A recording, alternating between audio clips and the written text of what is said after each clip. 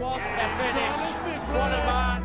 The drum roll finishes, and the target is and it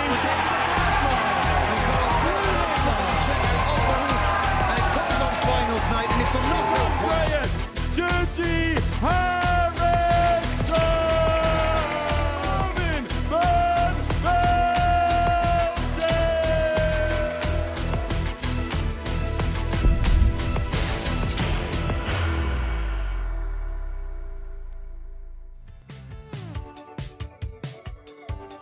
And for Joe Croft, this is a peed stop.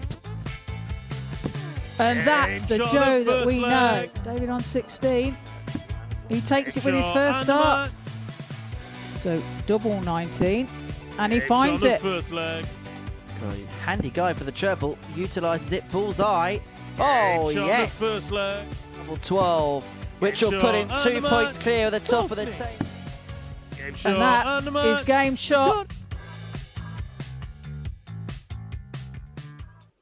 Hello, welcome along to the Modus Super Series, where we're about to get underway in the final day's worth of action in Group A, and we're none the wiser as to who's going to go on and win it. It is Lorenzo Pronk that has a narrow lead at the top of the table, but it's still a group where there are many riders that are still in the race. Trina Gulliver is alongside me here in the studio, and it's been a group where when we thought one thing would happen and the opposite has tended to happen, you just can't quite make heads or tails of it. No, it's like on Monday, Hamilton started off really well, had 3 out of his 5, I think, on the Monday. And then yesterday was disastrous for him. He never won a game. And so he went from top of the table to the bottom of the table. So, you know, and Lorenzo's made his way up the table, and Carl Sneed's there, and Joe Croft. Well, let's have a look at the table then, going into the final day's worth of play here. It is Lorenzo Pronk from Joe Croft on legs difference, Carl Sneed and Ricardo Ulrich, as well as David Fatima, only a couple of points behind. So 5 players who've got a chance of winning the group, whilst Randy Hamilton, well, his job for the day is to really upset and spoil the pack. But it's Lorenzo that leads the way by a couple of legs on legs difference. And we were mentioning on commentary over the first couple of days that it's felt like his experience of the first time here has helped him out a lot over the last couple of days. Yeah, he's openly admitted that as well. And he said that he feels more settled this time. He knows what it's all about, and he can definitely tell that within his game. So Lorenzo top of the table, Joe Croft second in the league. Now, in terms of his week, his scoring has been superb, but the doubling at points, particularly when he's had 3 in hand, has just left a little bit to be desired. Yeah, he's struggled. He really has struggled on his doubles, and talking to him earlier as well, he was saying about his consistency, you know, isn't quite there, and it's something he's got to sort out. And I'm sure today that will be the case. Carl Sneed is in third position in the table. It's felt a little bit up and down this week. We saw the 103 average on Monday, but yesterday it felt like he was trying to get a rhythm going, but it never quite felt that way. Yeah, I don't think we've seen the best of Carl yet. You know, he can play a lot better than he is. He's not playing bad by any means, but, you know, coming into this, he's doing well on the Challenge Tour and stuff like that. So he's doing well. His game is there. It's just not quite hit the mark at the moment. Well, Carl is very much in contention, as are 5 of the players. These are how the numbers stack up for the week. And perhaps interesting, the only player who's probably out the race for Group A, Andy Hamilton, actually has the best stats of anyone, the best double stats, the best overall average over the course of the few days, whilst Lorenzo Pronk has the lowest running average, but yet is top of the group, which I suppose goes to show that darts is a game of timing more than anything else. Exactly that. And it's all about timing. And he's just managed to put in the right performance at the right times. And you see that it's hard to believe that Andy Hamilton is at the bottom of the table. Well, let's have a look at the odds then, see what the bookmakers think about the action today. Now, Andy Hamilton, the big outsider, no surprises there. And when you consider everybody's within a couple of points of one another, I suppose, a bit like we was talking about yesterday, you kind of just pick your player maybe that you fancy in the betting. Yeah, exactly that. I think that's a pretty fair stats line up on that. But yeah, it's Lorenzo, definitely the favourite at the moment. 18 plus, gambleaware.org if you're going to have a flutter on the Super Series. Right, into our first game of the session. It sees Joe Croft in action. He needs a big win to kickstart his day, and he'd be hoping for it here. Let's hear from Crofty. I spoke to him earlier on this morning. Joe, is it fair to say the story of your week, scoring okay, doubling maybe a bit to be desired?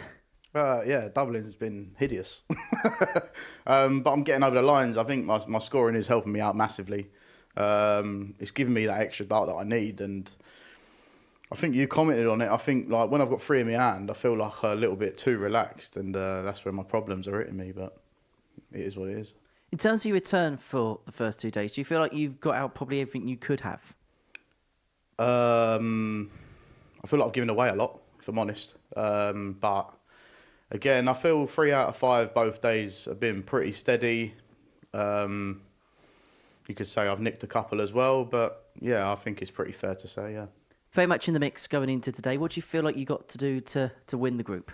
Win 5 out of 5. Simple as that? It is as simple as that. In terms of the Super Series, we've seen you make a few Saturdays, seen you come close to a few Saturdays before. How would you describe your relationship with the building? Yeah, I struggled at first.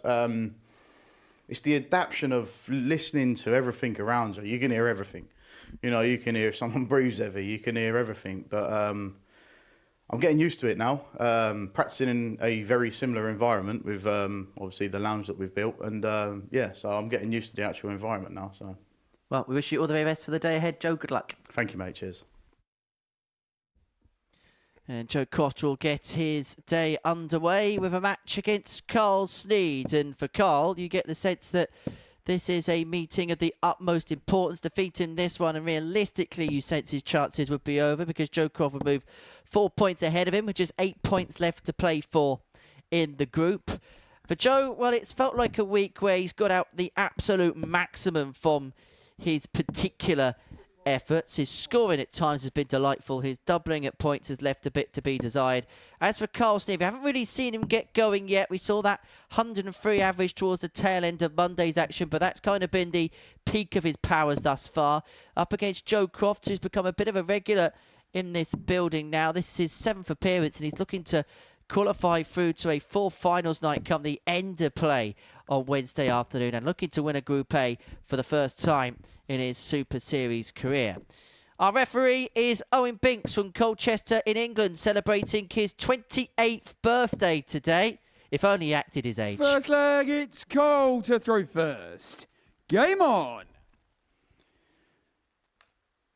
Yes, happy birthday, Owen. And I'm sure that Mr. Binks on his birthday 140. will be hoping to referee as many legs as possible. Yes, I'm sure he's 140. thrilled at the potential of that.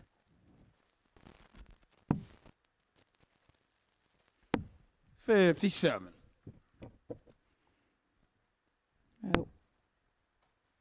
Joe will be looking to sharpen up 125. on his doubles today. I was saying that he took out a great 170 yesterday against 96. Ricardo.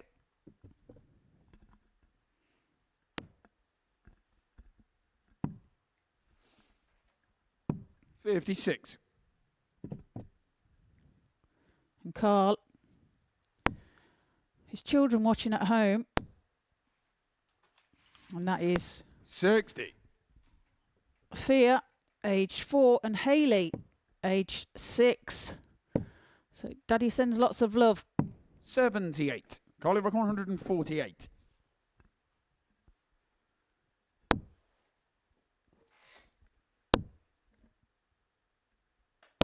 $100. Jerry Rock 102. So 102 now for Crofty.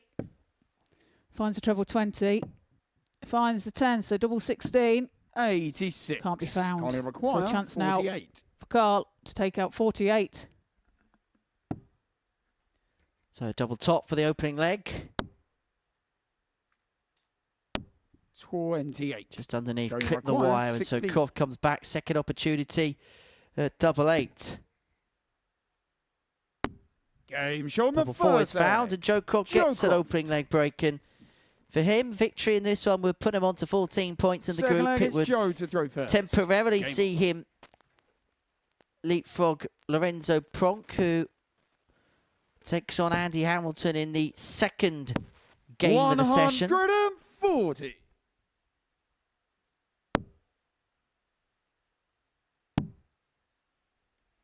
As for Carl, his numbers for 93. yesterday, 82.68, 31% on the doubles, 15 hits from 48 attempts. So when you consider what he's been doing over the course of the season, 41. you'll probably be the first to admit that that is a little bit down on what we've come to know to expect from him. 60.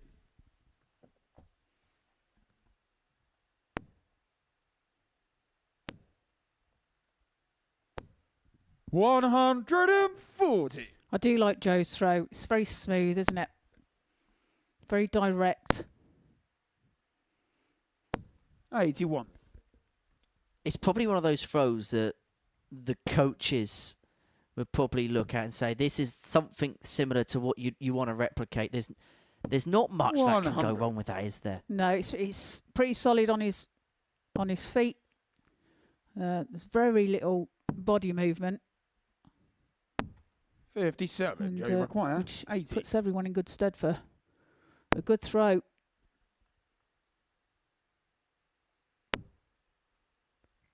Well, he's throwing here for a 2-0 lead. He's looking at double top for it. 40. Not to be, but he's comprehensively outscored Carl Snead so far in this contest. And he's going to get 3 more to make it 2-zip. 58. Joey Require. 40. It's the tops now for Crofty. Surely he can find it with his third, and 20. he can't. Takes a big Carl Require, deflection. 152.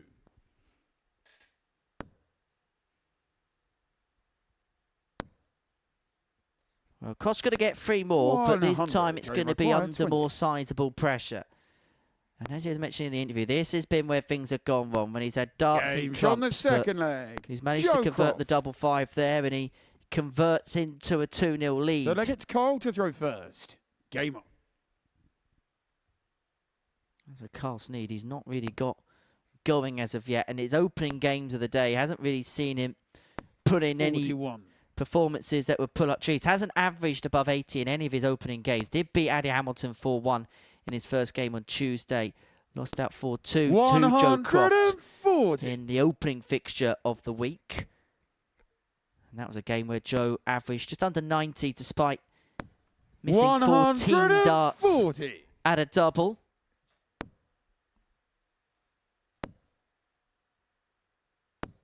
$26. Well, loose starts there from Crofty. Throwing short of 98. the 20 bed, the treble 20 bed. But finds it perfectly.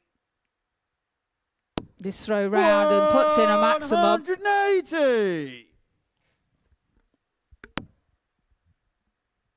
Perfection there for Crofty. That first dart's the dart, isn't it? When it 140. just hits the top of the bed, you just expect others to follow. But he may have to take out this 155. And he may take it out. Double 19. 170. Wasn't too far Carl Require, away. 82. So 82 now for Carl to get a leg on the board. 71. Joey Require, Can't 38. find the double 11. So Crofty now looks like he's going straight for it. 38 required. Moves across the hockey and Game finds it shot with on his the third second dart. leg. That's a great dart Joe there from Croft. Crofty. Moves into a 3-0 lead. Fourth Best leg leg, of the it's match, Joe to 14 throw darter. first. Game on. And is now in control of proceedings. Has the darts to complete a comprehensive 4-0 win. 140. You've got to say, so far, averaged under, well, just over the 90 mark now. Okay, he's missed a few darts at a double, but 96. if he wins this from this point, carrying on playing the way he is, I think he'll take this for starters. 60. Well, it is the Wednesday as well, and today really is the day that legs are of most importance. 140. Every leg will help. And a 4-0 victory here would be 100. welcomed by Crofty.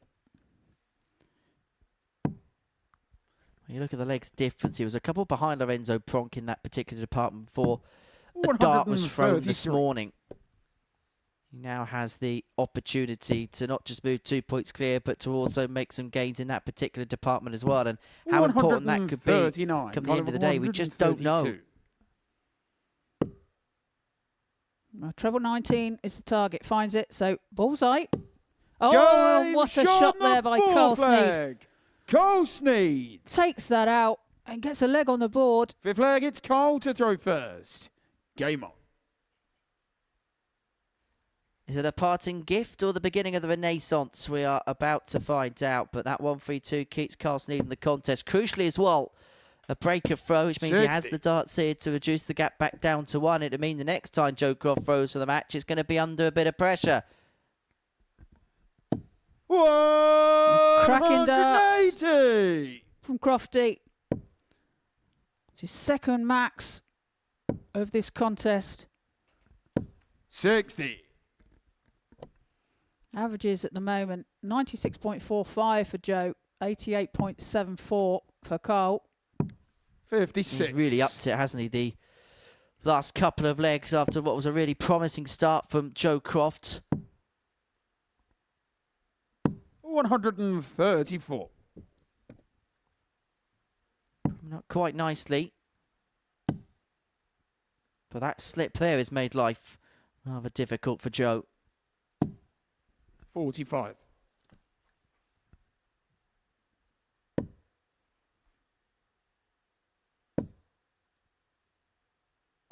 $60.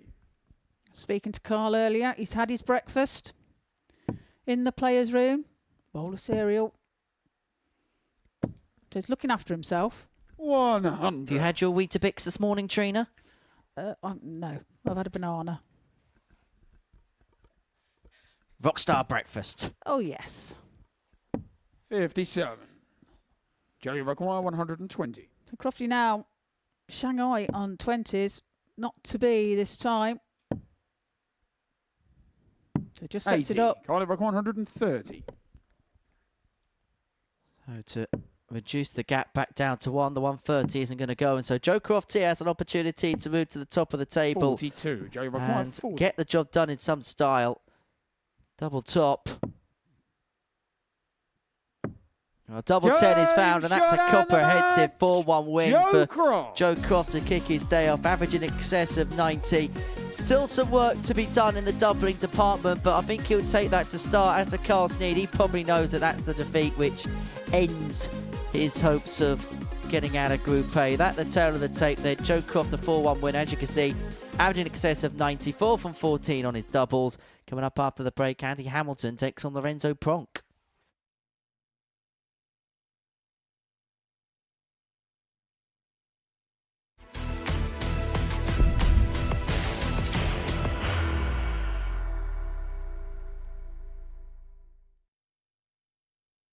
Are you ready to lift that trophy, Darius? Yes. Let's do it then. Ladies and gentlemen, your Modus Super Series 9 champion is Lucky D, Darius Labanowski!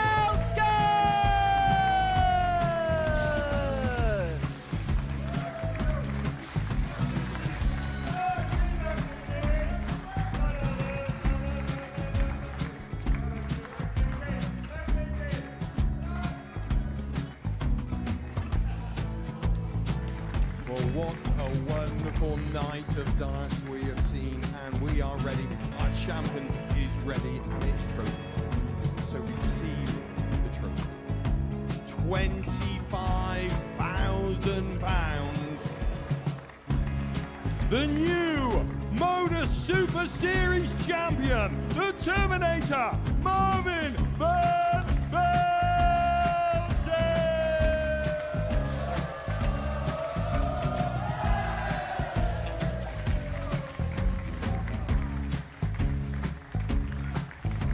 And one more time, the 8th Modus Super Series champion, the Terminator, Marvin Van Velzen.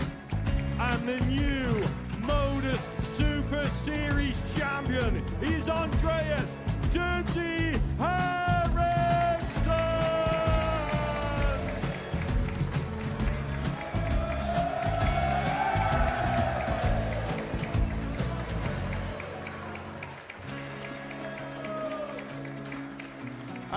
one more time, the 7th Modus Super Series champion. Give it up for Andreas Dirty Harrison! The moment we've all been waiting for. Would you please show your appreciation for your Series 6 Modus Super Series champion, Scott Taylor!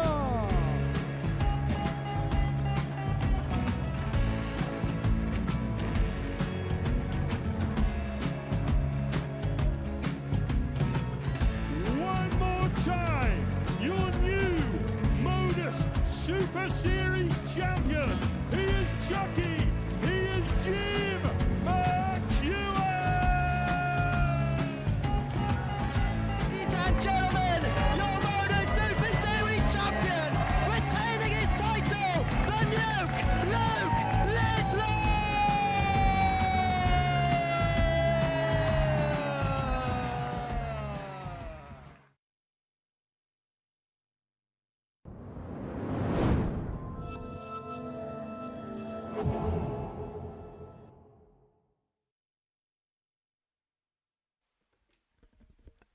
Welcome back to the Modus Super Series, where before the break, Joe Croft got the better of Carl Snead by 4 legs to 1, average in excess of 91 in that contest. The scoring was really good. The doubling, well, it could have been a little bit better, but that's kind of been the story of Joe Croft's week so far. But he moves to the top of the table with 14 points to his name. Next up for us, it is Andy Hamilton and Lorenzo Pronk going head-to-head on the live lounge stage. And Lorenzo can move back to the top of the pile with a win against the Hammer, who is bottom of the table, but over the course of the 2 days has had the best stats for the week. Make of that what you will. The 58-year-old from Stoke-on-Trent won a couple of series ago, and if he's going to do it, he's going to have to do it from Group C like he did last time. For Lorenzo's second appearance here, 31 years of age, from The Hague in the Netherlands, ADC European representative, qualified through their qualifying tour, played so well in his debut appearance that he was given a wild card to play in this particular week. It's game 2 of our day, and for Lorenzo, an opportunity to move back to the top of the table. But if he loses this one, then he knows that he's lost ground, because Joe Croft has already picked up a win this morning. Game on. Yeah, still all to play for at the top.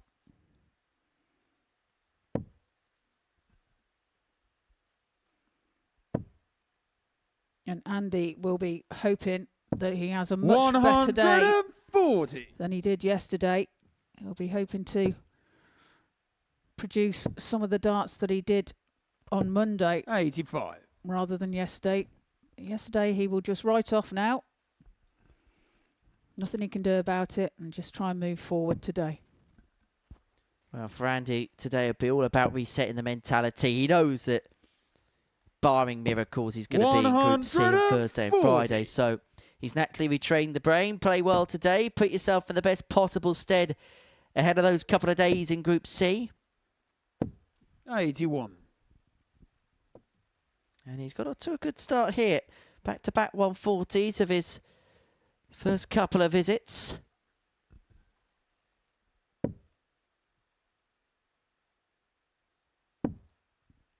$33. Well, spoils it a bit there. Well, that was typical, wasn't it? 46. We give him the big up, and then he piles in a 33. But he's still got 6 darts here to take out the opening leg.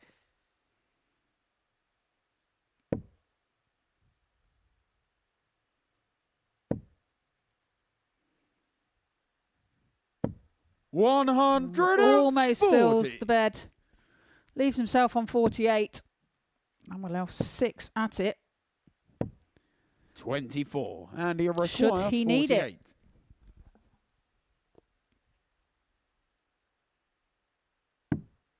Double 16. Now 2 8s. Plenty of time on side. 40. And now he's moved inside. Double 4 could get a little bit precarious.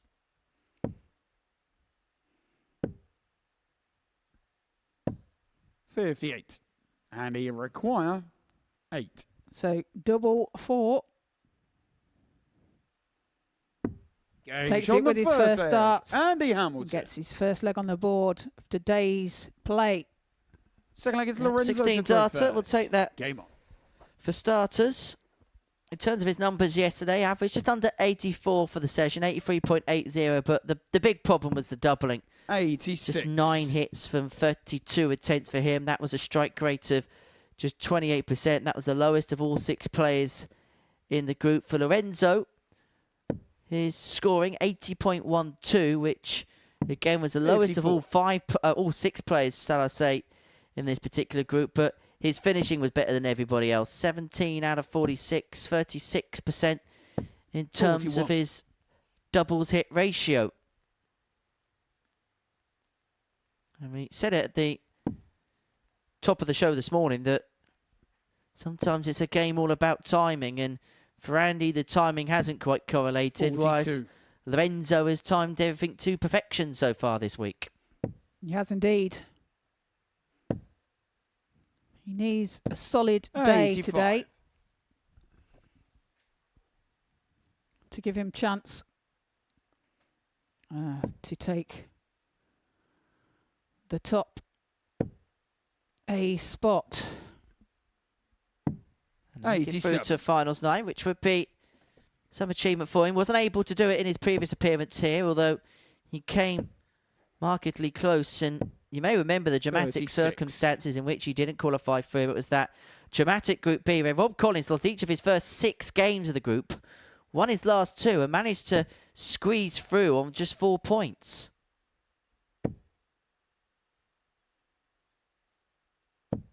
$140. Well,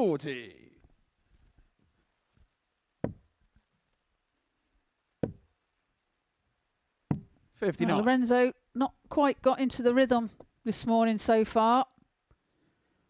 He's finding this difficult.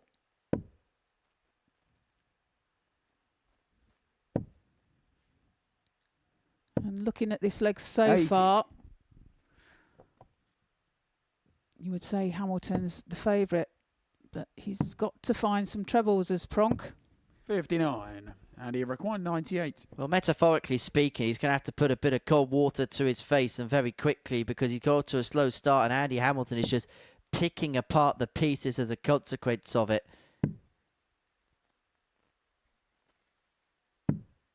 Can't take out the 60. 98, but he's hopeful Lorenzo, that Pronk you doesn't take require out the 135. 135. He'll start on the bullseye here. So treble 20 will leave the bullseye, but that dart may be covering it. 110. Had to move across to try and find a way through. 38. Couldn't quite find it. And so Hamilton gets a reprieve and decides to split double 16. That's awkward, which is why he shuffles across to his left. But couldn't fire home. Lorenzo, you require Another chance now 25. for Lorenzo to take out this 25. Just finds the one. A smile on his face there, he knows it. Double 6 now. And he can't find it either, so And another he opportunity required for Andy 32. to go 2-0 ahead. Well, he's had his chances. But is he going to pass more by? Yes, he is, No because he's score. caught dart 1 with dart 2 and burst the Lorenzo, score. you require 12. Oh, a bit of fortune there for Lorenzo. Can he make the most of it? Double 3 now. He can't. 6. So yet again, And he Hamilton require will return 32. for double 16. It's one of them who wants it legs.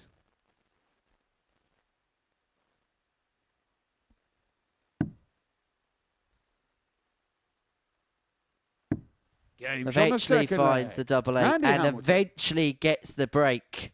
And I'm sure there'll be a sigh of So relief. look, You it's can see Andy there's to a little throw bit of first. a Game chuckle there, because he knows that he should never have been embroiled into a battle line on the doubles such as he was. Oh, he should have put that leg to bed way before he did. 60. But all's well but ends well, because he moves into a 2-0 lead. 60. And Lorenzo, even, is looking a bit dejected this morning. Can't seem to find 59. the rhythm. Can't find the trebles very easily. And he needs to get into the groove quickly. 120. That was a max. Bounces out of the board, off the barrels actually, of his 2 previous starts. I know he's experienced of the stage before, but Andy Hamilton's got a bit more experience of playing the full week, and so he will know what it's like on Wednesday 60. when your body's just beginning to feel it a little bit. A couple of early mornings, you play 5 games a day. It does take its wear and tear. 140.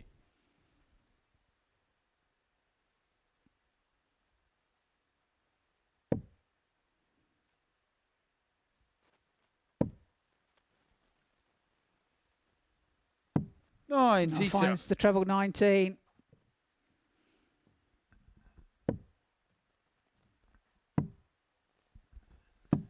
$79. And again for Lorenzo with his last start too. Lorenzo on 102 when he returns. Yeah, this a little bit more like it from Pronk, who's looking to at least stamp some kind of authority on the game, get himself 58. back into the contest. Lorenzo And require 102. he'll feel like he's got 6 on 102 to get the break back because Hamilton's all the way back on 167, and he's going to hope that he's got 6 on 82. 102 And he to require break 167. back. Well, this would be some shot. If Hamilton can find the treble 20, the first start, he can't. Which means Lorenzo will return for double 10. 131. That's a great shot, though, from Andy. Lorenzo Leaves require himself 20. on 36. Should Lorenzo miss? Game But shot he the doesn't. third leg. Takes it out first Lorenzo start Pronk. and gets a leg on the board. And crucially, a break Fourth back, leg, which it's means Lorenzo the to throw game returns first. to throw, Game and Lorenzo with the darts in his hand to level up at 2 apiece. And maybe he's awoken from his slumber. Well, that 180. is the first max of this match.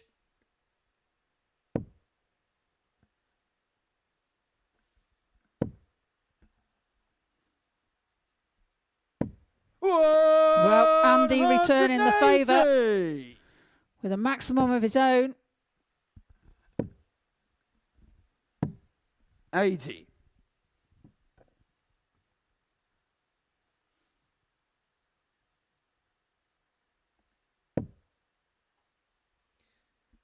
Well, Andy Hamilton was on the receiving end of one of the most famous 9 darts 37. ever hit by Simon Whitlock at the O2 Arena in London in the Premier League in the semi-finals of finals night in 2012.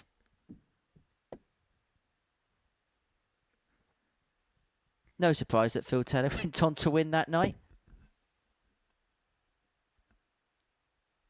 Beat Simon Whitlock in that particular final. 100. Lorenzo require 158. So 158 for Lorenzo. Can't be done now. 23. Well, that's a poor visit from And you Lorenzo. require Disappointing. 164. An outside chance for Hamilton to take out this 164.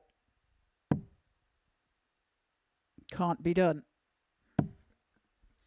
Well, Lorenzo missed the bullseye for this earlier on in the contest. 124. And he may Lorenzo have to hit it this time 135. because Hamilton has left himself on tops after 12 to break back and he cannot find the 25. And so the Hammer has an 39. opportunity to re-establish the And you 2-leg require lead. 40. Tops then for Andy.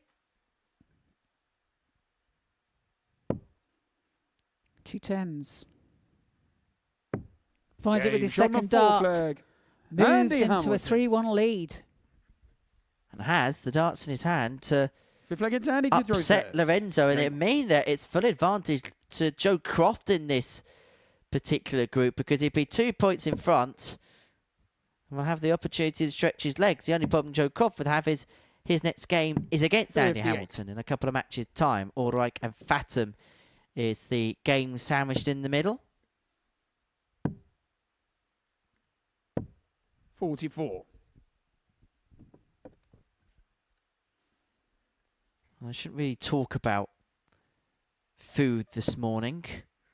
We treated our referee, Owen Binks, to a early birthday 43. meal yesterday. Food was absolutely delightful. Company left something to be desired. Everybody else was fine. It was just Owen. 57. Beautiful bit of pork belly. Oh, absolutely superb. Loaded fries. Bit of halloumi fries. Stop it. I've only had a banana. 140. In hindsight, I should have brought a doggy bag with me. You should indeed. It's very selfish of you not to think of that. 43.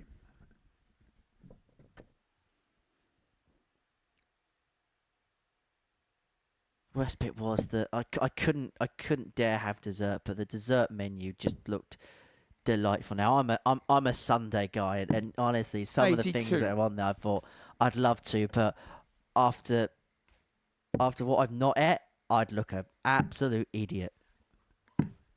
39. Eyes bigger than your belly? Absolutely. Must be a big set of eyes.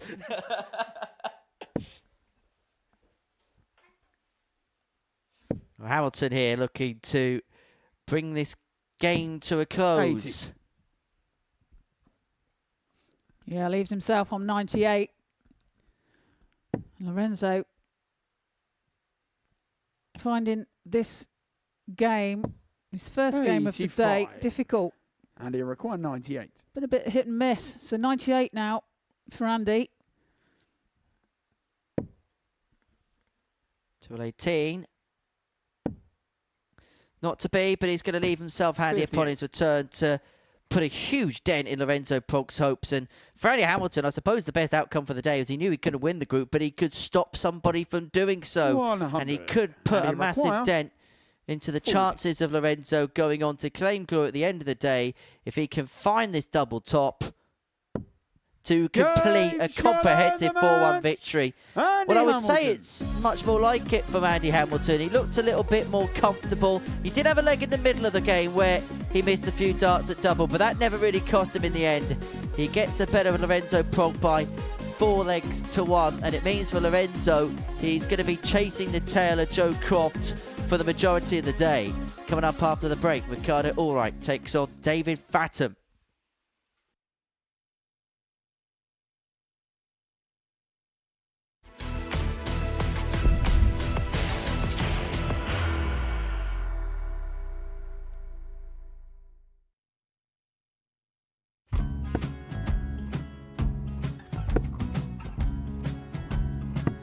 $54. Charlie McGuire, 164.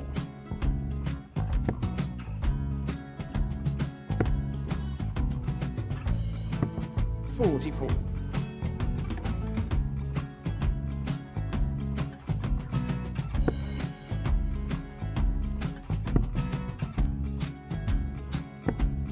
$32. Charlie required 120.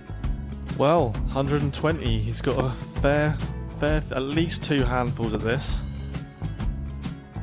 Just needs to stay 60. there. That's a good shot. Halves his score. Leaves himself on a 2-darter.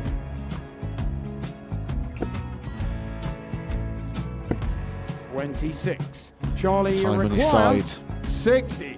to become back-to-back singles champion.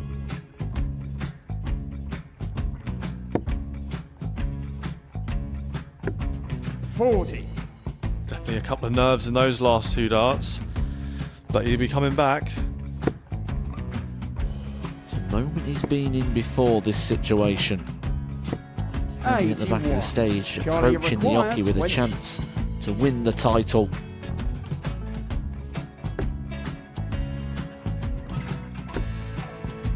He did this to win the first title, if you remember. 11. I think he's gone. Georgia I think required he's gone to 118. bust it, maybe. The first title he won, he wanted 120, he went 6-7-7 to win it. He had a chance to replicate it again. Yeah, I get the feeling that was for a bust. And 39. on that Charlie situation there, George require Gay wasn't even 9. able to take it out going to the 18s on that switch. Yeah, I think he just panicked a bit, but he's done well to get that big one. Sometimes can be the hardest part. Georgia requires This is it. 79. It's got to be 19s. It's got to be 19s for this shot. Big 20 and a double. He's got the first one. He's going to get a match dart here.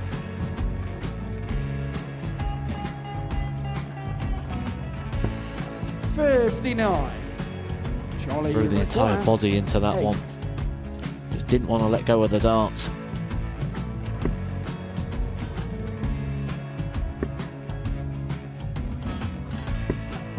No score. He's given George a chance. Georgia require 20. I think George has been quite good on double 10 today. So many opportunities for Charlie Murphy. Go Couldn't get the gets job it. done. Got in the match! And the Red Dragon George Modus Skate. Super Series Influencers Champion, George Skate!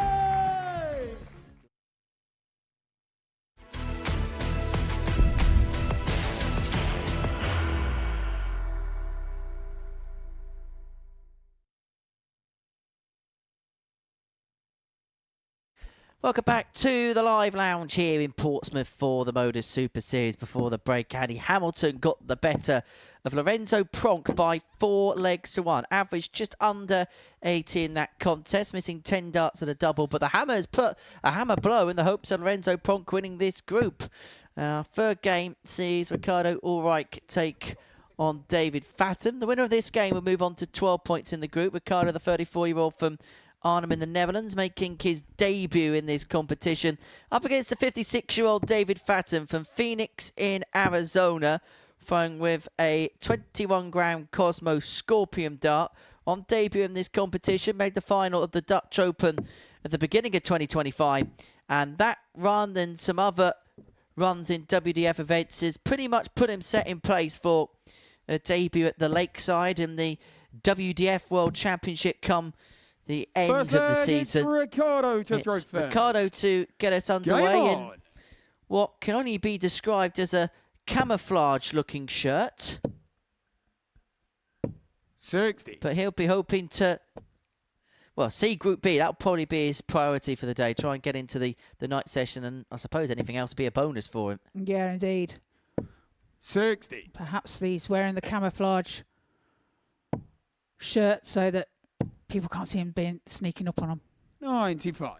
There is a method behind it. There's always a method behind the madness here at the Super Series, or at least we try and say, well, it's day number 3. It's shirt number 4 of the week for David Fathom. 79. It's a bit more easy on the eye, this one, I have to say. It's disappointingly subdued, isn't it? I wouldn't quite go that far, but it is 97. not as loud as his previous shirts throughout the week. Maybe he's coming in a bit more of a relaxed feel, which is why he's coming in a bit 60. more of a relaxed shirt. Well, that scorpion on the back of his attire does not look too happy, does it? 140. It's got a nasty sting. Yeah, you wouldn't want to be caught by that, would you? 56. Hope scorpions aren't really that big. 109.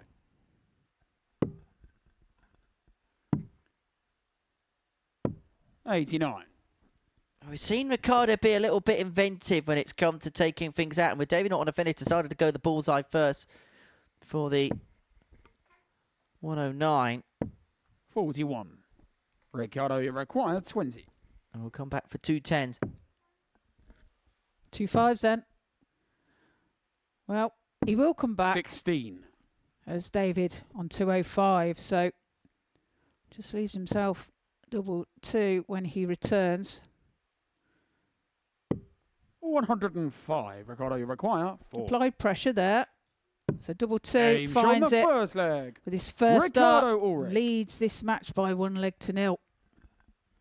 Second leg, it's Well, the big David to throw improvement for David first. yesterday was his Game on. finishing stats in comparison to Monday.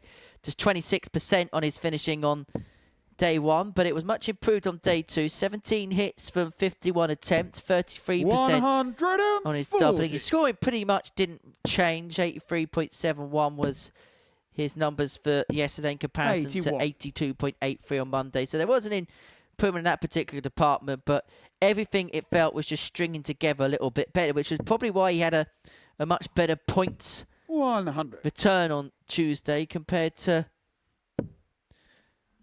Monday's action here. In fact, yesterday, 39. David, in terms of his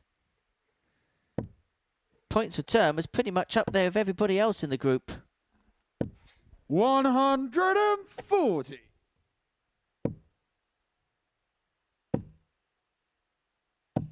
$140. David Rock 121. So 1-2-1 now. Treble 17 is the target. Can't be found. So 57. return up to the 20s. Leaves himself 64.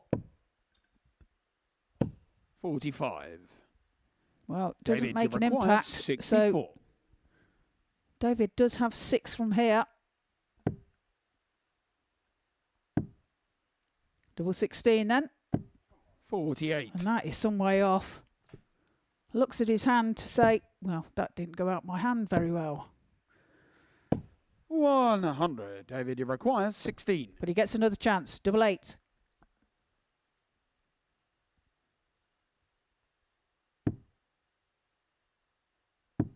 Game shot on the second leg. Finds David it. Fathom.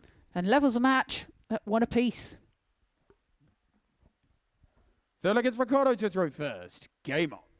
Yeah, David finished top of the daily table yesterday. 8 points to his name from his 100. 5 matches. In terms of Ricardo, he won 3 from 5 yesterday. His numbers for the session, 82.72, 16 hits from 49 attempts. That equates to a doubles percentage of 32%.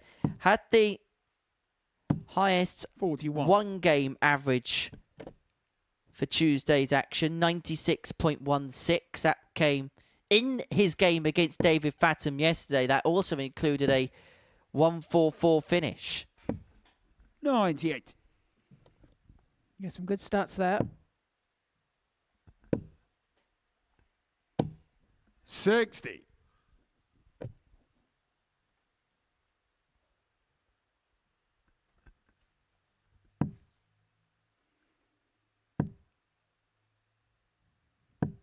$95. Yeah, 6 checkouts of over a ton. 140. The maximum being the 170 from Crofty, of course. 140. Ricardo Leaves 160. himself 68. When he returns, 44. can't David find a requires treble there. 68. Ricardo. So 68 now for David. Double 16. 52. Ricardo Rick 116. So for a 2-1 lead, needs to try and find a way above, unable to do so. In fact, he 58. trailed David 1-0. requires Has got 16. a break opportunity here if he can find double 8.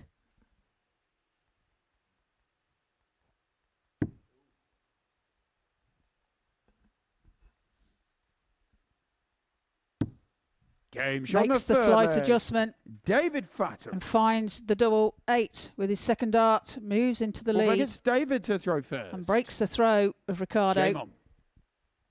2-1. He leads, but he doesn't look overly impressed, does he, David Fathom?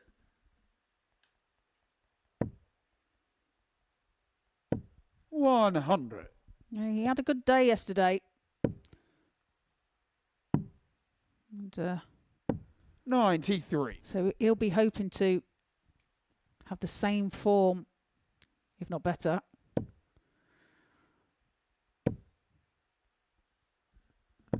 $60.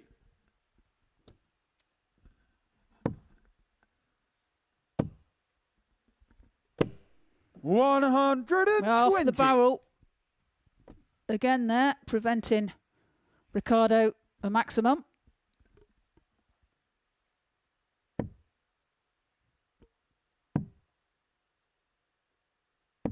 $95. Picks off a treble, but Ulrich has an opportunity here to break back. If he can find something big here, he'll be 83. better suited. But because he could have leave himself on a finish, Fatum, well, now he has the 6 on 246. Needs to find a treble though. 60. And he's not left himself a finish, so no damage done there. 58. But then Ricardo, although he leaves himself a finish, it is a big finish, and David can be favourite again if he finds a treble, and he does with his last start. Require 147. So 147 then isn't going to go on this particular occasion. And so Fatum looking at 89. May just be a dart at the bullseye at the back end of this 89. combination to establish a two-leg buffer, having trailed 1-0.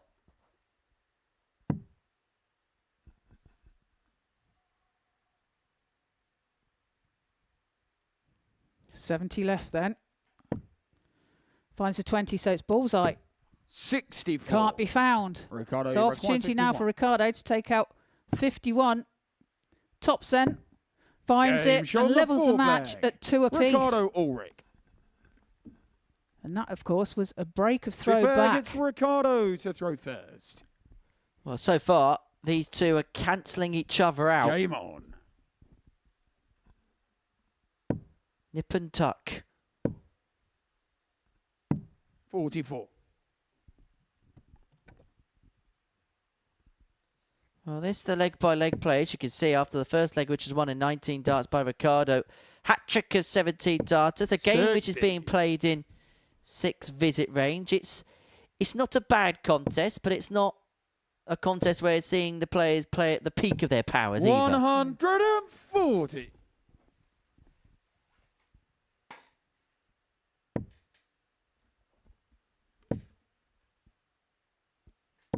$100.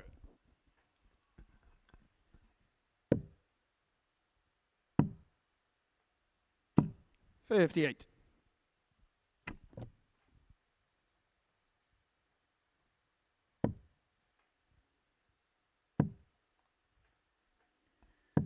$96. Well, David does find a treble within that combination. 40. Well, and that's a disappointing visit by Ricardo. Good score here from David. Would make him favourite for the 100. leg.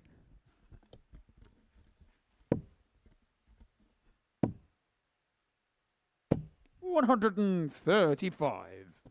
David, if I got 145. Two treble turn leaves Ulrich on a 2-darter. What can Fatum make of the 145? Unable to convert, and so Ricardo here 59. looking to Ricardo, move ahead you require again. He led 84. 1-0, trailed 2-1. Is he going to move 3-2 to the good? Bullseye says yes. Game Bullseye shot, the says fifth yes. leg. And he Ricardo liked it. Ulrich. You could hear how much he liked it. And he leads David to throw 3-2. first. Game on. Yeah, you could hear that shout from the comms box here.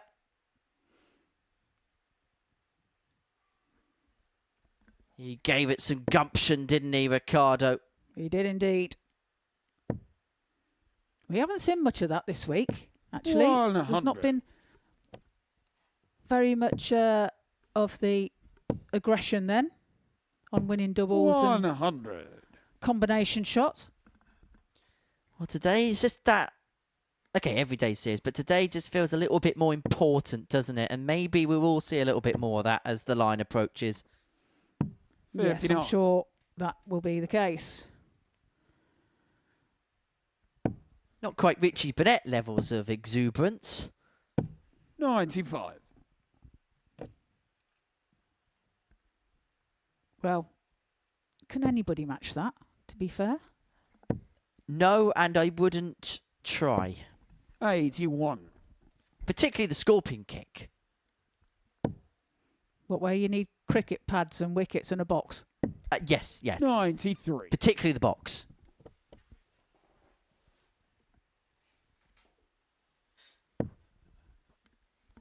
Well, Fathom here in a really good position to take us all the way. 140. On 40, leads himself on 1-2-1. What pressure can Ulrich apply? Couple of trebles. He's going to leave him on a 2-tard. He's going to leave himself very 180. handy. This is going to have to go now. Well, it can't now. But does leave 81. himself tops. Ricardo, you require Should he 33. get a chance? 33 now. Double 8, can he find it? 17. He can't. So David, a chance you for require David to level the match up 40. here on double top. Well, a match-winning chance went to right for Ulrich. And a match-saving 20. opportunity has done so for David Ricardo, you Fathom. require 16. He always had a look of amazement to say, oh, I'm coming back to the board here, am I?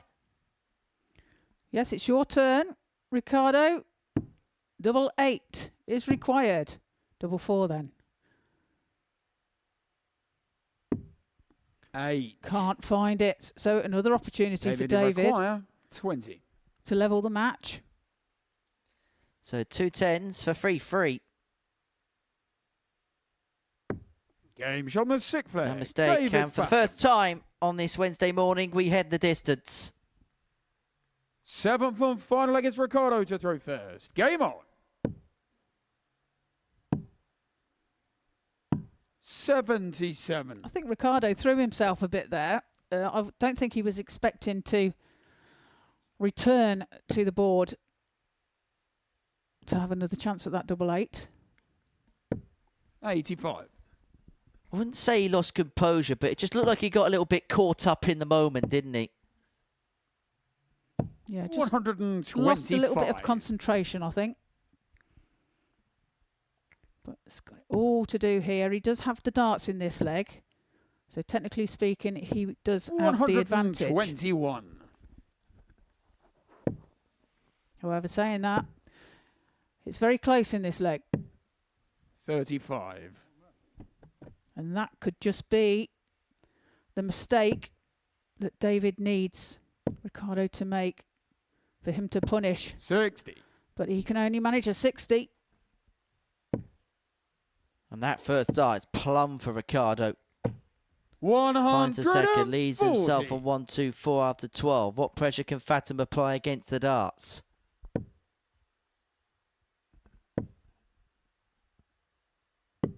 $105. Ricardo, 124. Treble 18 for the bullseye. 99. David, you require 130. Oh, so close. So David now for 130. Treble 20 is the target. Finds it. He'll aim for another. So bullseye. Oh, and that's smack bang in the middle. What a shot there from David Fathom. A 4-3 victory. 15 dart leg there for David. Gives us all smiles. 83 average for Ricardo. 83.09 for David. One maximum from Ricardo. And coming up next, we have Joe Croft and Andy Hamilton.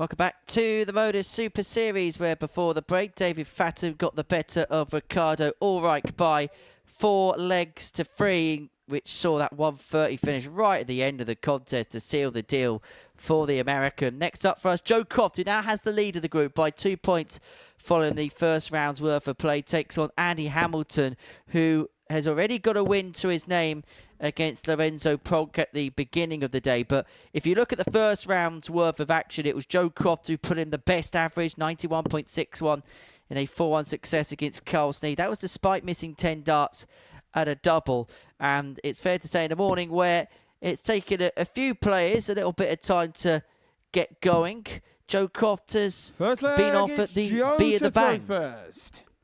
Game on.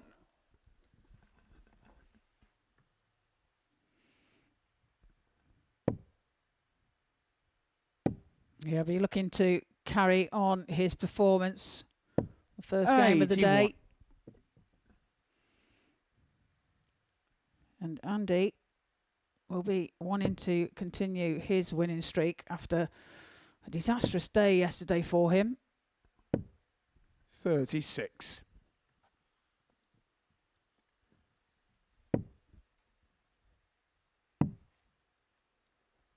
For Joe now, this is a huge opportunity for him, and he'll know it.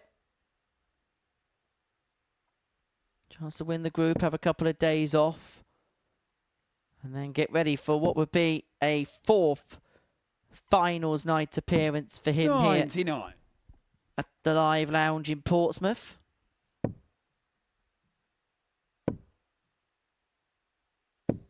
$55.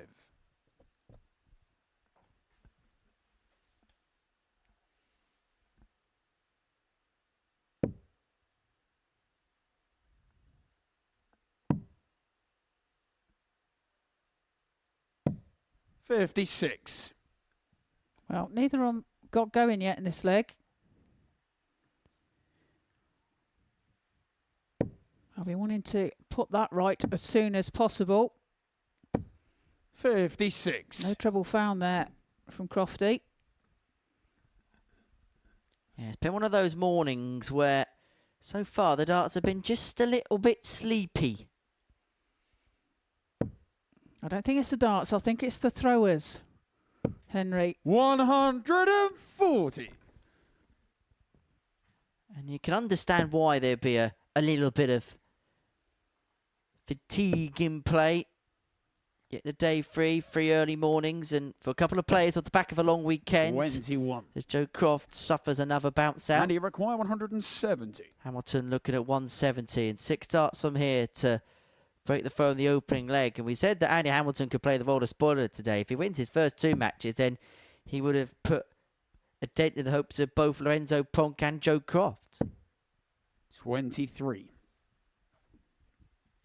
Well, not a great visit there from Andy, but a big score here from Crofty. Could do some damage. 45. And he require 147. Disappointed. So 147 for Andy. Treble 18's the shot. I went for the bullseyes, found the bullseye, so tops. Oh, what a shot out, a 147. Check out there for Andy Hamilton. The breaker throw It's Andy to throw first. leads this match by Game 1 on. leg to 0.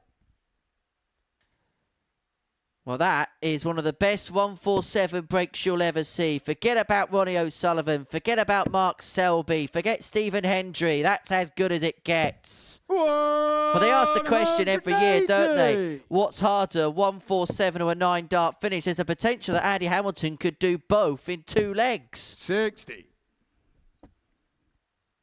Well, wouldn't that be something?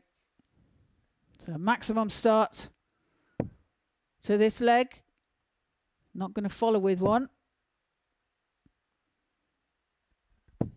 55. Just the wrong side of the treble 20 bet. Well, that first start's plumb for Joe.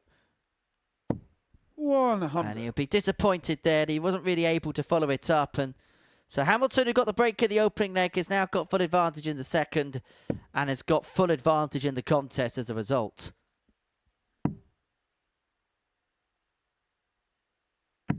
$58.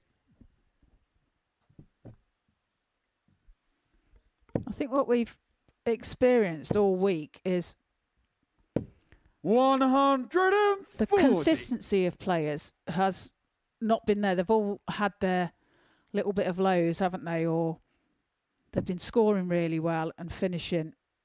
It's all come together for some at the right times. Then others, it's just 68. a lot of had issues on their scoring or their doubling. The consistency hasn't really been there throughout the week for any player. 100.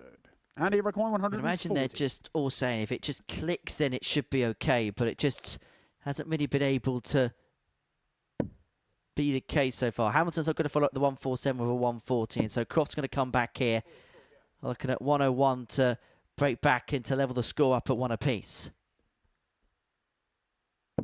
Good farm of the last, leaves himself on tops. Forces this to go. Goes for the treble 15 route for the double 18. Go for treble 10 now. 45. And he requires 40. A chance now for Hamilton to take out tops for a 2-0 lead.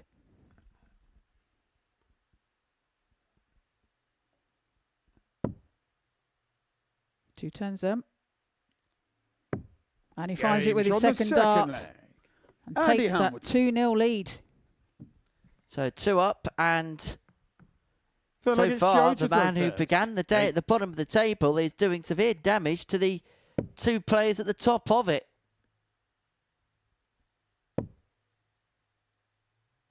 $60. It's like he said at the top of the show. Andy can be the spoiler today. I'll tell you who it suddenly opens up the door for the way today's beginning. Is David Fathom. 134. He beats Carl Sneed in the next game. He moves on to 14 points. Now, he's still got a little bit of work to do in terms of his legs difference. -1 of this present moment in time. But he'd be level on points with Joe if he was to lose this game to Andy here. And at 8-1 at the beginning of the day, he could be the player that comes through the pack to go on and win the group. He began the day in 5th position in the group, but he's making some real gains. 60.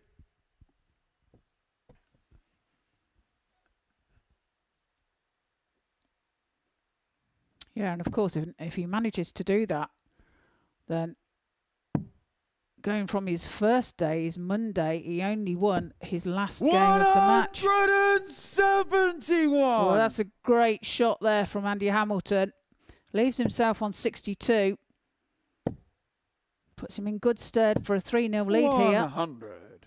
And he requires 62. So this is for a 3-0 lead and the double break. Double 16. 30. Would have been for a 12 darter. Well, he's got plenty of time in this leg. Joe needs to find a max to put any pressure on. Is he going to do it? He does. Maximum. Talk about timing.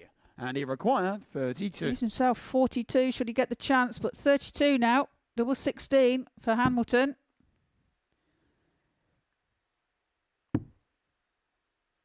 Can he find the double 8? 16. He can't. Joe, you require 42. Perfect timing for that max for Joe. Gives him the opportunity here. Just finds the 10. 2 darts. Double 16. Finds the double 8. Joe Croft gets a leg on the board. 4th leg, it's Andy to throw first. Andy knows he's missed an opportunity there as Joe Croft looks down at the floor. That's what he tends to do when he's not throwing. He's looking down at something, just 81. finding something that could just take his mind off things.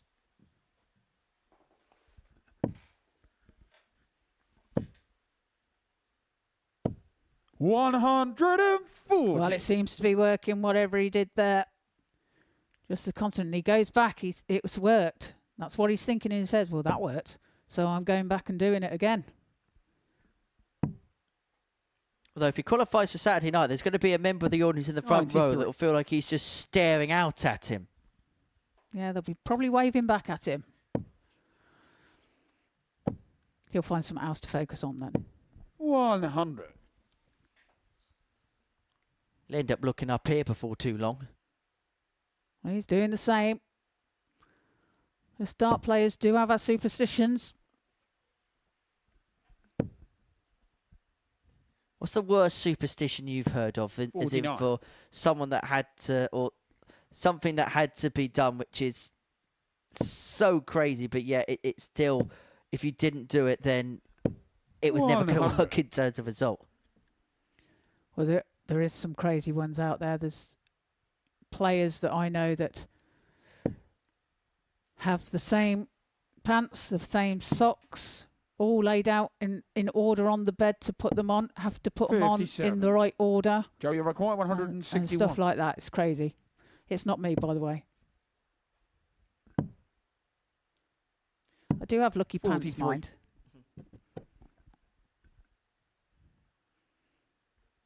But I've thrown them out because they're not so lucky anymore. Once upon a time. Once upon a time. They've been worn out now. 33. Joe, you require 118. Chance for Crofty to level the match here. 118. Needs to treble 20. So 18s. Maybe the shot. 44. Slips into the 4, but he will be back for the 74. Goes back to the edge of the stage. Again. This would hurt. 140. That's still a great shot. Puts pressure on this 74. Double 10 then. Double 5. 64. Opportunity for Andy. And he requires 48. To re-establish the two-leg buffer in this contest and to stave off the mini Croft revival. Double top is all he's looking at. 2 10s. Makes it 3-1. On the 4 flag. Andy Hamilton. And he's now a leg away from putting off back-to-back wins against the top 2 players in the table overnight. Lorenzo Pronk was top of the table when he beat him, and he could be about to beat Joe Croft too at this present moment in time. Is at the summit of the standings. 135.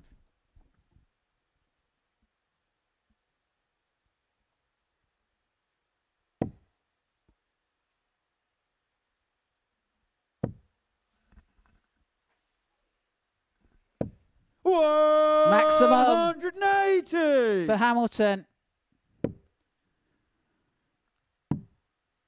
Puts the pressure on 56. right from the off in this leg. Well, it's no surprise that Andy's really coming to the fore now, because he was showing signs of encouragement over the course of the first 2 days. It was just things began to transpire against him, but it feels like now everything is clicking together. 100. And as a consequence of it, everybody else in the field are feeling the consequences. Yes, indeed. But the maximum there 180 for Crofty puts himself in good stead. Will return for 130.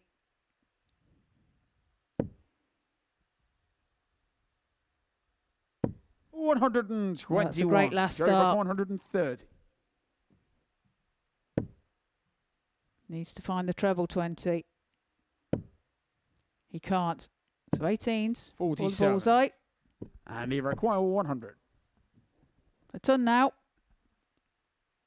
Treble 20.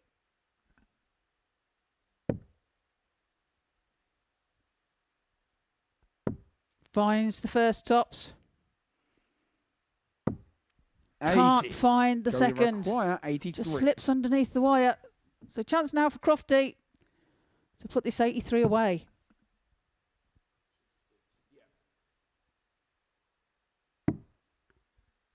Bullseye to extend the game. Bullseye doesn't 42. go, and so Andy Hamilton And he required looking 20. at double 10. He got a 4-1 win against Lorenzo Pronk to kick off his day. He was top of the table then.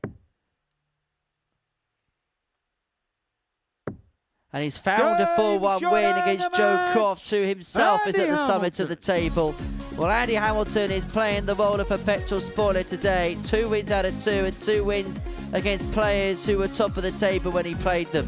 For Joe Croft, it looked like an opportunity had opened up for him, but no sooner had he began to stretch a lead in the table has he seen it possibly evaporate, because we're going to see Carl Snead, David Fatima after the break, and David can move on to 14 points alongside Crofty.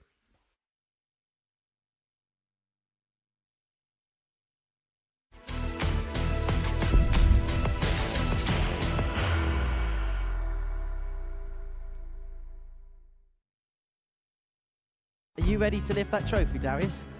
Yes. Let's do it then. Ladies and gentlemen, your Modus Super Series 9 champion is Lucky D, Darius Lewandowski!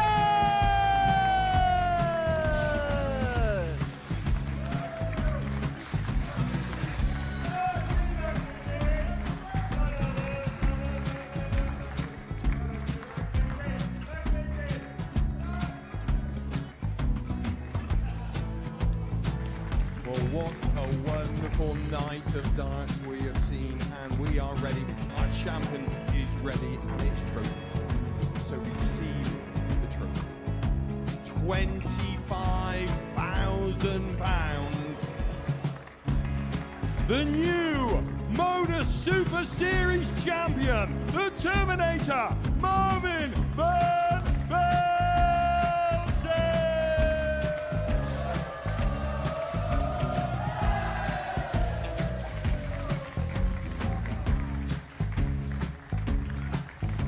And one more time, the 8th Modus Super Series champion, the Terminator, Marvin Van Velzen.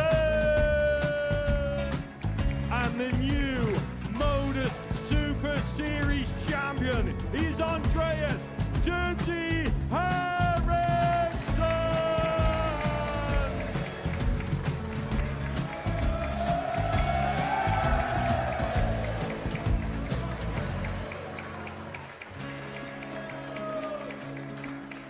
And one more time, the 7th Modus Super Series champion. Give it up for Andreas Dirty Harrison! The moment we've all been waiting for. Would you please show your appreciation for your Series 6 Modus Super Series champion, Scott Taylor!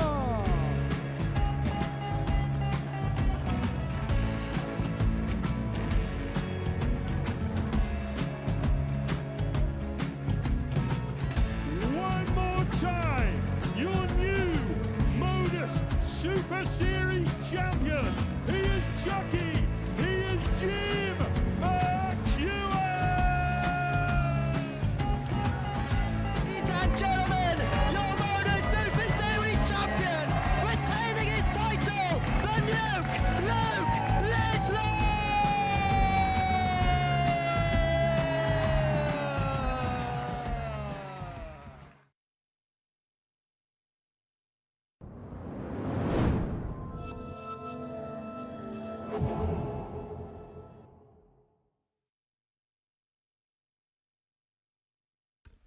Welcome back to the Modus Super Series. Before the break, Andy Hamilton got the better of Joe Croft by 4 legs to 1. That seals the Hammer's second win of the day, and despite winning 2 from 2, he's still at the bottom of the Group A table.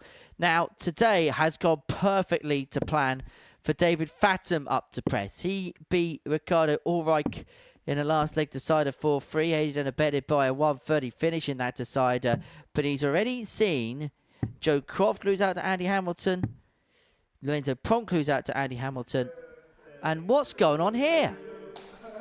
Got gate crashers.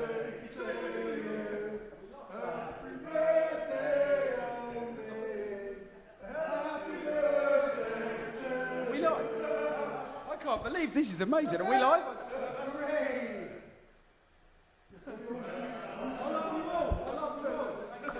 Well, that's nice, isn't it? Nice birthday cake there for the birthday live? boy. 28 today, Owen Binks. Someone's got to hit double 14 for me, by the way. I'm going to be offended if another one's Now, he had absolutely no prior knowledge that that was going to happen. And I think he's taken a little bit back by it all. Is that a tear in his eye?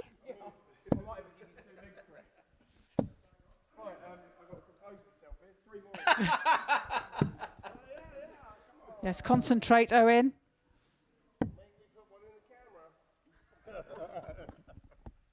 That's Owen Binks, our referee, who is 28 today. Hope we get a slice of cake later, mate. First leg, it's David to Well, throw I'd be disappointed first. if we did. Game on. Well, put it this way. If we don't get a cake by the end of this game, we are refusing to commentate for the rest of the day. You speak for yourself, Henry. 81. I've heard your slab is heading straight up to the commentary box. Nice. 60. Anyway, who is going to put the cherry on the cake in terms of this particular group? Because we are none the wiser as to who is going to be 81. top of the tree come the end of today's proceedings. It is Joe Croft that leads the way on 14 points, but David Fathom can join him there. 62. Well, it's been a while since Carl has played as well, so he's had a 57. 3-game wait here. So what would he have done with his time? Would he have been on the board? 59. Or would he have taken the time to wake up? Well, I get the feeling that he may have headed down to a shop and bought a caterpillar cake. Oh, good point. 60. Well, Carl Sneed walks on to Oasis's Morning Glory as a walk-on track, and so far, well, 96. the mornings haven't quite correlated for him. A loss in his first match of the day, and the first match of the day here 134. at the Modus Super Series against Joe Croft, who has hit the highest average so far. David, you require 88.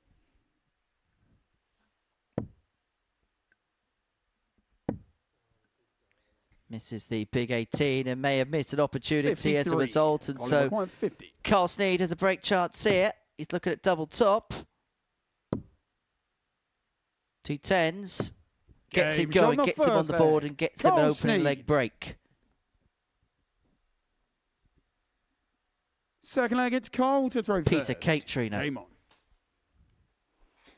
Perhaps that's what he's thinking about. He wants to get back in the practice room so he can get a slice of it. 100.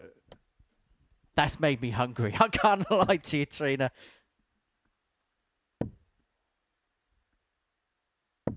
$100. Although, if it means that we can publicly announce when birthdays are, I'll make sure I know when mine. Make sure everyone knows when mine is, so I can have a cake as well. And when is 60. yours?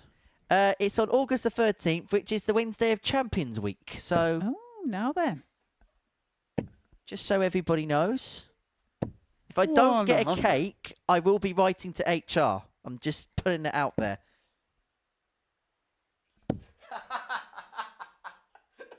$121. I've just had a riposte in my earpiece, which I cannot reply to live on air. I cannot repeat live on air. 41.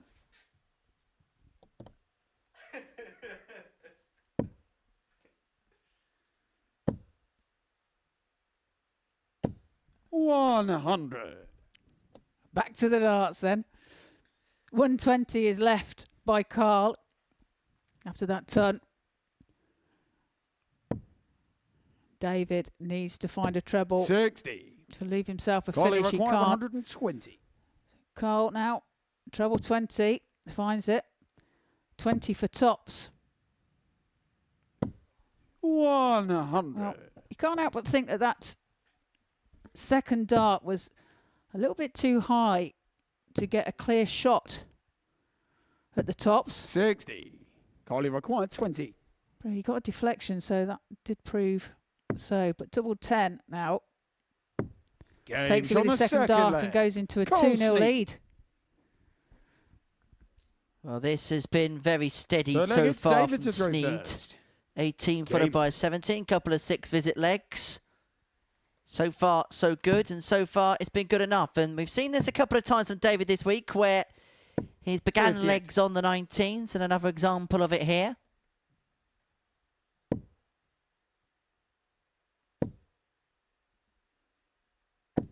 Got a maximum 180. for Carl. First of this match.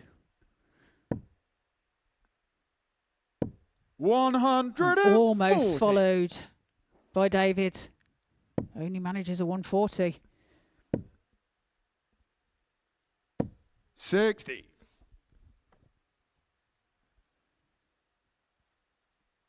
The 19s will be the shot here. On 303. 133.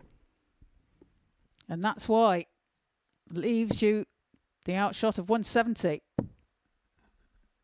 Carl desperately needs a treble, 60. cannot find it, and so David, you can see with a little require grimace on his 170. face, he knows that he's given his opponent 6 darts here to get back into the match. 98. So 72 left. But how much pressure is it going to be under?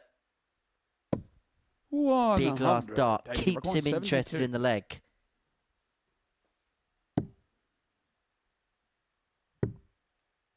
Double 12. 60. Not Carly found. require So a chance 101. now for Carl to take out this 101.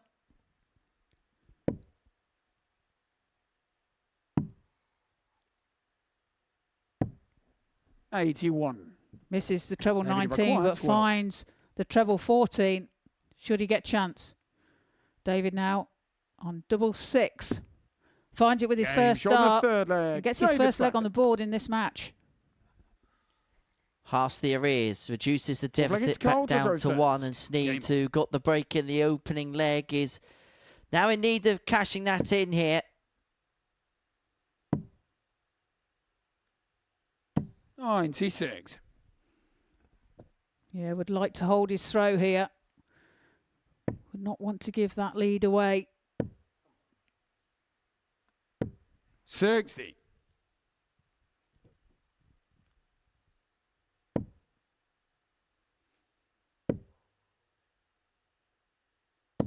$41.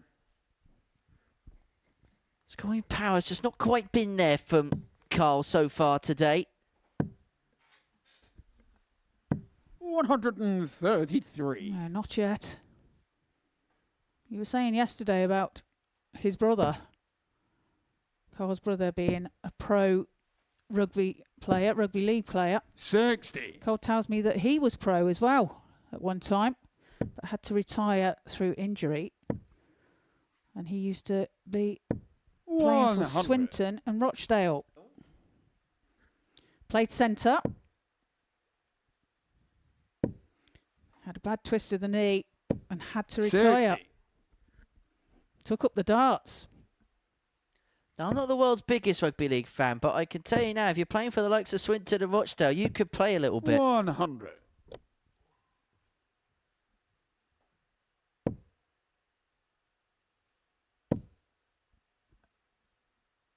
$60. David, you require 108.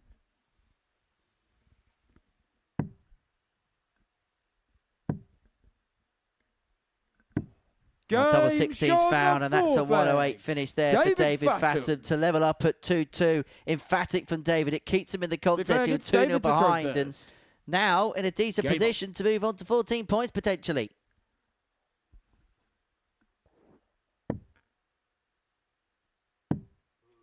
It's also his second ton plus checker of the day, having 84. taken out that 130 to get the better of Ricardo Ulrich in the last leg of the third game of the morning. 36.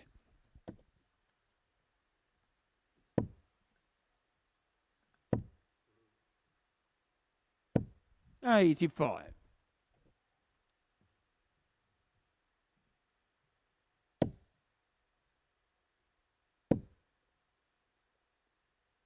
$59. Well, a treble not found in that visit.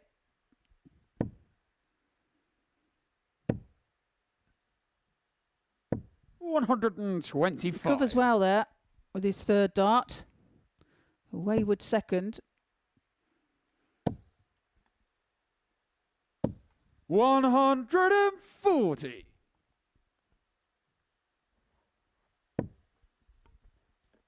Fatum trailed this game 2-0, and he's now got 6 darts from here to take the lead for the first time. And Carl Sneed may be beginning to feel how he's let this slip. I just wonder whether that 108 of David in the previous leg's just not the stuffing out of Carl somewhat.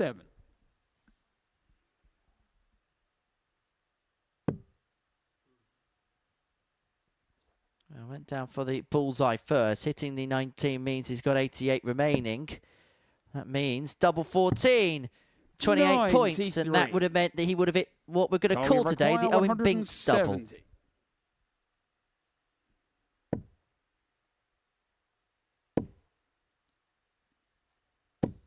43. David required 14. Double 7 then for David to take the lead in this match. Won't be this time. 10. Carl require 127. 127 for Carl to get his throw back, to break the throw of David Fatum. Treble 19 required, not found. 59. So a chance now for David to go ahead. Well, Paul Hinks is here tomorrow, but Carl Sneed couldn't take out the infamous Paul Hinks finish as Fatum looks at 2-2s to make it 3-2 in his favour. No tried to stick one in the middle of the first two, but couldn't find a way through. 68. Then 2 darts. Them first darts didn't do him any favours. Blocked the bed to 68. Double 18. 50. David, you require 4. Back we go to double 2 for David. And Carl knows that he's had opportunities to really have all the running in this game, potentially win the game, you could say. No and he's going to get another chance, and you get the sense he can ill afford to mess about any longer. Yeah, that's 6 darts that he's had. So double 4 to nick this leg, and he does so. Carl Sneed hits the double 4 with his last dart, breaks the throw. Sick flag, it's David. Carl to throw first. Moves into a 3-2 lead, and he's throwing for the match. Well, how quickly things can change. Sneed was 2-0 up, could have won the game conceivably 4-0. David Fatum's had a number of opportunities to move 3-2 in front. He couldn't convert. And now, all of a sudden, Carl Sneed is throwing to win this contest. It's a game which makes absolutely no sense whatsoever. 100. Swings and roundabouts. Bit more like the Magic roundabout, isn't it?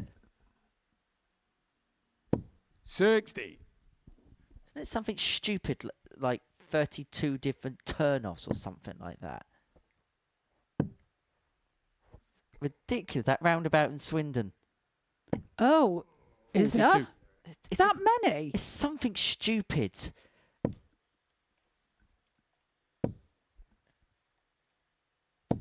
$140.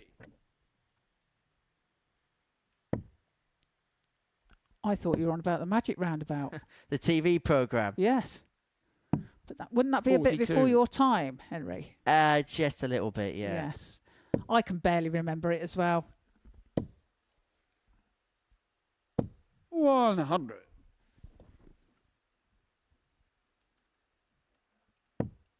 So Carl leaves himself on 101. David 100. does find a trouble with his Carly last require start, but 101. he's behind in this leg. 81 required. Finds a treble 19, so double 12. 77. Well, he's missed a match start. Fathom, though, nowhere to be seen in terms of punishing. 99.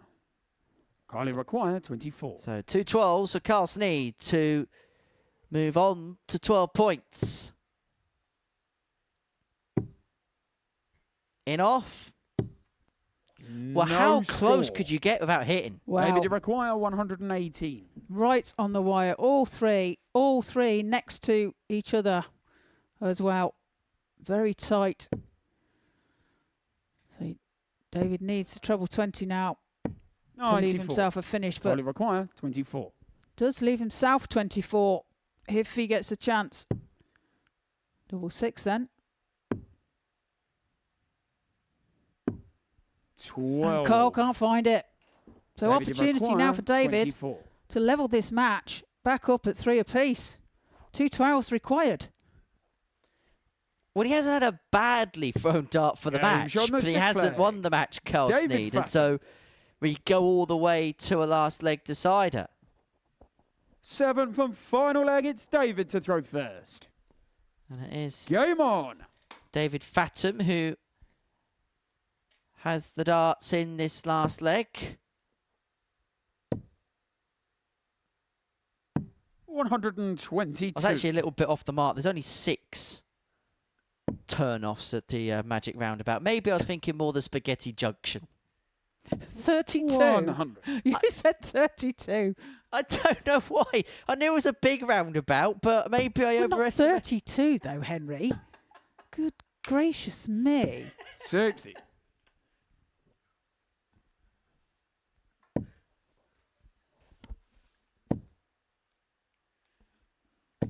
Maximum there from Carl Sneed. 180. His second of this match. 100. Well, it puts him within range of finishing here, Carl Sneed. 6 darts on 2-2-1 to get the job done to win what can quite simply be put as a 57. conspicuous contest. Swings and roundabouts. All 6 of them. 58. Carly require 164 then for Carl. 164. Finds the treble 20. Treble 18 required, not found. Finds another treble 20 with his last 161. dart, leaves himself 26. Big ask here for David. And it can't be done, so Carl will return for double 13. 90. Carly He requires squandered a handful of opportunities to win the match in the previous leg, but he Game eventually finds shot double and the 13 match. for a Carl 13 to Sneed. get the job done, and that moves him on to a dozen points in the group. David Fathom's missed an opportunity to really get himself in the race to win Group A. As for Carl Sneed, well, it keeps him in and around the periphery, but it may well be job 1 Group B, then maybe something else could work from there. Next up, it is Lorenzo Pronk against Ricardo Ulrich.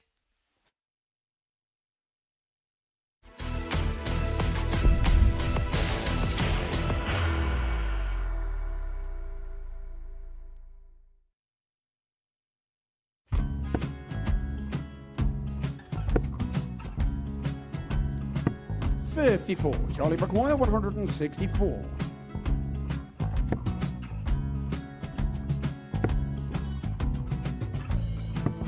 $44.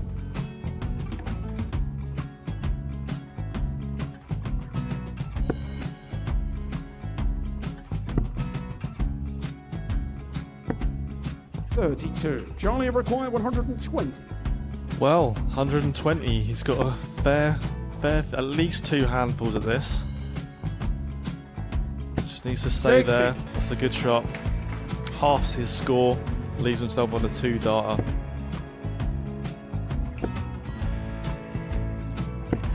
$26. Charlie Time on his require side 60.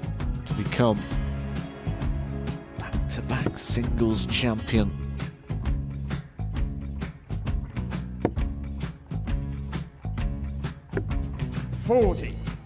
Definitely a couple of nerves in those last two darts, but he'll be coming back. It's a moment he's been in before this situation. Standing at the back of the stage, approaching the hockey with a chance to win the title.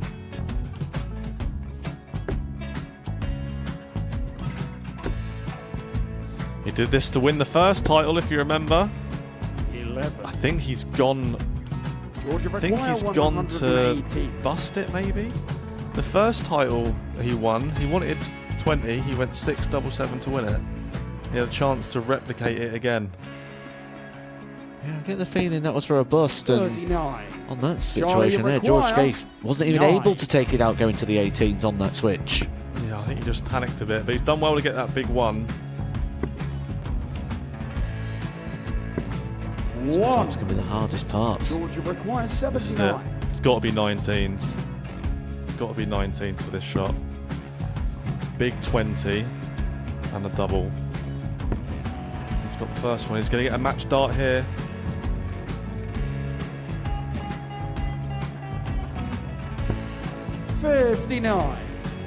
Charlie Threw the entire body into that 8. one. Just didn't want to let go of the dart.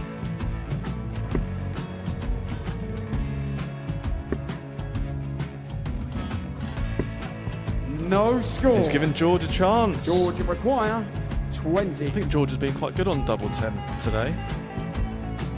So many opportunities for Charlie Murphy. Couldn't get the job done. The match! And the Red Dragon George Modus Scaife. Super Series Influencers Champion, George Scaife!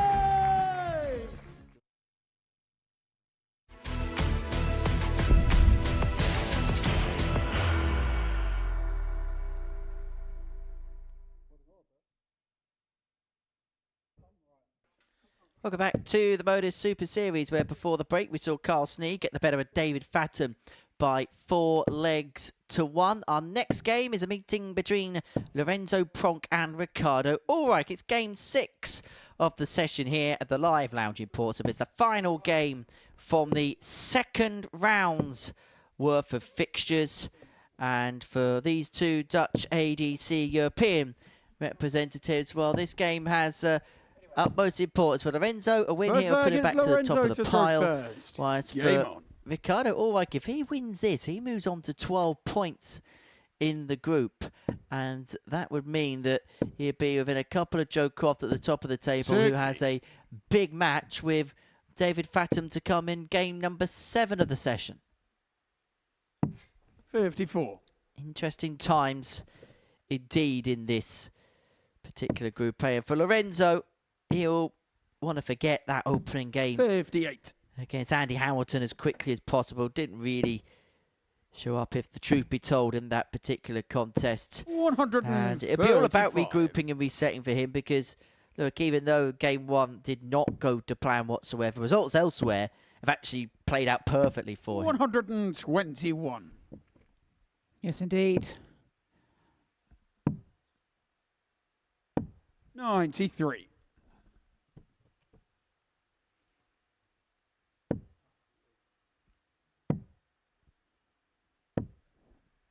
72. Picks off the treble 17 nicely there.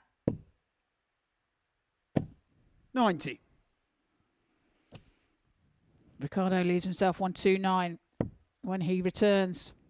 What pressure can be applied here by Lorenzo? 55. Not much. Ricardo, you reckon 129. So 129 for Ulrich. The bullseye is Game bang on shot cue. the first leg. That's the second time Ricardo he's taken out a Ulrich. brilliant bullseye finish today. And Ricardo Second Ulrich leg, with it's the Ricardo to 129 throw gets an first. instantaneous Game on. break of the thrower, Lorenzo Pronk.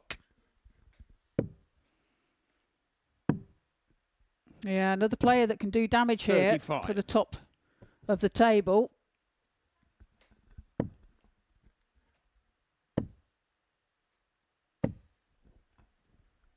Like you say, Henry, if he wins this game, he moves on to 12 points himself. 100. Well, he keeps himself interested, doesn't he? He's still got work to do, of course, to go on and win the group, but the way today's going, 57. anything is a possibility, you feel. Yeah, there's too many 125. swings and too many roundabouts. Talking of roundabouts, again, we was thinking about your 32 exits off a roundabout 41. in the Swindon, which was pretty horrendous. I wouldn't want to go around that. We were thinking, was it 25. 32 roundabouts in Milton Keynes that you were thinking of? It's not. There's 130 roundabouts in Milton Keynes. That many? I didn't realise there was that many. Turns out that the closest I got to anything was the M25 motorway, which has 33 81. different junctions. You were nowhere near, Henry. 32 exits off a roundabout. Oh my. 99. When I say it out loud, it does sound a bit stupid, doesn't it? A bit. 140. Ricardo, 170. Well, Ricardo now for 117. So 17 now for tops. For a 2-leg Lorenzo, 141. lead. Doesn't find it. So a chance now for Lorenzo. 57. Oh, this Ricardo, to double the 20. lead. He got the break in the opening leg, courtesy of the 129. 10. But he has missed an opportunity to go two to Lorenzo, the goods. And 84. Ricardo took out an 84 on the ball, and his defeat to David Fatten is Lorenzo Pronk going to hoist him by his own petard, but he misses the big number. 44. Ricardo required 10. Always a risk going for the treble. No score. No score Lorenzo there. require 40. Hits the big 17 when requiring the 3. A chance now for Lorenzo to level the match. And he does Game's on so the second leg. with his first start. Lorenzo Takes Pronk. out tops. Third leg, it's Lorenzo to throw first. Game on. Well, that last leg saw more slips than a water slide that's got butter on it. 180. Great maximum there by Lorenzo. 100. Good start to the leg. 100. Well, so far for Lorenzo, this is night and day in comparison to his 45. performance against Andy Hamilton in his opening game of the day. He's finding the treble now with far more regularity. 100.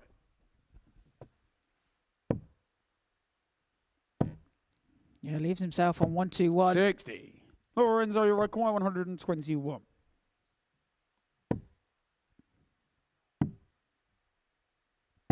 $81. Well, leaves himself tops. All Ricardo can try and do is pressurise, but Lorenzo, you require it's not 40. enough. And Ricardo, that far back, Lorenzo is just going to do everything in his power to lead tops. Now, has a decision to make No here. score. And has decided to bust the score.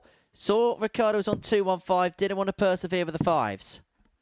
That's good thinking, that. 99. Lorenzo, you require 40. So again, tops for Lorenzo. Needs to put it to bed this Game's time, on the and he third does. leg. Lorenzo First Pronk. start, a 2-1 lead. Lorenzo Pronk. Fourth leg, it's Ricardo to throw first.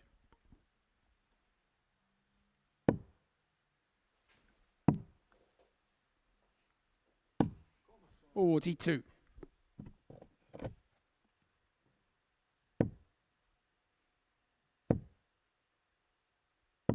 $140. Bit more consistent in this match. Lorenzo to his previous 59. match.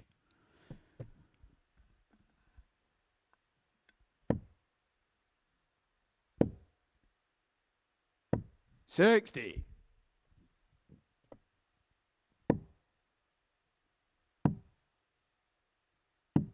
$84.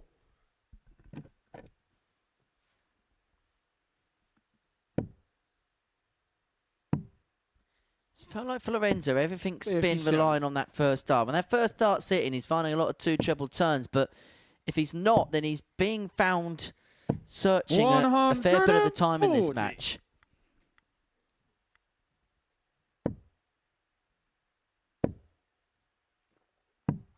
$42.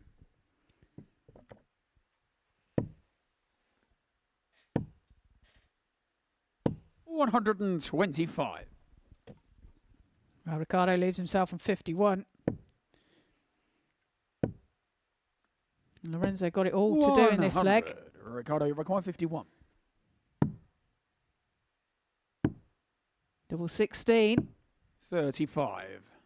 Lorenzo, you Not quite require there, so 102. chance for Lorenzo to take out this 102. Would be a breaker throw if he can manage it.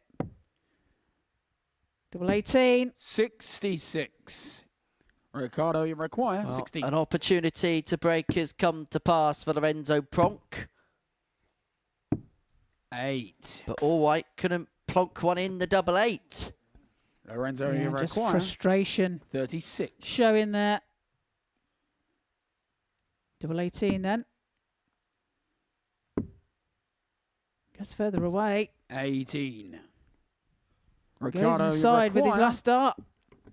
8. So another opportunity to level the Change game on has the been fourth leg. taken by Ricardo, Ricardo Allright. And we are back level at 2-2. Fifth leg is Lorenzo to throw first. Game on.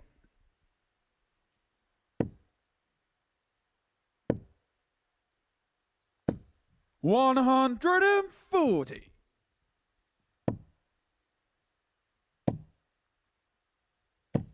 $140.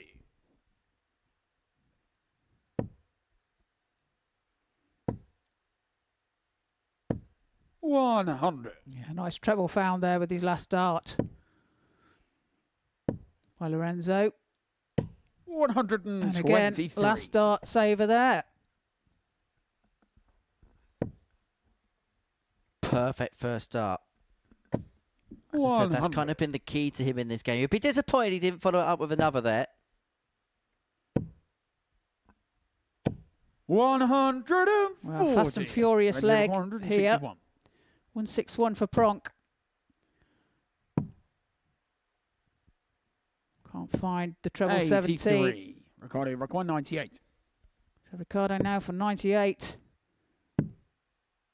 Well, goes for the double 38. 19 there 78. for the ball. But it didn't pay off. So Pronk is 78. 2 12s for 3-2. It's been a scrappy game. 72. And it's another scrappy end to the Ricardo leg. requires 60. Top cent. 2 10s. Game For a shot break the of fifth throw. leg. Ricardo Ulrich. Ricardo moves into a 3-2 lead. Has Sixth the leg, it's darts Ricardo to throw in this first. leg. Game on. Looking to get the job done from here.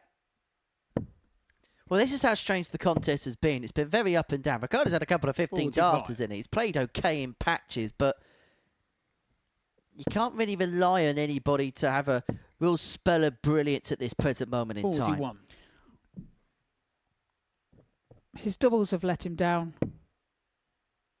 in this match. 92. Gone a bit around the board on them. Not being able to pin them. Yeah, 11 missed darts at a double 100. in the game for Ricardo. 3 from 14. Lorenzo himself has missed 8, 2 from 10. And that came after 60. Ricardo hit that 1-2-9 to win the opening leg. And that feels a long time ago now. 26.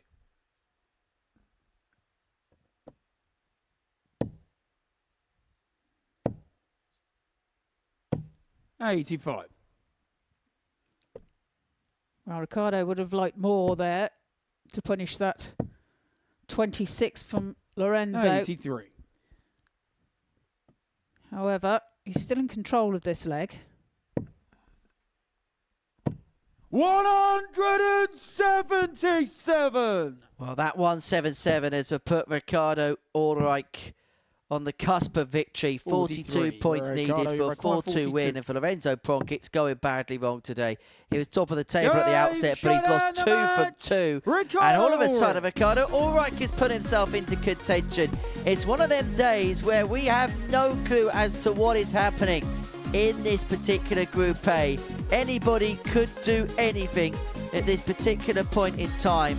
Joe Croft leads the way on 14 points. 4 more players on 12. And Andy Hamilton, who's bottom of the table, is only 4 points off the pace. Next up, it is Joe Croft in action against David Fathom.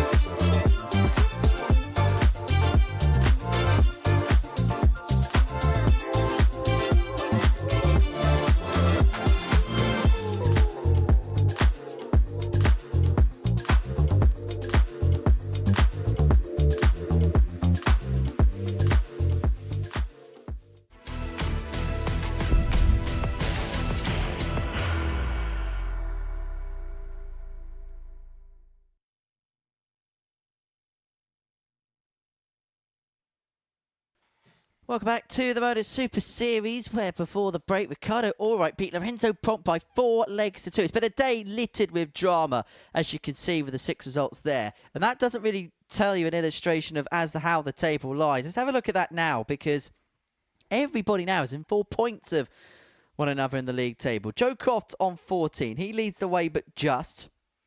Carl Sneed, Lorenzo Pronk, Ricardo Ulrich and David Fathom are all on 12. And Andy Hamilton, incredible, he's only 4 points back, and he's the form player so far today. Nothing really makes sense if we're being perfectly honest about things so far. We hope that we're going to get some more clues and we're going to get some more answers in the third round of fixtures for the day. Well, Joe Croft could open up a temporary 4-point gap at the top of the table if he gets the better of David Fathom. However, if David wins this particular contest, then there is a possibility that we could have 4 players all tied at the top of the table on 14 points with just 2 rounds of fixtures left to play. It is a crazy end to this Group A, and just when you think that one thing's going to happen, something else First leg, it's Joe then to becomes throw the first. case. Game on. We've got no idea how this is going to pan out, Trina, do we? No, literally. No clue. The possibilities is endless. 85. The one thing Joe Croft knows for a fact, if he wins his last 3 games, he wins this group.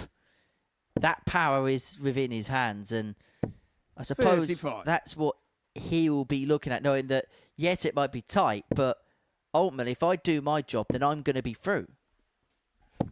100. Yeah, there's nothing worse than having to rely on somebody else's result to put you top. And, yeah, he'll be wanting to be in control of that himself. 140. But then come further down the day, he might need a few favours. 100. It's one of those days where quite literally anything and everything could possibly happen. I suppose the only thing to expect 140. is the unexpected in this particular Group A. But Croft off to a strong start in this leg. He's got 6 on 2 on 6 to 140. set his stall out early. He's left himself on a 2 darter after 12.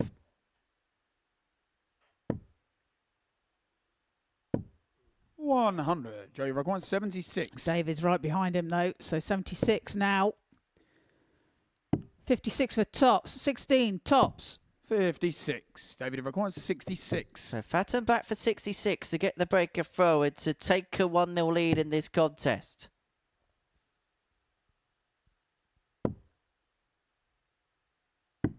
$34. Joey Require. I can't find 20. a double 16, so a chance for Croft to go ahead, hold his throw here. No score. Doubles David Require. being crucial. 32. Been a bit of a bane for Crofty. Double 4. Game Finds shot it with his third dart. David Fathom. And takes the throw. Second leg, it's David to throw first. Game on. Well, David Fathom, the American ace, is 1 leg to the good. And David is Canadian born 100. and American made, which now leads us to 96. the moment that everybody has been looking forward to on this Wednesday. Yes, it's that time again. It is time for your Wednesday Tungsten teaser. 60. Woohoo! You've been waiting all morning for this, Trina. You've been waiting all morning for this at home. I have. And I'm waiting for you to 76. mess it up I'm like not you did yesterday. I am not going to mess this one up, I promise you. So, David Fathom is Canadian born and American made. So, the question involves Canada 59. and the United States. And the question is as follows. How many Canadian and American players have played at a Champions Week 100. at the Modus Super Series? The question is, how many Canadian and American players have played at a Champions Week at the Modus Super Series? And I will give you a hint. 60. One of the players did not win their week. They came through as an alternate, but did play at the Champions Week. So how many Canadian or American players played 59. at a Champions Week here at the Super Series? And I am going to include the one that is playing at the Champions Week coming up.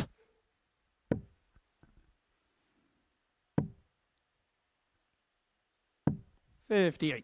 Look Joey forward to the Require, answer. 170. So Joe took this out yesterday. Can he do it today? He's on for it. Oh, and he just wires 45. David Require, the bullseye. 164. Like I said, would have been his second of the week. 164 is going to go for David. And so 94. Croft to level Joey up and to 25. get the break back. Double 10. 5. Doesn't go. Well, I'm surprised he David, went you that require way, to be 70. fair, because he's not been hitting the double 10. Perhaps he was trying to get that out of his head. Being persistent with it.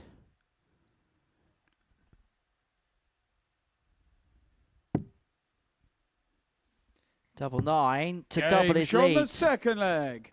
David Fathom. Well, if David Fathom wins this game, we've got all sorts of carnage Third leg is ahead Joe for the to rest of throw the day, and he's first. halfway Game on. towards it. And I've got to say, despite the fact Joe Cross with 7 darts at a double, you would say he's good for it. 96.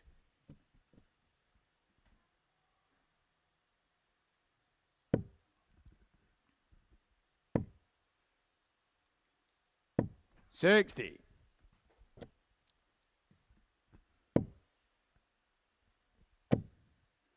I think in hindsight, Joe will be 60. kicking himself with that decision to the 25 to go 5 double 10, missing 3 darts at the double 10 in the 96. previous leg. A change up might have benefited him. 180. There's an obvious lack of comfort when it comes to the doubles, and I think Joe knows that there has been issues here, and I think he's trying his 59. best to try and sort the situation out, but maybe he could just be found a little bit guilty of overthinking and overplaying the situation somewhat. 139. Well, he's having a super leg here. He's on double 13 after 12. David back on 286. 60. Joey requires 26. Double 13. Game Finds shot it with on his the third first leg. dart. Joe Gets a leg on Croft. the board. It is a hold of Against David to throw. throw first. Game on. So he's still got a lot to do. He'll want to break David in this leg if he can. 138. But David's going to make that toss very difficult, and a 2 treble star puts Crofty on the back foot somewhat. 100.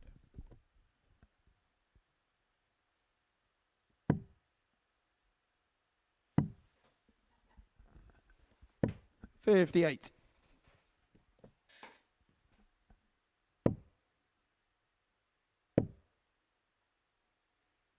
$100. Well, back-to-back tons for Crofty.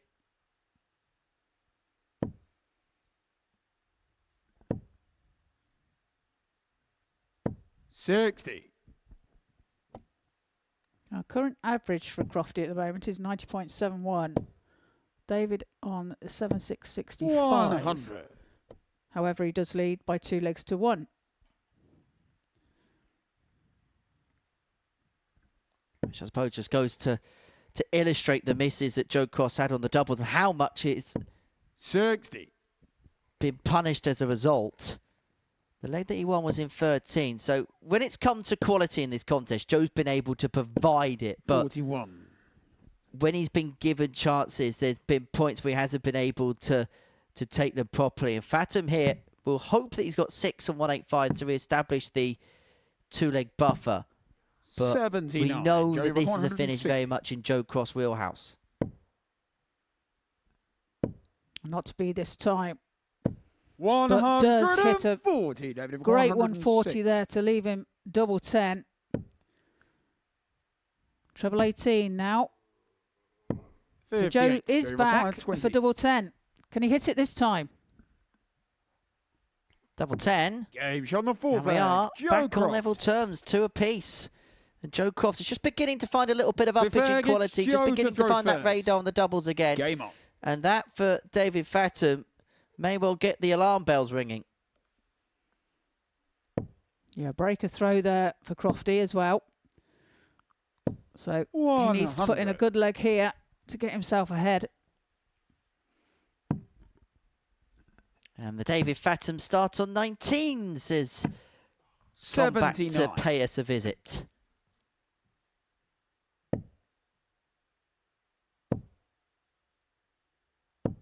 100. Now, this leg so far pretty much very similar to Crofty's previous leg, where he went ton-ton. 140.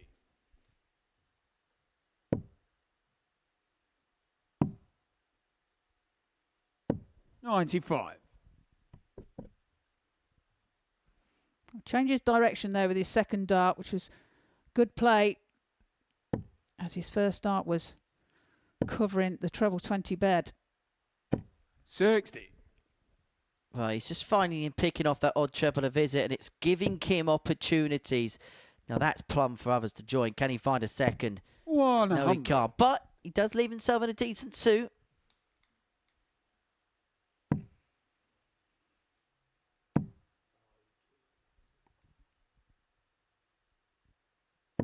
$82. Joe, you require 106. 106 then for Joe. Slips into the treble 5. Can't find the treble 17. 36. David, you require 140. So 140 for Fatum to break the throw. He's already had a big finish today, the 130, which came at a pivotal time. He's not going to add the 140 to the mix, and so Croft will be back for 70 to 55. establish his advantage at 3-2. So top cent. 2 10s. 60. Just on the inside of the David, you wire. require 85. Opportunity for David.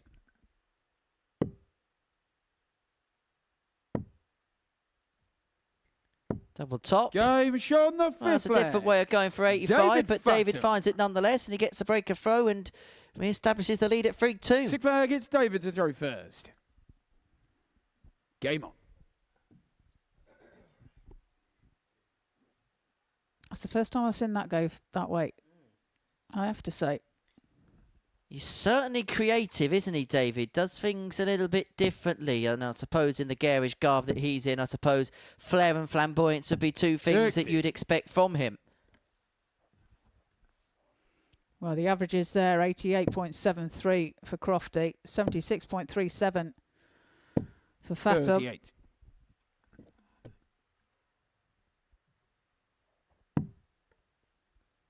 And the numbers tell you in the finishing department the story that you 58. really need to know. Joe Croft 2 from 11 on the outer ring.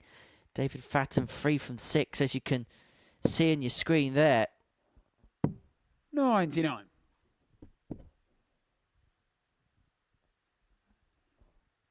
Yeah, and a 10-point difference in averages. 95.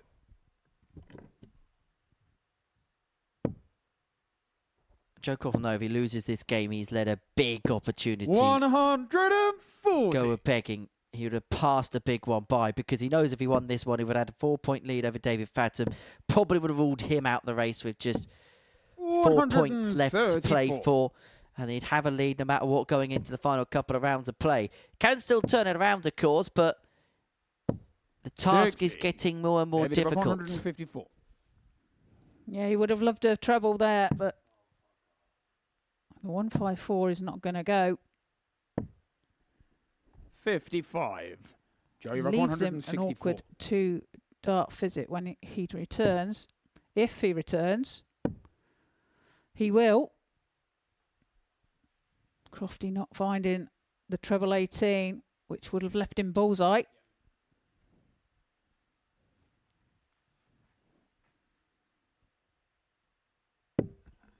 $98. David Ibacon, 99.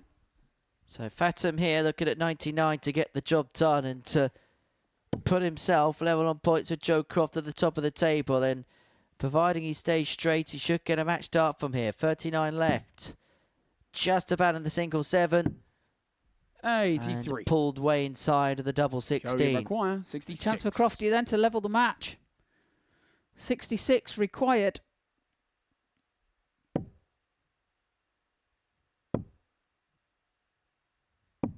$48. David, you require 16. Pulls the dart into the 18. Well, you can see on both players' faces the magnitude of the free darts that David Fatham's about to throw.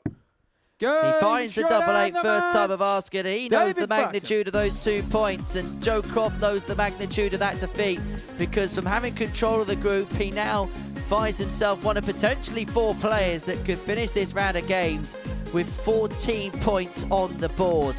Well, the tail of the tape in that one's quite simple. It's the second column down on that graphic. 2 from 12 on the finishing for Joe Croft in comparison to the 4 from 8 on the finishing for David Fatham. He beats Joe Croft by 4 legs to 2, and it means that this group is wide open for interpretation. Coming up after the break is Andy Hamilton up against Ricardo Ulrich.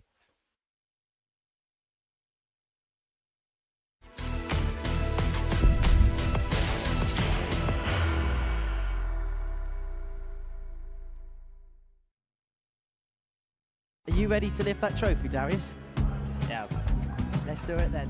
Ladies and gentlemen, your Modus Super Series 9 champion is Lucky D, Darius Labanowski!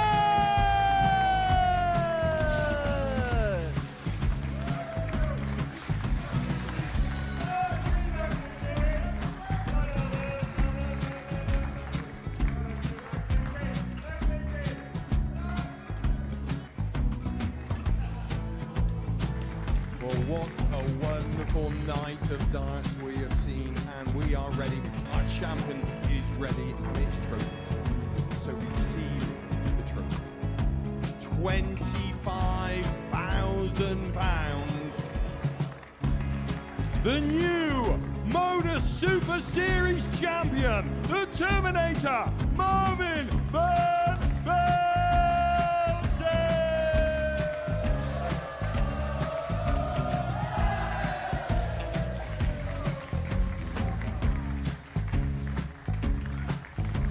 And one more time, the 8th Modus Super Series champion, the Terminator, Marvin Van Velzen. And the new Modus Super Series champion is Andreas Dirty Harrison.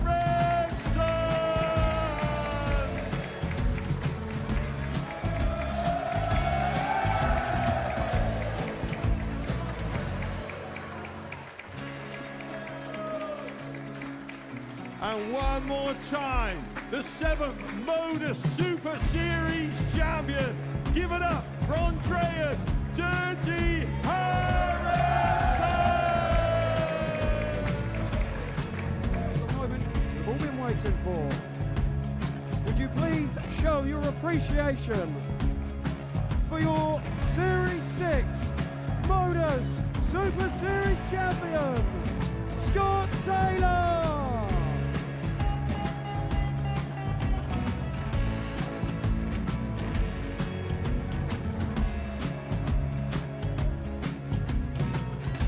One more time, your new Modus Super Series champion. He is Chucky. He is Jim McEwen.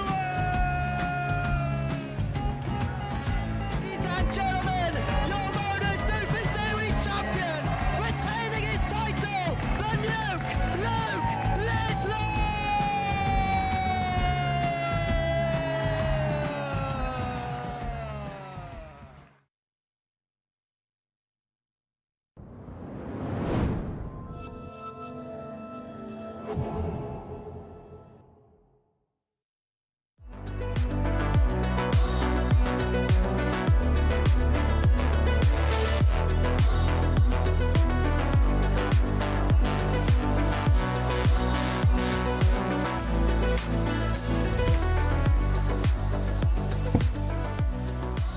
Double 16. Leaves the ball. And that is exquisite. Tops. Now he's hitting everything. He's looking at double top, gets the double top. Double 16. For the win. As Burnett bounces back. And that double 5 gives Derek Coulton the break. It gives him a 2-1. because now it's raining ton plus checkouts. Double 16. That's an It's 11 on the darter. second That's leg. a class Jamie Look. leg.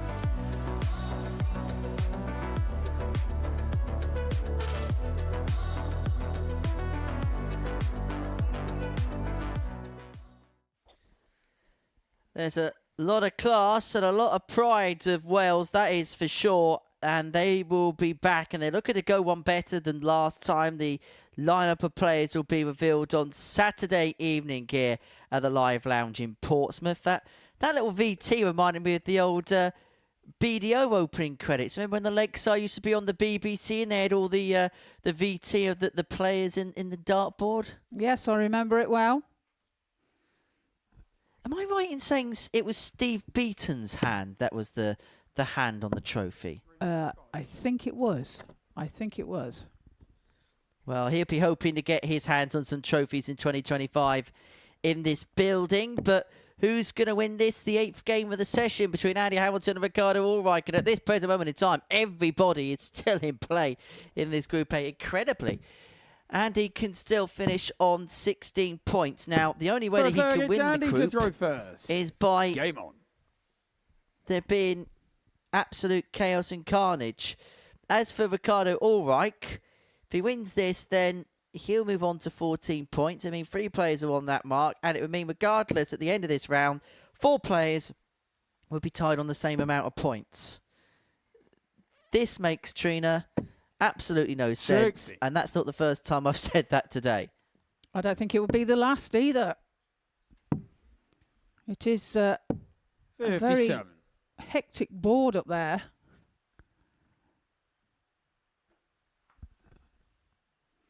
Makes things very interesting. And of course, like we've said before, points difference can make a massive difference. 180.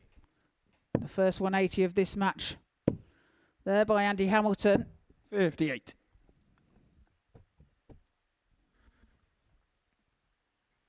Who is playing to a level above what we've seen over the course of the first couple of days, which, if the truth be told, it wasn't a bad level. It was just timing was off the boy when it came to the key points, but he's looking like a 92. better version of himself on this Wednesday, that's for sure. Yeah, Monday he started off well and then faded towards the end of 96. Monday. And yesterday had no victories whatsoever. So, but he's come back with a vengeance today, as you would expect that of Andy Hamilton. Well, he was saying to me this morning, he hasn't got a preference as to 97. what he does. If he gets through to Saturday, he doesn't really care whether it's through Group A, Group B, Group C, or the raffle at the end of the week. 100. And he requires 72. Well, that's it. That's the thing, you know. You're here all week. And if you win the Group A, then you get 2 days off. Double 16 and come Game on in. the first leg. Andy Hamilton. And he takes it. Moves ahead by 1 leg to 0. Second leg, it's Ricardo to throw first. Game Well, Jared Cole would tell you that he finished bottom of Group A and then 60. went on to win his particular week. Well, there you go. That's what I say. It's not all's not lost. All's not lost. And you know, you have another bite of the cherry, so to speak. When Andy won his week, he finished bottom of Group A. He'd then win Group C, and then he'd go on to win the 123. week, beating Jack Tweddle in the final. Well, that's why he won't be too disheartened then, 59. because he knows he can do it. He's done it before. So he'll be thinking, well, I've done it before. I can do it again.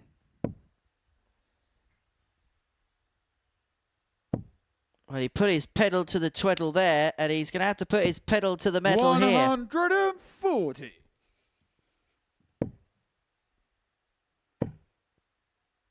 That could be a nickname for Jack 100. Tweddle. The pedal. No, I don't think so. I've actually found something worse than Spivey, man. Yes, I think you have. And I thought that was a rock bottom for me. 134. Hope you're well, Sam, if you're watching this, pal. 100. Andy Rock 104. Well, Hamilton here, 104. 6 starts for the break and a 2-0 lead in this contest.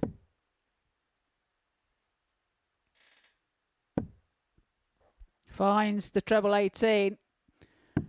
And Going finds the short double in the second 16. leg. Andy Great Hamilton. shot out there by Andy Hamilton. Third leg, it's Andy to throw first. Game on.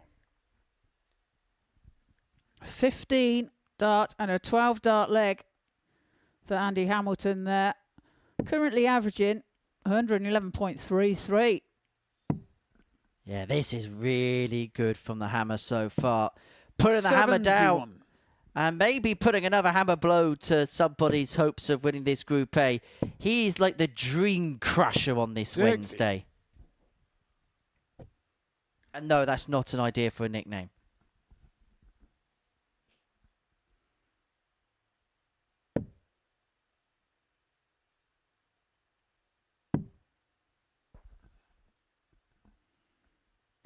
$96. Covers well on the 19s there.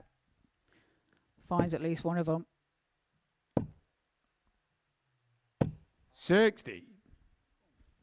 Ricardo got it all to do.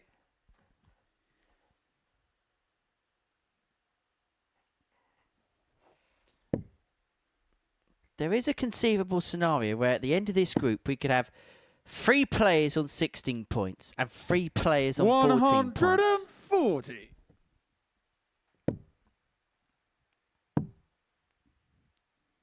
$96. Yes, the permutations.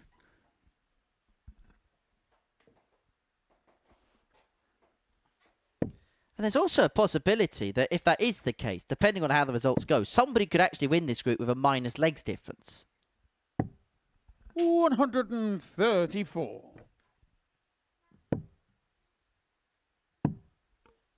It's been an incredible 57. Group A. Andy Rock 160. A Group A with an air of tightness I don't think we've ever seen before.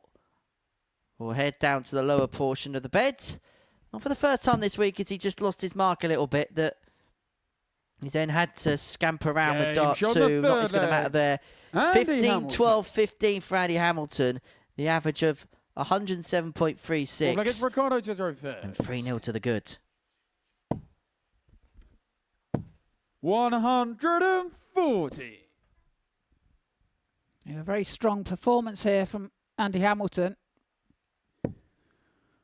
His best so far.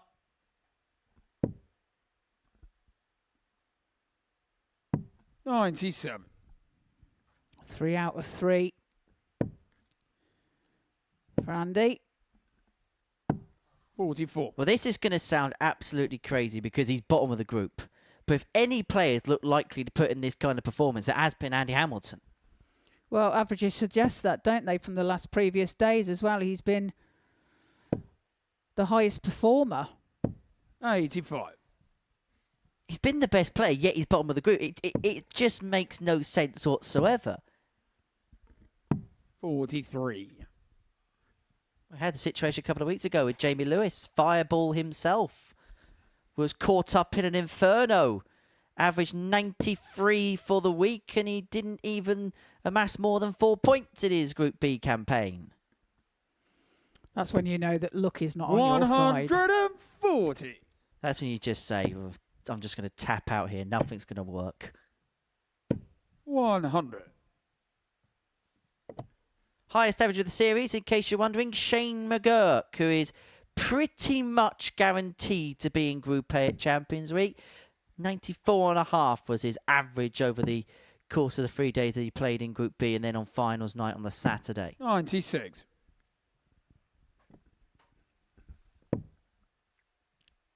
So Hamilton 134. looking Andy Rock like 183. he could make this a 4-0 victory.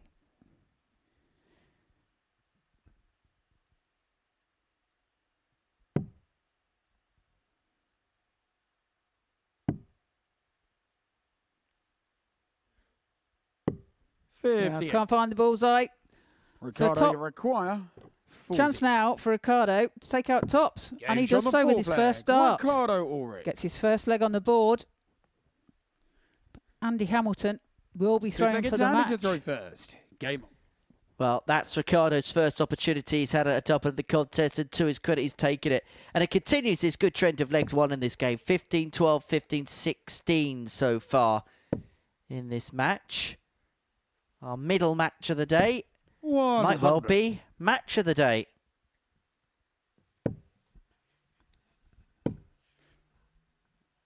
I nearly burst into 44. song then, Henry. No one needs to burst into song around here. One person did it in this building once, and it's now banned forever. Who was that? I was the one and only person to have done it. 180. And I will not be doing another rendition, you'll be thankful to know. 54.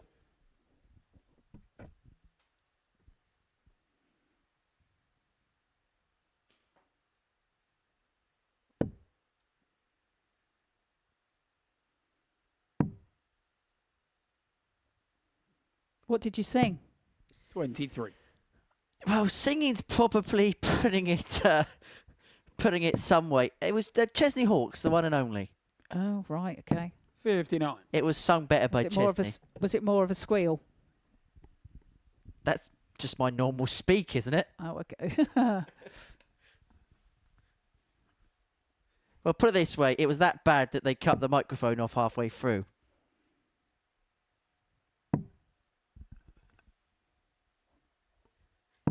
$96. I'm sure the day I leave this place, I'm sure they'll find that recording spontaneously. 96. And he requires 102. So 102 now for Andy. So take a 4-1 victory.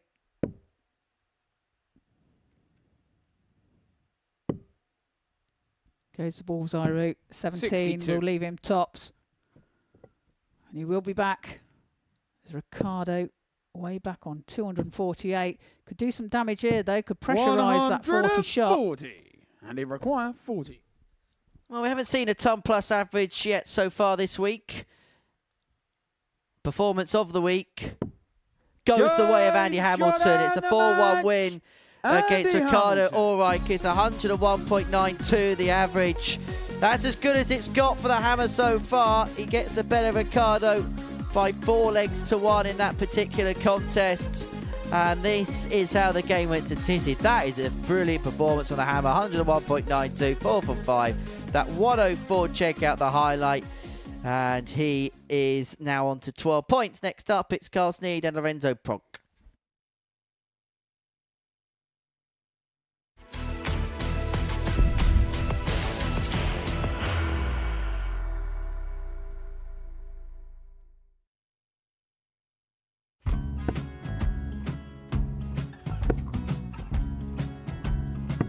$54. Charlie require 164.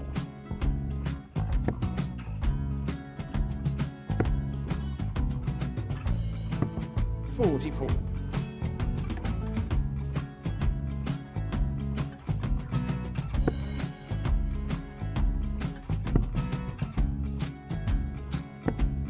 $32. Charlie require 120.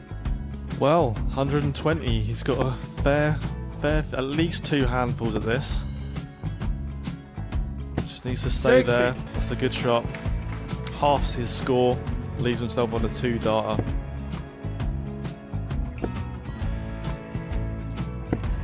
$26. Charlie Time on his require side 60. to become back-to-back singles champion.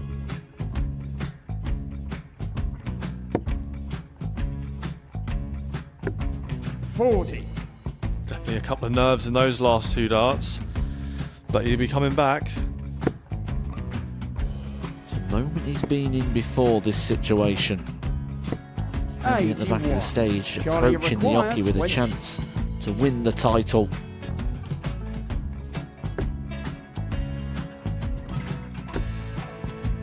He did this to win the first title, if you remember. I think he's gone. Georgia I think require he's gone to 180. bust it, maybe. The first title he won, he wanted 20. He went 6-7-7 to win it. He had a chance to replicate it again. Yeah, I get the feeling that was for a bust. And 39. on that Charlie situation there, George require Scaife wasn't even 9. able to take it out going to the 18s on that switch. Yeah, I think he just panicked a bit, but he's done well to get that big one. Sometimes can be the hardest part. Georgia requires This is it. 79. It's got to be 19s. It's got to be 19s for this shot. Big 20 and a double. He's got the first one. He's going to get a match dart here.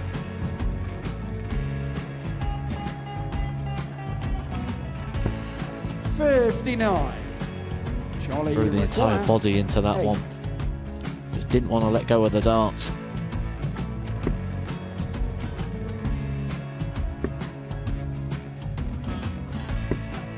No score. He's given George a chance. Georgia require 20. I think George has been quite good on double 10 today. So many opportunities for Charlie Murphy. Go Couldn't get the gets job it. done. Got out the match! And the Red Dragon George Modus Scaife. Super Series Influencers Champion, George Scaife!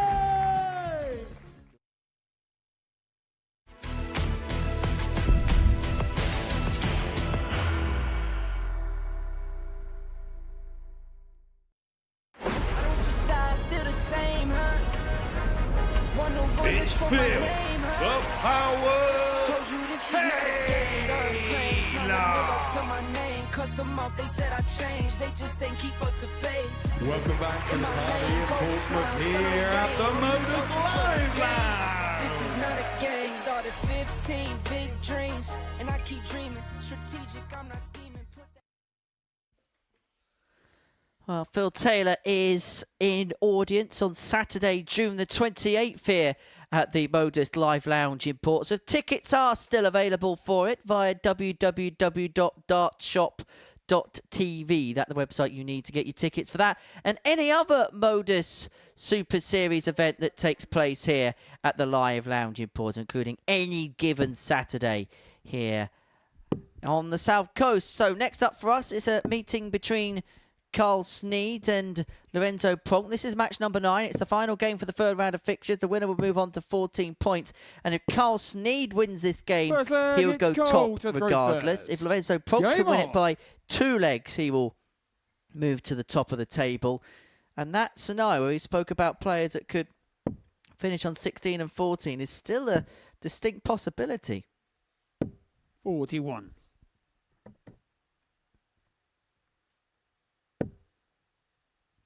Lorenzo today hasn't really quite 23. gone to plan for him. He's lost each of his opening 2 games, amassing just 3 legs in the process. Whilst for Carl Sneed, I suppose today has kind of followed the trend for the week, where it's been a bit up and down, but he's still been managing to get results. Yeah, absolutely. And he hits a 83. 180 there along his way in this first leg.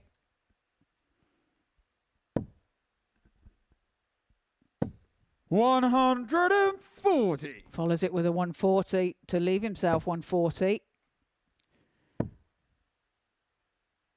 140. Colin require 140. Well, not to be this time, so he'll just be looking 120. to leave himself double 10. I don't think that was the intention, but 135. It's a double. Colin required 20. double 10 then for Carl to take a 1-0 lead.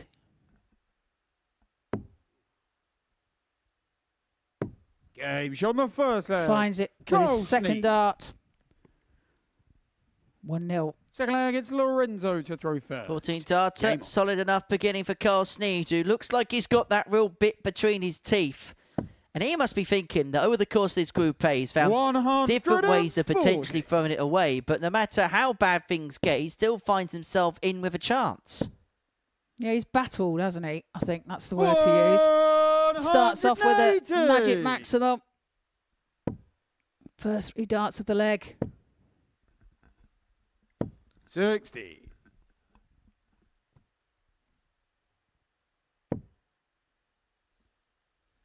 I'm beginning to get more and more convinced that Carl's just going to sneak through. And there's no reason or logic behind it, but I'm just getting a gut feeling. A good performance here will put him in good stead.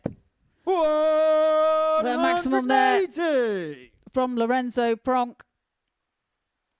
Making it difficult. Leaves himself on 1-2-1 when he returns. 64. Lorenzo, you require 121. Well, Lorenzo looking to level up, looking at 1-2-1. The bullseye is bang on cue and bang on point. And what a contest this is developing into. 14 data from Carl Sneed in the opener, 12 data there from Lorenzo, aided and abetted by a 1-2-1 finish, and we are level at 1 apiece. And have a look at them averages. Yeah, both averaging over 110.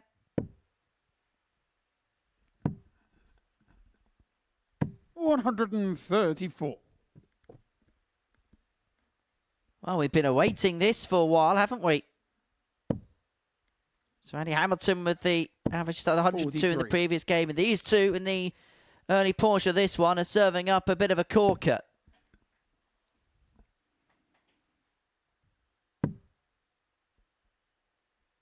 $96.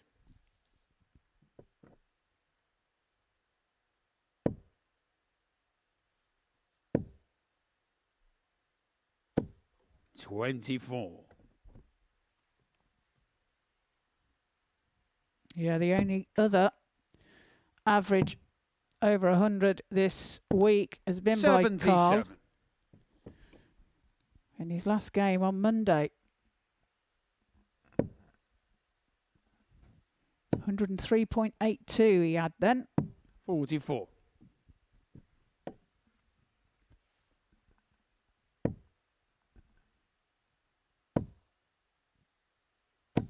$140. 140 there for Lorenzo's left himself on a 2 darter after 12 to break the Sneed throw. Averaging here 110 still, Lorenzo. 57. And towards the end of the third leg, and he's got plenty of time to win the third leg. So Topsen takes it with his second dart. Super darts here from Lorenzo Pronk. 109.18 currently. 2 out of 2. Game on. And of course, that important break of throw. Well, have a look 96. At that. 14, 12, 14. It's been a superb contest.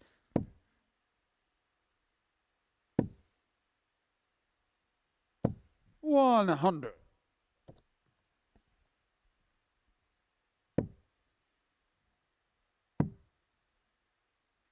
$134. Carl himself averaging 91.5. 100. Yeah, it's one of them where Carl just kind of put his hands up and say at this present moment in time, he's just getting 83. Outplayed by players playing at the peak of his powers, and it's difficult to find a way to dislodge this kind of Lorenzo Pronk. 140. Oh, Carl leaves himself a 161 finish. 96. Carly require 161. And you get the sense it's going to have to go the way Lorenzo's playing. Bullseye. 120. Lorenzo that was an opportunity there to break back. So 92 now. Goes for the double 18. Can't find 52. it. Carly require 41. A chance for Sneed to settle. It's at 2-2, but a bad dart there. 23 left. Big 18 hit. Which means only one at trusty double 10, which was all he leg. needed, and it keeps up the trend of legs being won in 5 visits or less. 2-2, and an absolute stormer. Yeah, Lorenzo there, just a little bit annoyed with himself.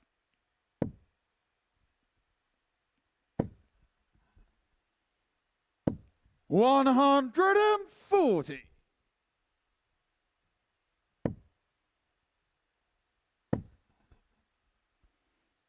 $60. Yeah, great game of darts here. Still Lorenzo averaging over the 100 mark. 140. Well, we saw Carl Snead involved in a game against Andy Hamilton, didn't we, on 60. Monday, where Carl averaged 103.82, Andy averaged 97.61. It was a superb contest, and we're seeing something similar here. 100. Yeah, a 4-1 victory there for Carl. Yeah, top quality darts here. 96. Colin McGuire, 121. 1-2-1 for Carl. Treble 20 would have left him double 18. 46. So 75 left. Lorenzo needs another one to leave and finish. Cannot find, and so Ollie Snead's got requires 3 darts to move, 75. 6 darts, shall I say, to move 3-2 up. Double 12. Finds a double Game shot on the 6 fifth with his leg. third dart. Cole Snead. The holder throw. Moves 3-2 ahead. Sixth leg, it's Lorenzo to throw first. Another Game. 15 dart leg there.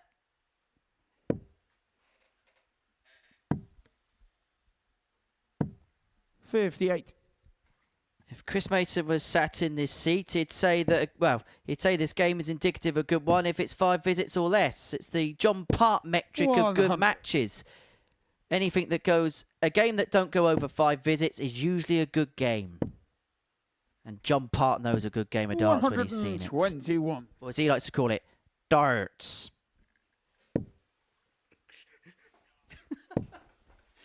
Does he come from Cornwall? 95. I thought he was Canadian, Henry. With that accent. It turns out Ottawa and Truro 42. are 2 places very close to one another.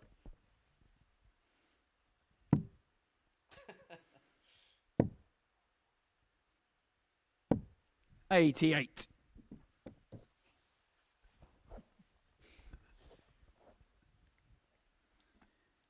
Well, averages still in the 95 area 84. for both players here.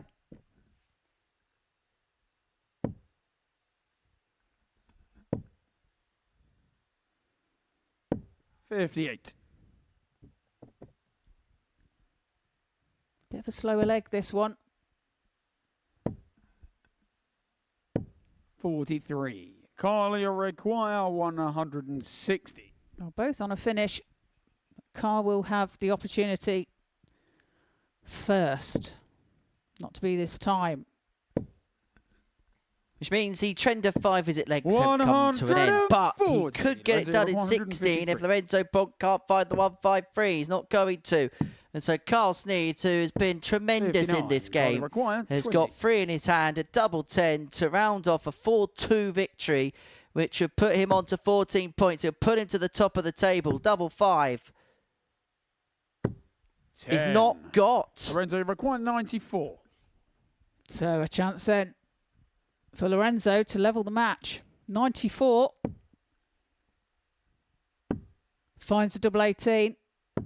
Game Finds shot on the tops. 6th flag. And a look of Lorenzo surprise on his Pronk. face as he takes out tops. 7th and final leg. It's Carl to throw 3-3. first. We go into a Game on. deciding leg. Well, this has been a high-quality contest, and it has been deserving of a last leg decider. It's Carl with the honour. 140. Kicks off 140, piles it on Lorenzo Pronk. 60. And Lorenzo only manages a 60.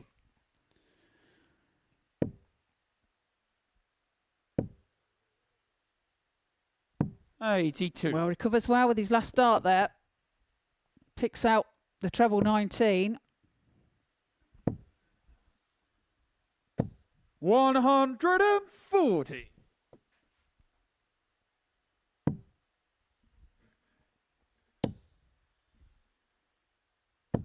59. Well, that's just opened up the door, hasn't it, to Lorenzo? That treble has scored. Carl, 140 here, leads in first to a finish, or 2 trebles on the left in first to a finish 58. anyway. So Sneed has got 6 darts from 220 for the match, having missed a visit's worth of darts in the previous leg to get the job done.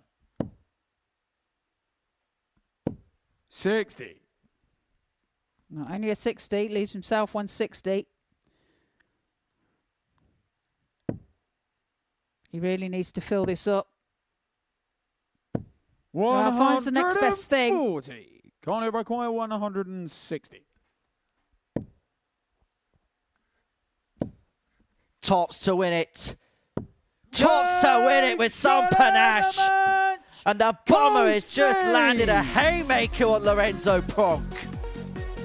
Is that the finish that changes the whole complexion of his group? He knows how significant that is. He knows the significance of that victory, and he knows that might have just changed his fortunes around. Well, that was a high-quality contest, and it was rounded off with a high-quality finish from Carl Sneed. Coming up after the break, David Fatton takes on Andy Hamilton.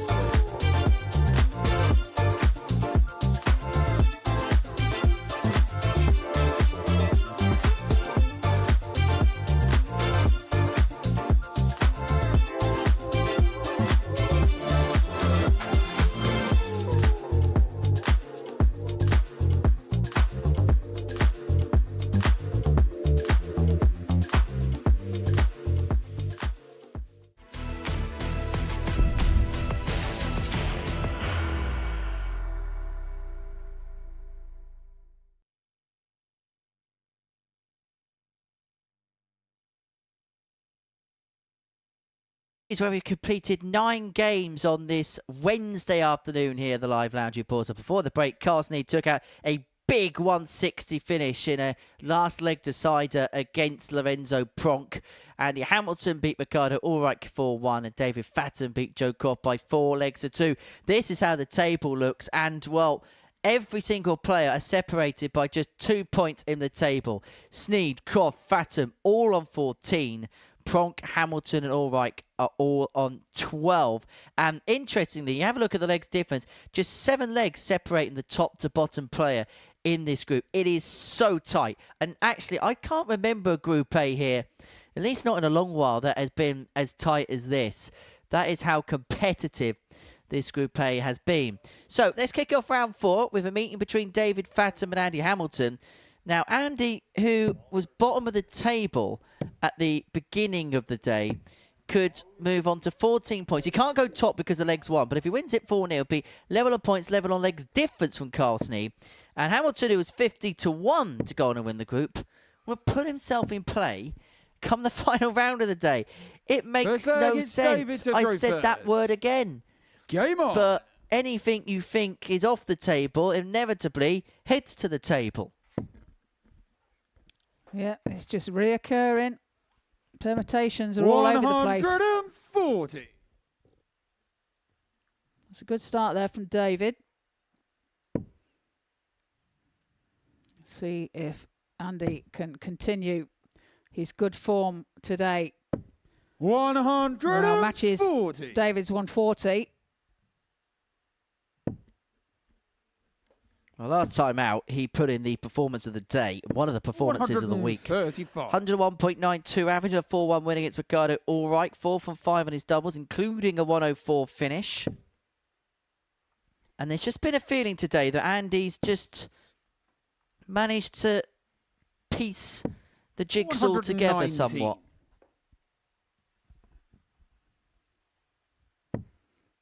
Yeah, much better day for him than yesterday. 45.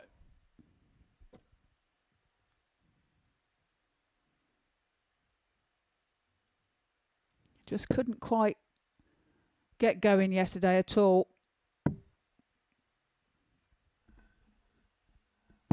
96. Yeah, it just felt like everything was hard work for him, but everything that was difficult yesterday is becoming somewhat easy today. He's left himself 146 after 9.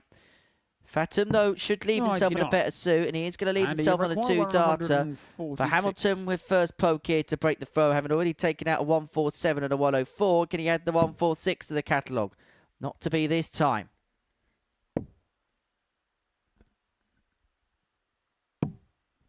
$82. David, you require 82. So 82 now for David. Goes for the treble 14, so tops. 62. Can't find it. So an opportunity now for 64. Andy to break the throw of David Fatten. 64 required. Finds the treble 16, double 8 then. Can he sneak it in? 48. He can't.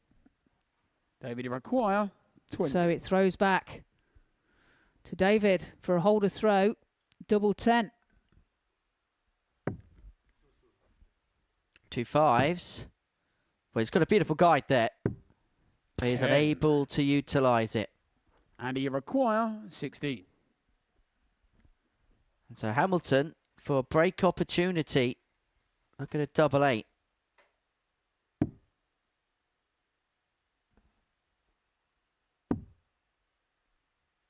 One at double 2.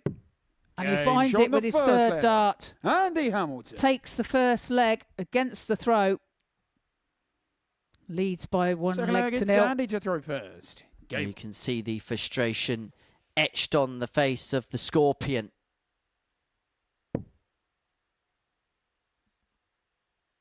Not the only Scorpion to have played here at the Live Lounge in recent weeks. 140. Marcel Althaus played for Germany at the recent International Pairs Tournament.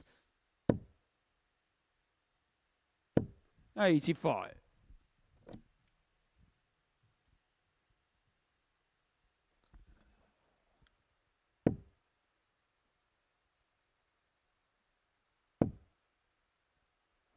Although judging by the red on the 85. shirt of David Fathom, if it don't go to plan today, he may feel more like a rock lobster. Kind of like does have that pattern to 98. it, doesn't it? A scaly kind of.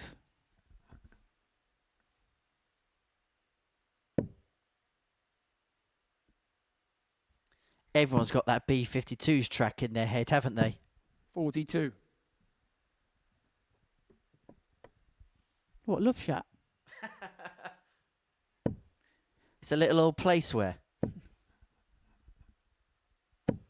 140. Well, Hamilton here looking to put him in good stead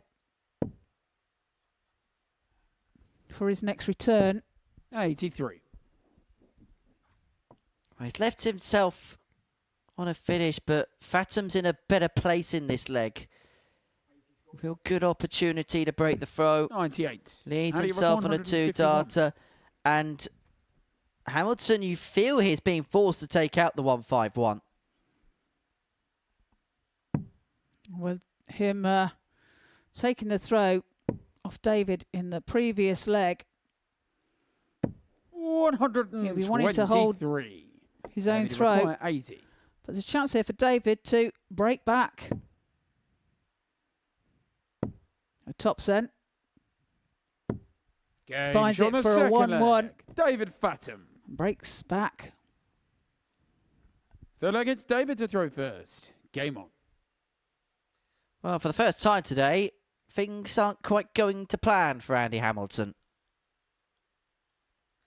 Just a reminder, of course, this is the final day of action in Group A, but we've got 6 more players coming up later on in the week. Group C, we'll see the arrivals of Kelvin O'Keefe, Cassio, who's got that nickname because he's the first to admit that counting isn't quite his strength.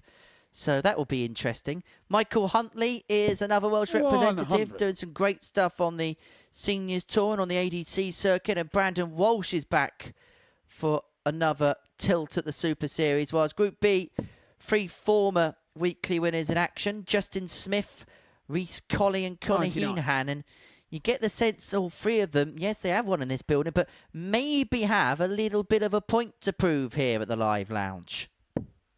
1 o'clock for the afternoon sessions tomorrow and Friday. 10 o'clock in the evening for the night sessions. Both sessions, of course, live and exclusive here on Pluto TV.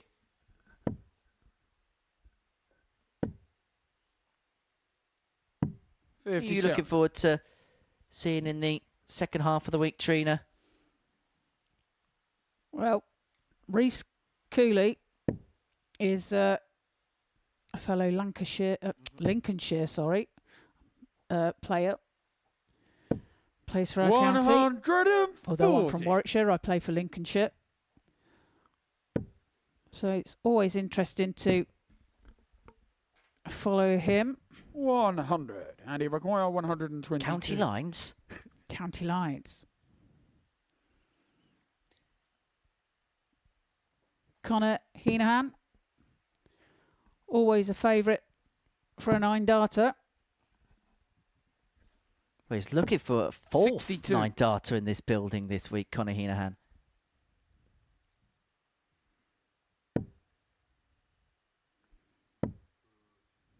Now Andy leaving himself 65. 60 And he now requires 60. for another break of throw.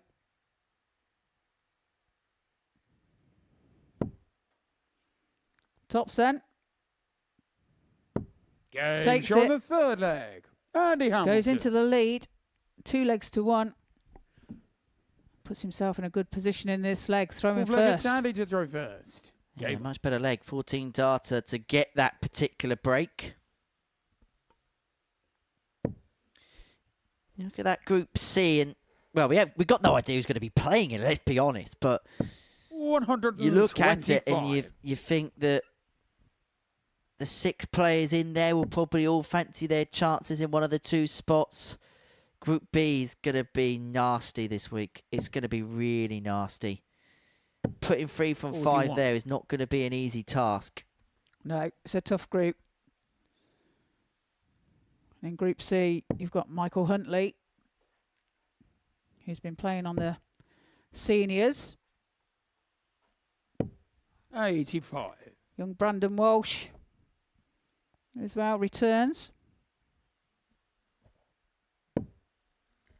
I get the sense that Michael Huntley's going to be that player that we've seen how good he has been on the floor, but the 58. second he can just click that onto the main stage, he's going to be frightening.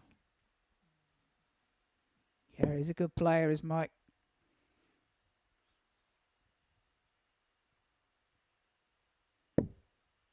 Last 2 times he's played here, he's missed out 41. on qualifying for Saturday through legs difference. Yeah, be gutted when it comes that close, which inevitably it can. 83. Then it makes it a little bit more gutting because you're just thinking about, you look back at your games that you've played and look at them legs that you should have won. We know what dart players are like for overthinking things. 96. No, we're not like that at all, Henry.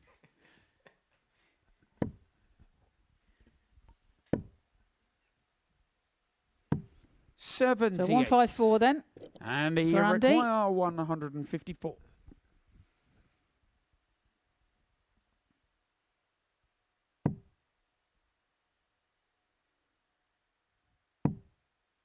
Just misses the second one. 76. Goes for a double 19. Misses the board, but he's under no pressure. 60. And Now, he David's requires taken 78. the glasses off. Now, he did look a little bit in discomfort early on in the game. I don't know if there's maybe something in his eyes, something like that. That's just pure speculation. But he hasn't looked comfortable and he's taken the bins off.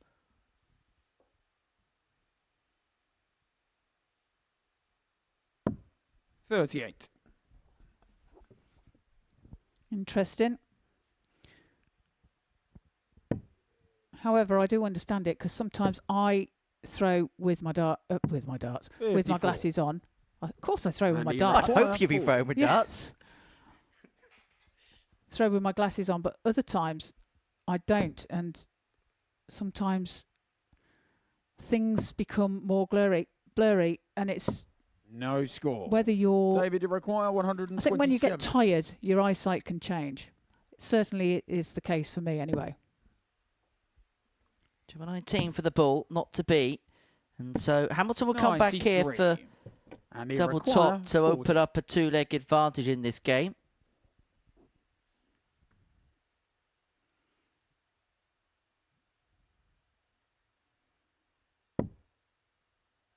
Two tens,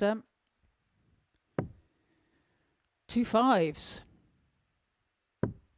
30. Can't find it. David, you So require opportunity now 34. for David to level the match. He might choose to split here.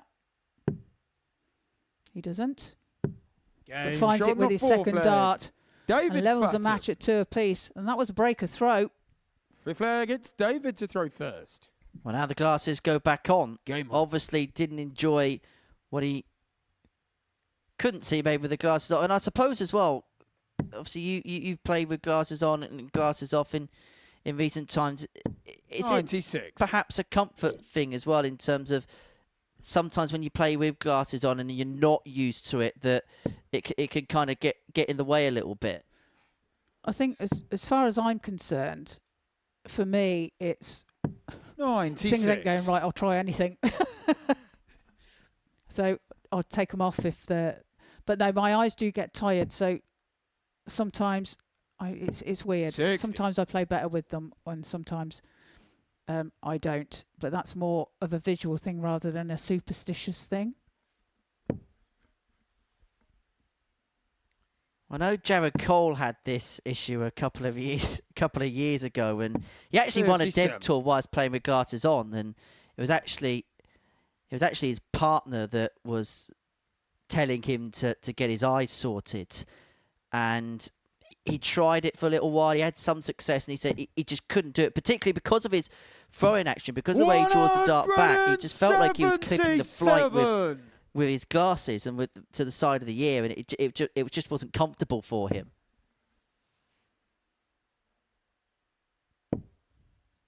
No, well, I tried the contact lenses and 140. they didn't agree with me. When I say they didn't agree with me, it took me half a day to get one of them out. So that wasn't practical for me. But you didn't see that coming. I didn't. 100.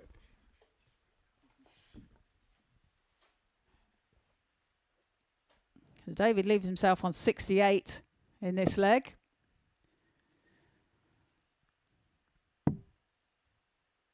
Andy looking to pressurise. 134. And he does. David, he requires 68.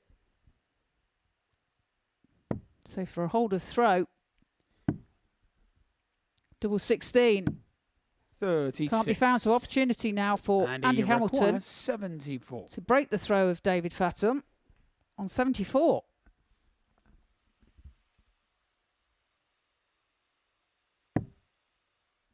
Trying for tops. Tops it is.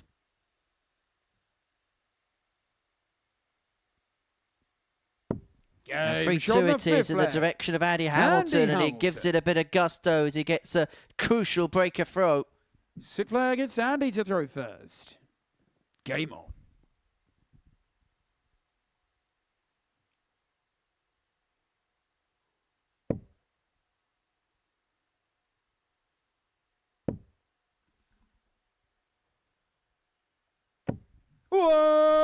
Great start to the leg. Maximum for Andy Hamilton. 94. Making the most of the advantage that he has in this leg. Throwing for the match, of course. There's actually a possibility that Andy Hamilton could somehow 25. finish top of the group at the end of this round of games. But it relies on him winning this game 4-2. It then relies on Lorenzo Pronk beating Joe 59. Croft by 4 legs to 3. And then it requires Ricardo Ulrich to then beat Carl Sneed by a couple of legs in the game thereafter. 90. Well, I was lost after the first bit. My brain hurts. 98. I'm not surprised, Henry. All the knowledge in there. How do you get it all in?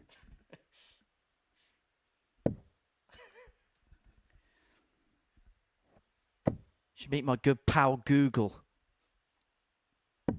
174. Super darts there by Andy Hamilton. 174 leaves himself 32. 81. Great position to finish this match off. 32. Well, there's been some real brilliance in here for Andy Hamilton. He had a really good performance last time out, and he's followed it up with a similarly good display. His final 3 legs, 14, 15, 13, after a little bit of a patchy start. But Andy Hamilton, incredibly, is still in a position to win this group. It relies on a lot of factors going his way, but whilst there's a mathematical possibility, there's still a chance. It's been a crazy Group A. Andy Hamilton, well, he's doing his damage today, isn't he? Coming up after the break, Lorenzo Pronk takes on Joe Croft.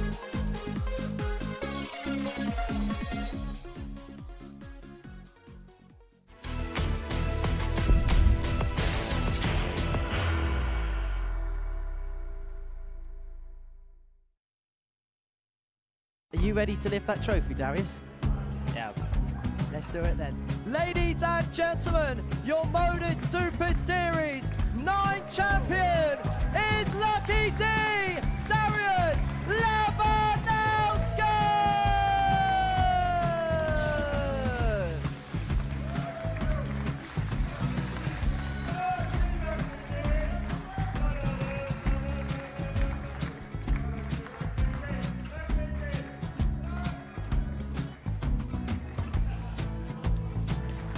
What a wonderful night of darts we have seen, and we are ready. Our champion is ready, and it's trophy. So receive the trophy.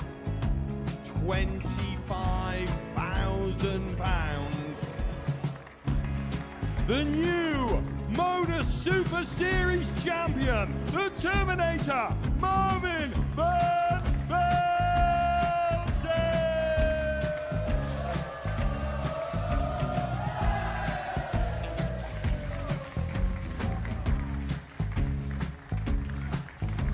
And one more time, the 8th Modus Super Series champion, the Terminator, Marvin Van Velzen. And the new Modus Super Series champion is Andreas Dirty Harrison.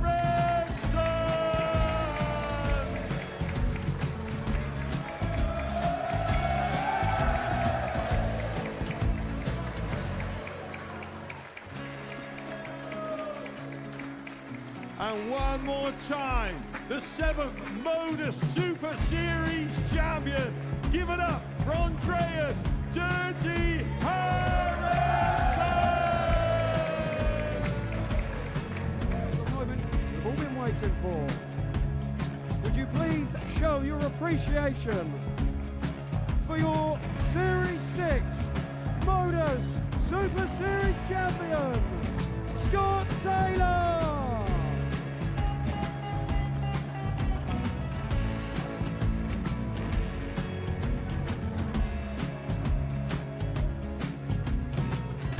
One more time, your new Modus Super Series champion. He is Chucky. He is Jim McEwen. Ladies and gentlemen, your Modus Super Series champion, retaining his title, the Nuke, Luke Littler!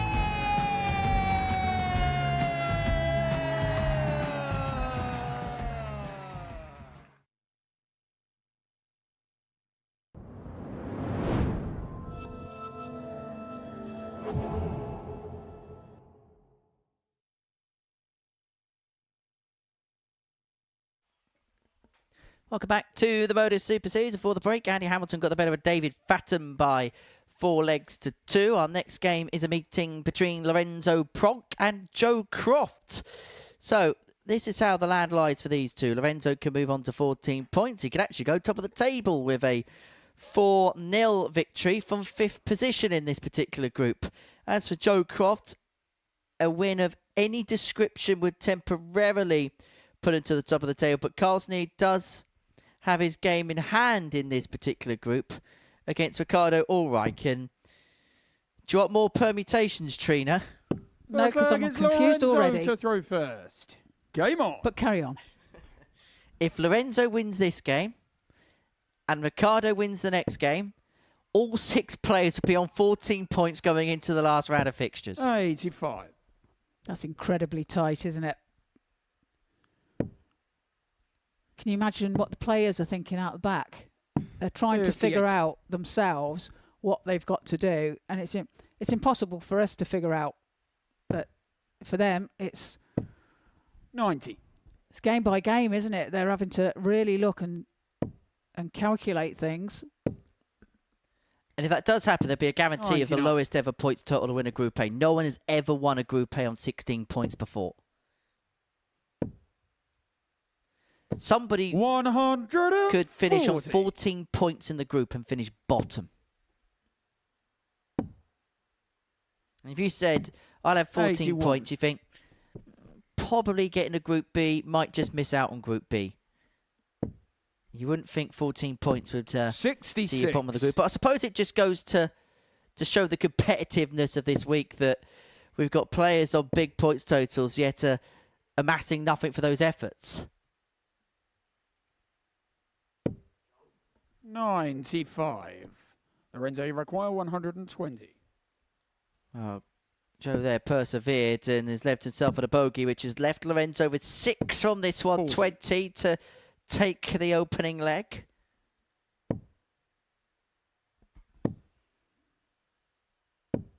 41. I can't find the Lorenzo treble with his last require 80. start. Would have put this 80 under pressure. The tops now to take the first leg of this match. And he finds shot it. on the first leg. 1-0 Pronk. Lorenzo Pronk. The Dutchman one up. Second leg, it's Joe to throw first. Game on.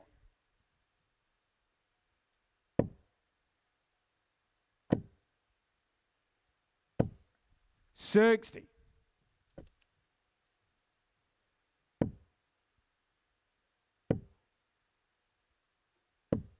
66. Well, loose starts there from Lorenzo.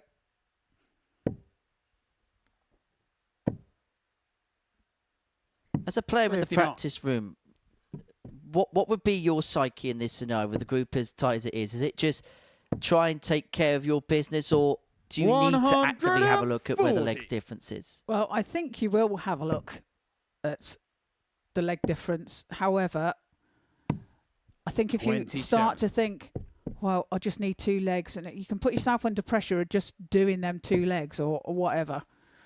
55. So, you know, you still want to go out there and win 4-0. You know, and then you make sure, don't you? You haven't got to worry about permutations then. 100. It's, I suppose, the type of thing you only get with round robin darts, where it's more than just winning a game. Where in a knockout match, you 97. win no matter how scruffy or ugly it is, and you get into the next round. Where here you're constantly thinking about a bigger picture.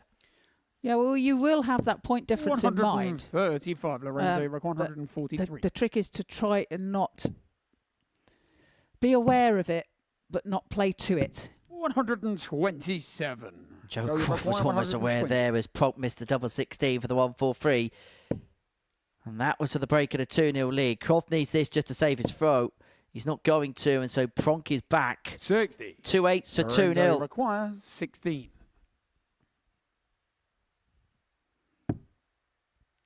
Double 4. 12. Can't find it, so a Joe, chance now for Crofty 60. to hold his throw. Requires 60. 20 tops.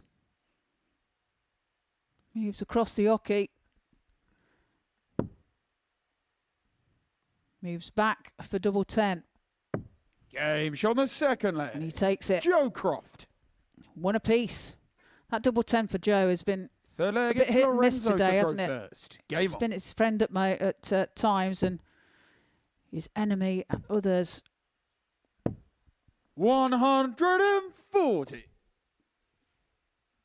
Well, it stops the scenario where Joe Croft could have either finished top or 5th at the end of this game, because if he lost 4-0, he would have gone down to 5th position. 140. But now looking to push on and to try and get top spot ahead of Carl Sneed's meeting with Ricardo Ulrich. 140.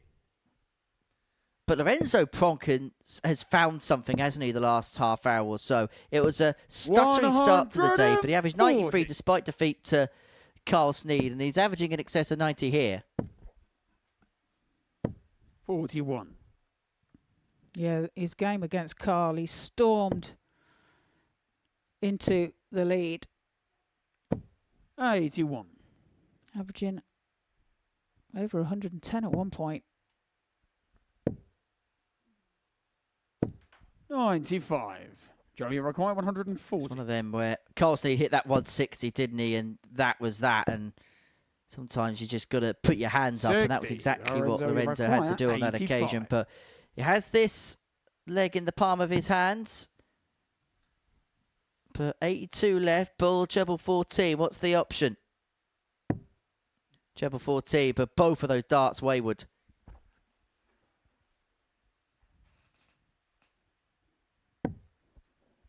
$53. Finds Joey the treble require 13 to leave himself 32 should he return. Double 10 again for Joe Croft. He hit it last leg. Finds it again this shot on leg. the third leg. Joe 2-1 to Crofty. And crucially gets Full the play is break, which Joe to puts throw him in first. control of this contest. Yeah, 14 dart leg there for Joe Croft. 59.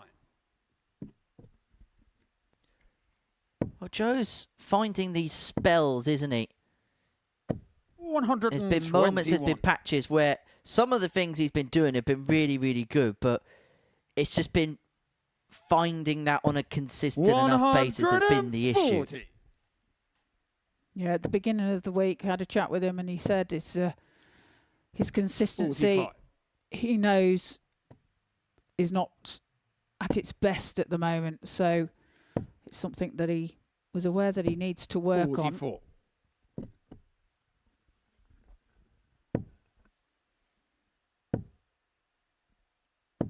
And you've seen that 125. all week where he's had moments of brilliance and then moments of doubles 26. just not going his way at all. Well, that visit was kind of right on cue, really, wasn't it? It was. 140. And then right on cue, Lorenzo plonks in a couple of trebles to leave himself on 70 after 12.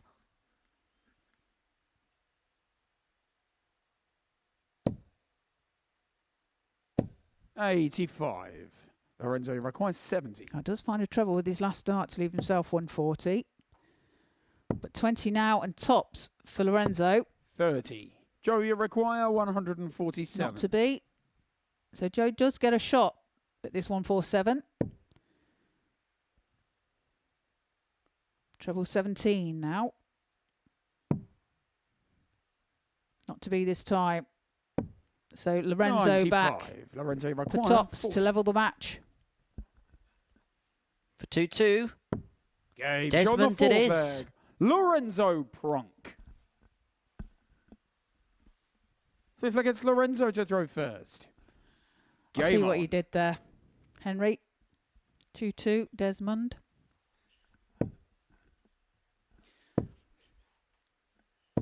$100.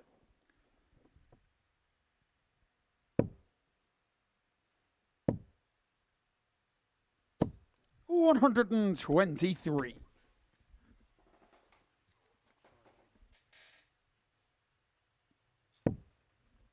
So level in this one. Who is going to make that kick towards the line in this one?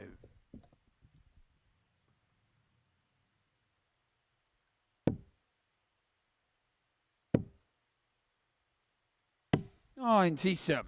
That's a good cover dart there from Joe Croft. Picks out the treble 19 with his last dart. 59. An opportunity now to put in a big score here. 121. Which he does, leaves himself a finish.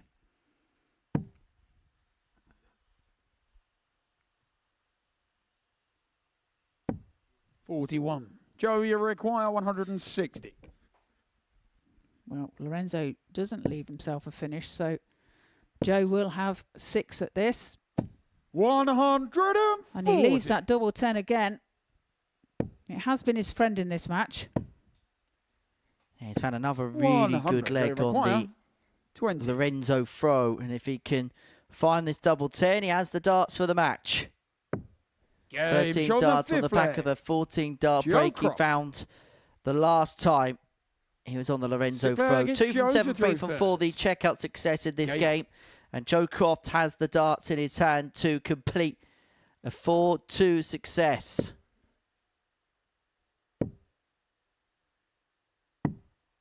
$40. Well, not a great first visit from Joe. Lorenzo looking to 96. punish. Joe must be thinking, just get it done this leg. Just don't embroil yourself into a decider. 58.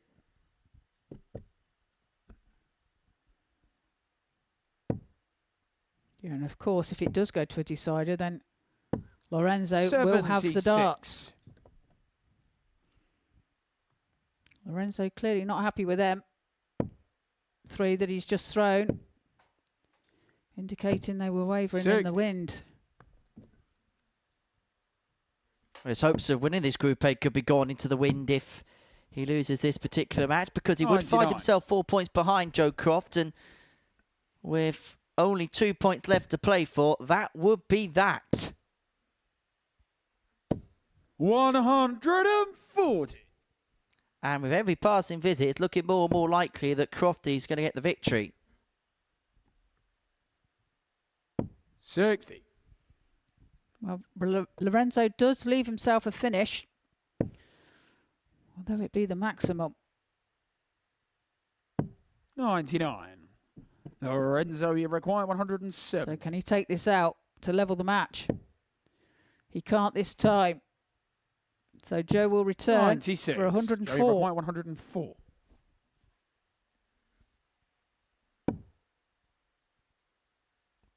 .92 left. And even Lorenzo is having a little bit of a sneak peek to see where that went. 44. Lorenzo requires 74. So a chance now for Lorenzo to level the match. Well, that he's not happy with that, is he? His facial expressions. But double 10 54. can't be found. Joe, So you another require opportunity 60. now for Crofty to take out the 60 for the match. To put himself back in pole position. Double top. Double 10. I suppose it's ironic that we've gone here. Oh, he put it No into the score. double 15. Lorenzo, you require 20. Friend or foe? And it's double 10 for Lorenzo to level the match. Double 5 then. And Joe will have the opportunity to take out 60 as Lorenzo No score. splits his score. Joe, you require 60. Well, this has been a conspicuous few moments, hasn't it? But Joe Croft looking to finish the job off, and that first dart's awkward. That's why he shuffles across. The flight's in the way. What can he see of it? Double 10. Here we go again.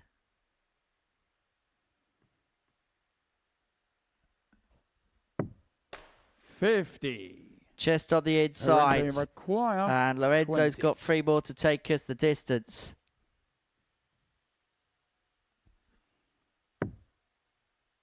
Double 5. Finds it with his second dart. And we do indeed go to a deciding leg. Whereupon Lorenzo, Lorenzo final leg is Lorenzo will to throw throw first. Game on. And that is a look of a man who is seething in Joe Croft because he's had opportunities, 80. multiple opportunities to wrap it up, unable to take, and now he has been taken all the way. Yeah, he has to put that behind him now. Concentrate on this leg. 140.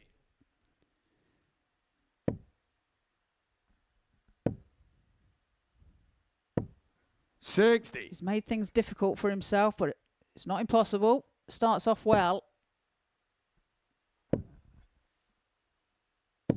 60.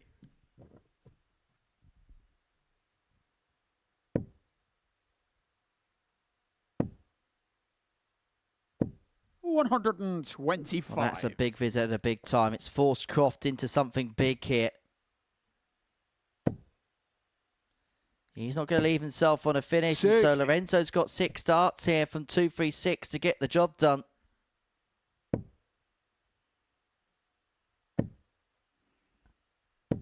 $125.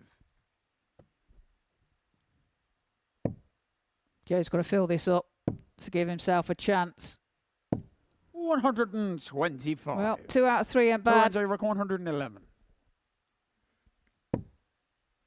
Well, Lorenzo Pronk wants it, needs it, but isn't going to get it. 79. Joe, you require 116. This has got to go.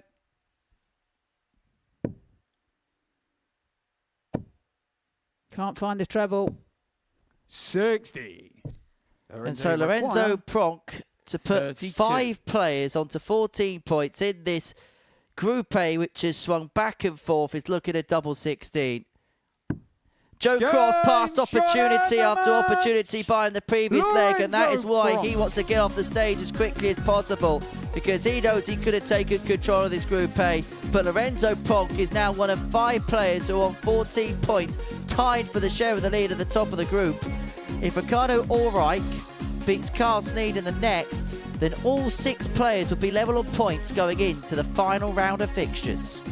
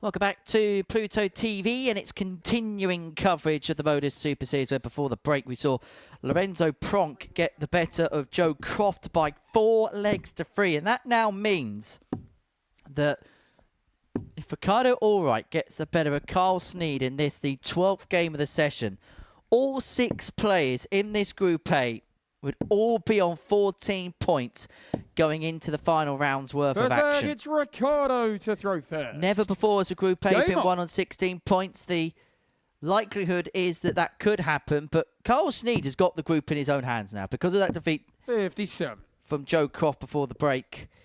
He knows if he wins his last 2 games, he will win the group because he'll be on 18 points and nobody else can get onto that mark. 85. It's incredibly tight, isn't it? 100. Amazing table to look at, and the possibility that they could all be on 14 points. 100. Just amazing. Put this way, it's a scenario you would not have scripted at the beginning of the week. Absolutely not. 96. And then going into today, we wouldn't have thought that Andy Hamilton would be at the bottom of the table either. 58. It's 50-1 with the bookies, but depending on how he and everybody else gets on in their last 46. game, despite being bottom of the table at the start of the day, and bottom of the table by a few points as well, it should be added, he could go on and win it. 140. Carl leaves himself 118 when he returns. 100. Carly require 180.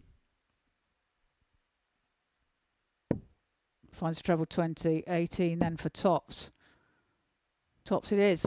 78. Not to be. Ricardo, you There's a require chance for 102. Ricardo.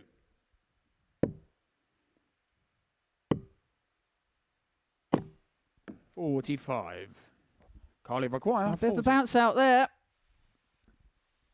Well, he persevered, but Game got shot away on first through, leg. and Carl Sneed sneaks that one into the top corner of tops. Second leg, it's Cole to throw first. Yeah, right in the Game corner. on. That was right next door to the double one.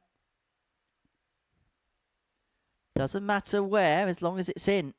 Absolutely. 93.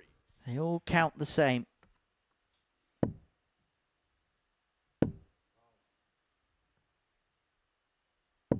$41. And a breaker throw there for Carl as well. So we'll be looking to hold his throw here 81. for a 2-0 lead. So far, he is looking comfortable. There's a bit of a 85. gulf between the two players at this particular moment in time. Carl's been playing a lot of darts on the Pro Tour in 2025, and he'll be hoping that that kind of quality begins to shine through when it matters most. And he's beginning, it feels, to go through the gears a little bit here. He played well in his last game, averaged under 94, and a 4-3 win against Lorenzo Pronk, won all of his legs in 5 visits. And is beginning to make a bit of a kick in this particular contest. And seemingly 41. at this present moment in time, it's just got that little bit too much for Ricardo. 96. Carly require 146. He's got 6 darts here from 146 to level the game up.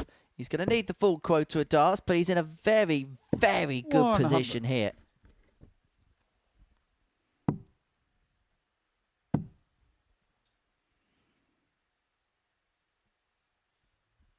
Well, Ricardo just contemplating. 45. Carly require 46.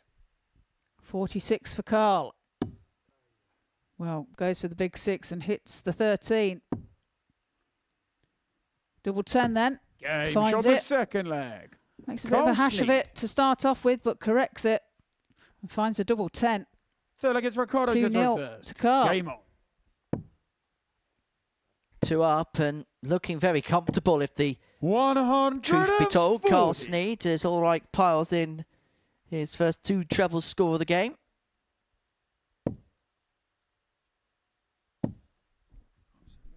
$100.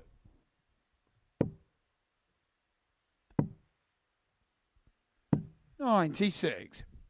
You mentioned Carl Sneed being a handy rugby league player himself. Well, he's looking to kick this group into touch. 95. Yeah, I mentioned earlier that he played centre and he was also goal kicker. 95. So a few tries and conversions to his name, I'm sure.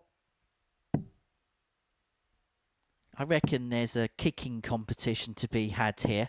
96. Rugby ball Ricardo, kicking you're competition 107. before we go any further. 47. Yeah, I reckon we should get Carl Sneed and Owen Binks in a rugby league kicking challenge.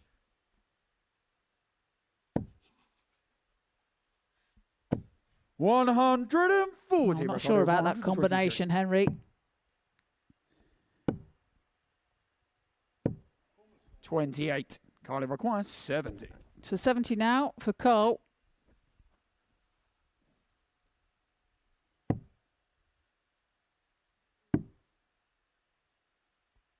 Tops then. 30. Ricardo, you require 95. Treble 20 required. Would have left him double 16. 39. Carly require 40. And so Sneed looking at tops for 3-0 lead on the double break. Double 10. 20. Ricardo, you require 56. First opportunity for Ricardo in this game. And it's an Game opportunity he shot on the third takes and he leg. brings the score back down Ricardo to 2-1. Ulrich. Fourth leg, it's Cole to throw first. Game on. Only a holder throw though for Ricardo. Cole will be looking to take the advantage of throwing first in this leg to put 135. himself in a good position.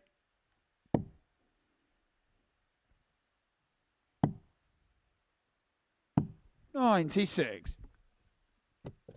You get the sense that this is a pivotal leg. If Sneed wins this, he keeps a hold of the two-leg cushion and Ricardo's got it all to do. But if Ulrich can break back, then we've very much 81. got a game on our hands and Carl Sneed would have surrendered a two-leg lead. 60.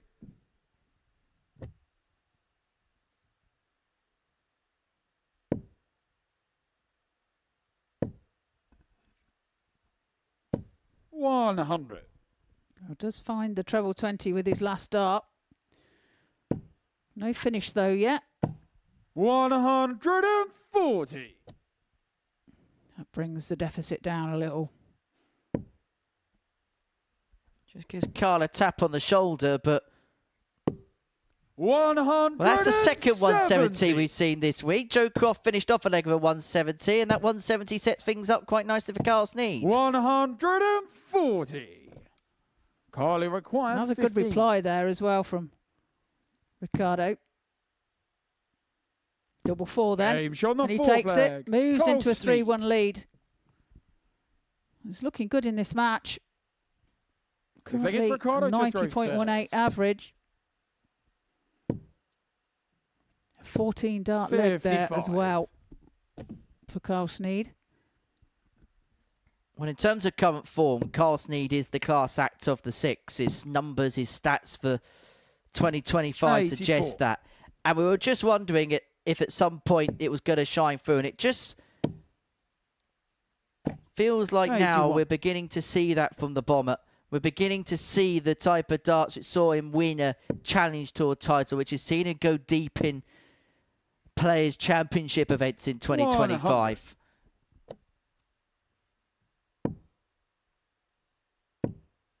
When push is coming to shove, as it is at the end 100. of this Group A, is Carl Sneed the one that's just beginning to make the gains?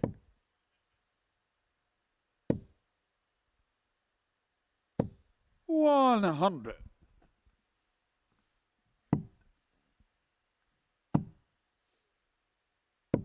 $58.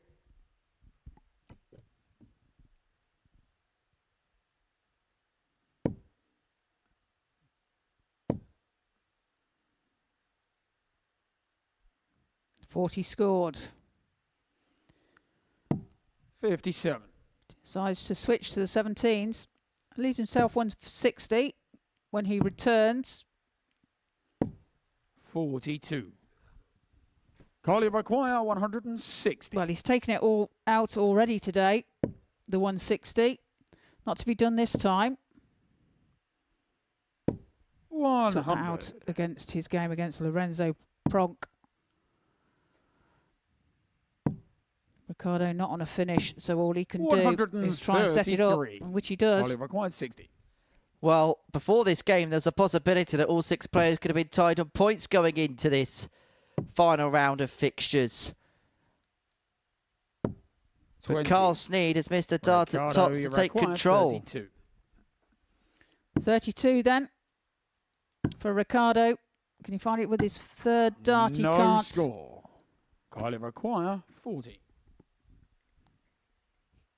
And so double top. And now double 10.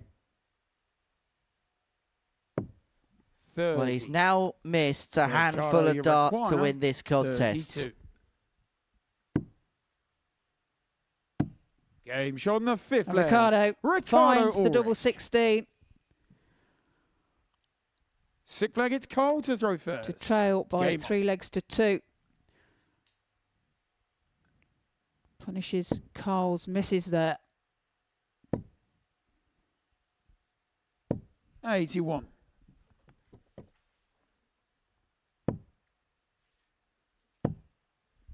Well, this has been a really competitive. I 100. suppose the fact that there's not been a 4-0 yet this week tells you how competitive this group has been. Yeah, exactly that. 96.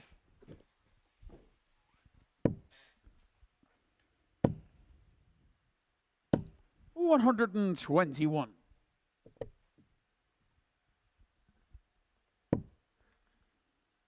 Well, Ricardo 140. slightly ahead until that 140. 60. I suppose this is kind of going back to what we were saying about timing. Yes, Carl missed a few darts in the previous leg. Ricardo won it and was putting him under pressure. And then, I was going to say, Carl putting in a decent leg up until that point.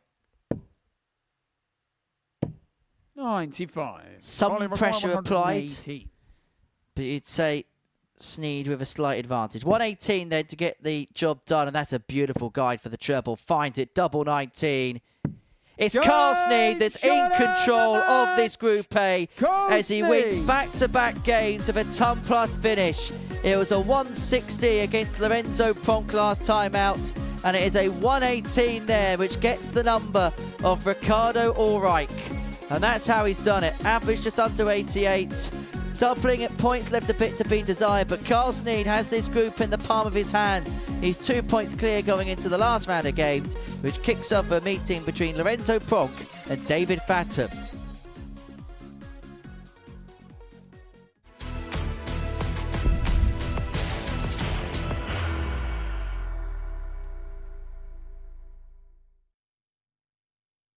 Are you ready to lift that trophy, Darius? Yes. Let's do it then. Ladies and gentlemen, your Modus Super Series 9 champion is Lucky D, Darius Labanowski!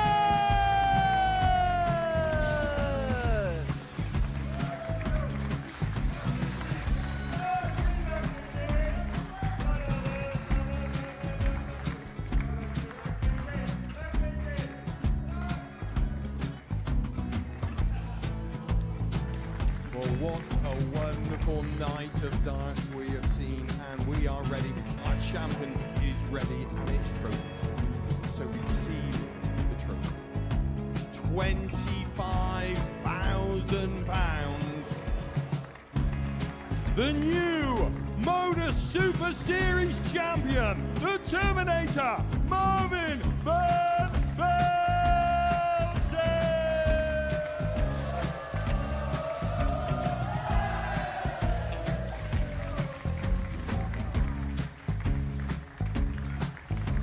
And one more time, the 8th Modus Super Series champion, the Terminator, Marvin Van Velzen.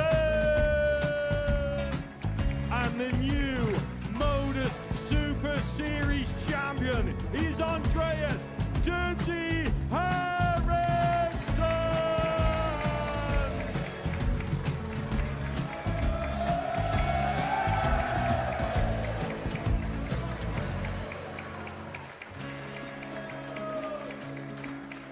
And one more time, the 7th Modus Super Series champion.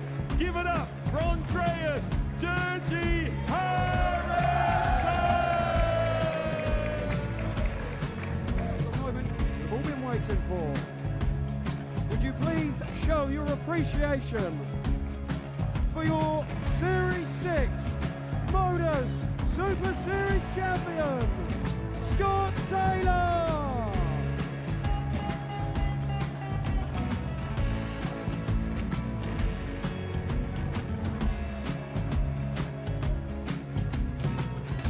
One more time, your new Modus Super Series champion. He is Chucky. He is Jim McEwen. Ladies and gentlemen, your Modus Super Series champion, retaining his title, the Nuke, Luke Littler!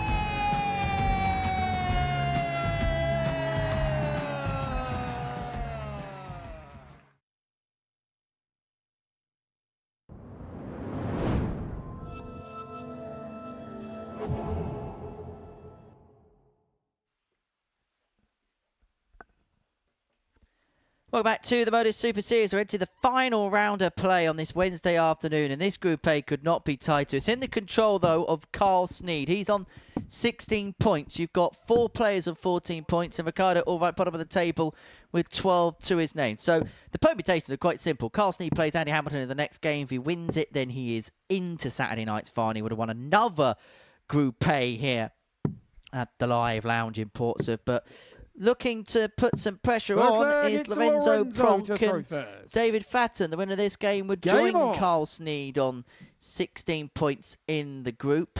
However, if David Fatton is to win this group, then he is going to need to win this game by 4-0, and Carl Sneed is going to have to lose his last game by 4-0. And hope that Joe Croft in the middle doesn't pip him to the post by way of legs difference. In fact, he would need Ricardo Allright to beat Joe Croft to go on and win this group. Whereas for Lorenzo, if he wins this game, he'll move on to 16 points. Legs difference is fairly healthy. He'd still need to rely on a Carl Sneed defeat. 140. But he would stand a better chance, potentially, than David if he was to win this game and Carl Sneed was to lose. I think we got the permutations sorted. 140. Yeah, sounds all right to me.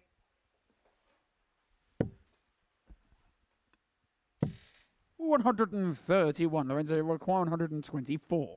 So 124. Treble 18. Single 20.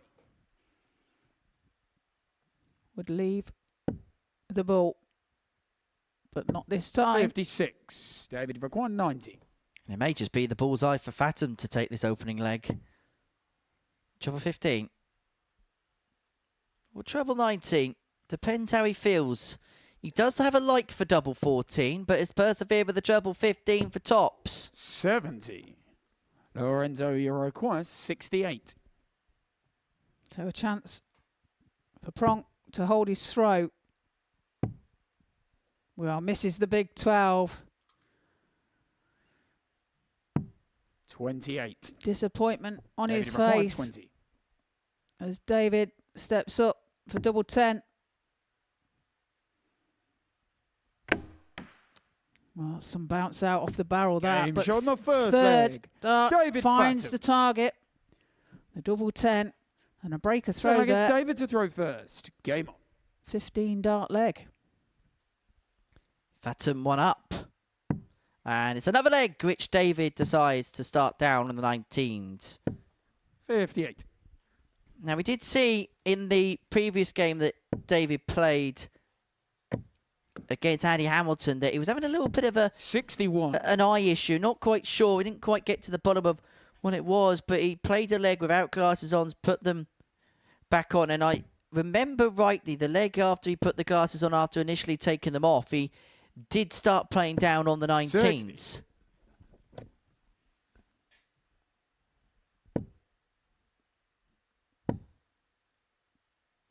83. Who knows? I guess he's as good as mine, Henry. Like I said about my eyes get tired sometimes, so sometimes I choose 60. to take my glasses off, or if I feel my eyesight is better with them off. It sounds really weird, 43. but you know, then I won't put my glasses on.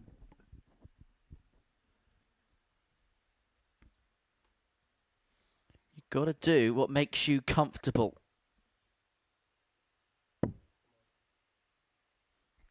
Come on, he says. 100.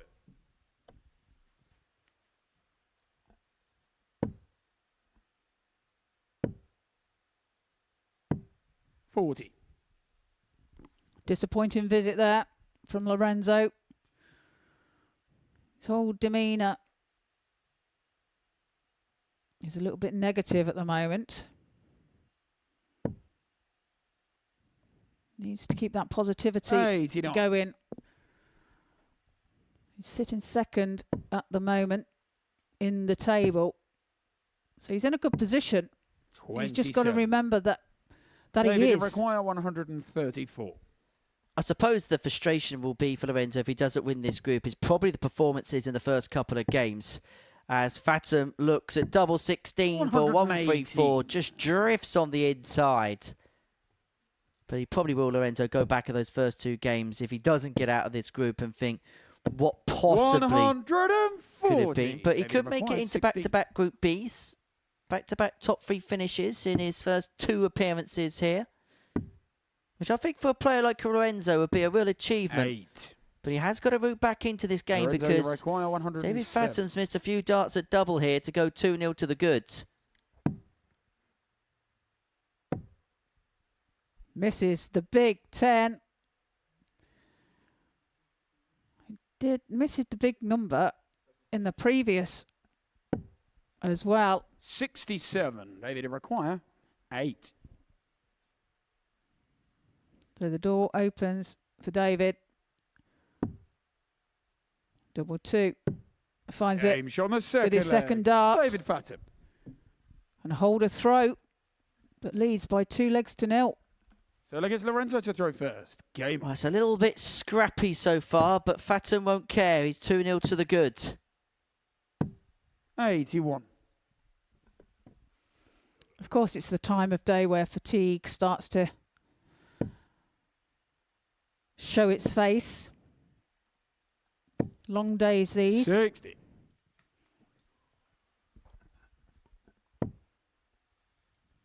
And 3 days in a row. 43.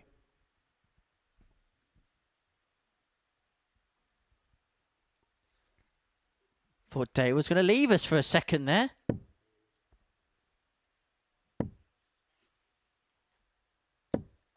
.43. Of course, we're back tomorrow afternoon from 1 o'clock here on Pluto TV to see how Group C is going to get underway. Got no idea who's going to be in it, but it's going to be good fun nonetheless.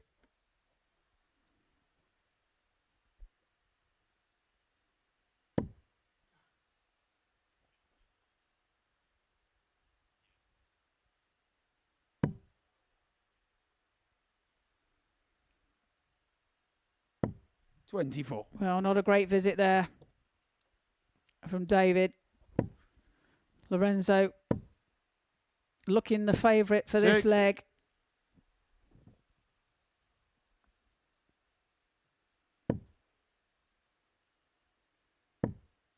Well, Lorenzo's got all the time in the world he wants to take out this particular leg.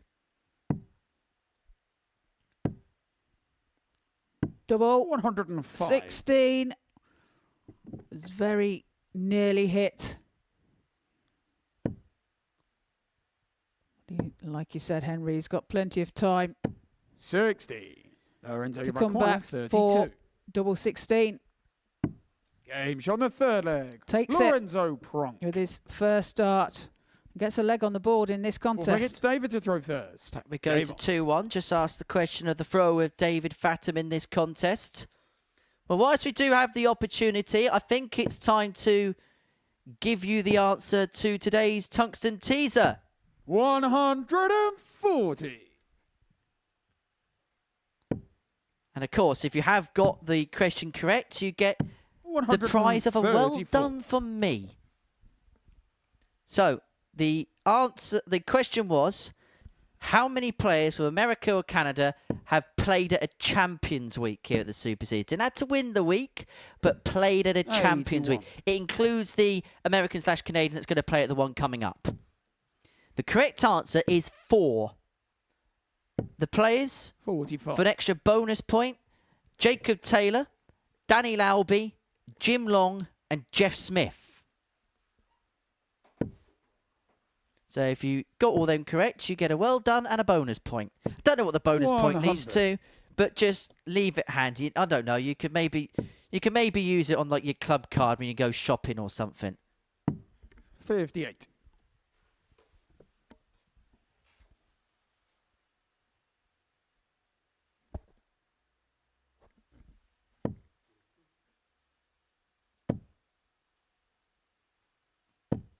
$140. That's a great 140 there by David.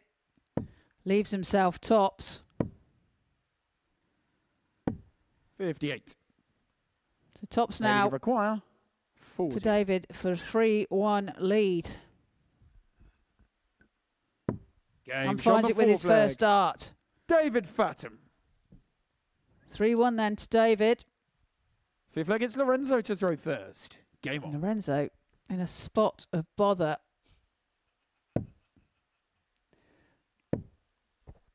He's certainly not shy in front of a camera, is he, David 135. Fathom? And he certainly knows where the cameras are.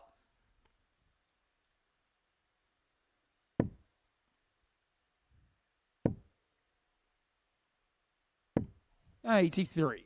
Been vlogging all week long.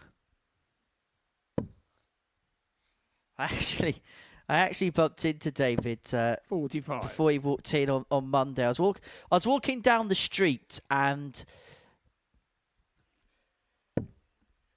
David song there.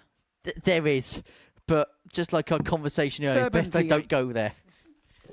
But I was walking down the street and David was filming outside 44. the front entrance something for his vlog, and he was very much taking in the whole Super Series experience. And from the second I saw him walking down the street, I saw him in his shirt, and I thought, 94. he looks good. The darts look fine, and if he wins this, then 28. well, 16 points will be to his name.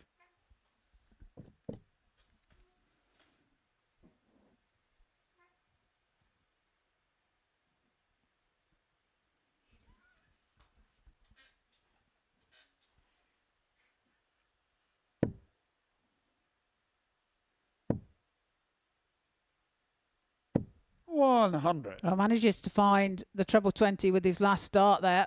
Leaves himself a finish of 146. 59. And Lorenzo, a David, you disappointing require visit. 146. So a chance here for a 4-1 victory has gone. He's going to do the next best thing. 130. Leave himself on 2-8s. Pronk not on a finish. And so David Fathom, he had needed 4-0 to give himself a hope. 43. David, you But what he require can 60. do is finish off his Group A campaign with a win, and a comprehensive win, and a win that may well give him confidence wherever he ends up for the rest of the week. Double 8 is found, and David Fathom seals a comprehensive David 4-1 Fathom. victory. He beats Lorenzo Pronk, who I think these two have spent a bit of time and got to know each other quite well.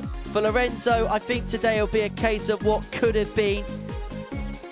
He topped the table, lost his first couple, and from that point on was chasing his tail. David Fathom moves up to second place temporarily. Coming up after the break, we're going to watch Carl Sneed and Andy Hamilton in action.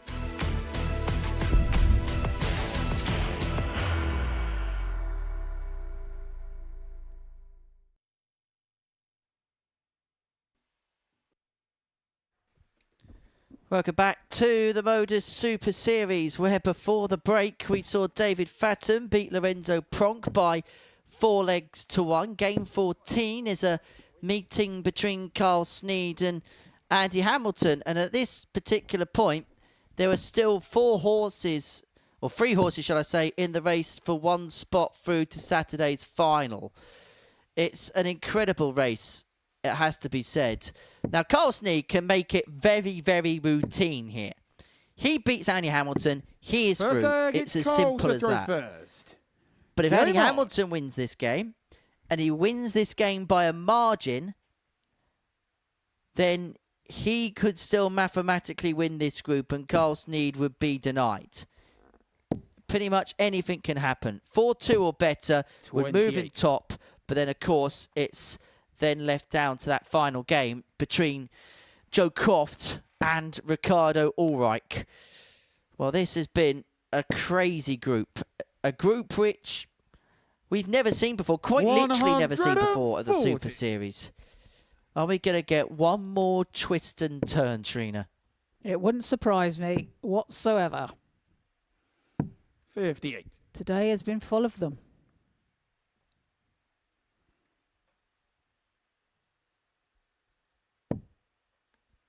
Two more matches to go, and there are still 3 more players that can win this group.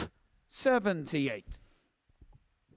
Well, not a great start for Carl in this match. 100. Does find a treble in that throw, though. Well, these are probably the 2 players of the day that are going head-to-head in this one. Carl Snead, when push has come to shove over the last couple of rounds, has found something, whereas Andy Hamilton, he's played okay this week, but he's found another gear on this Wednesday, which is why he's put himself in a position where he could go from bottom to top. Well, he needed to after yesterday's 140. results. Bit of a disaster day for him. However, he's rectified things today.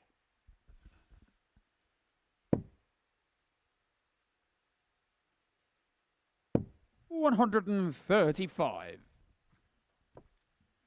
Well, Andy leaves himself on 52 when he returns.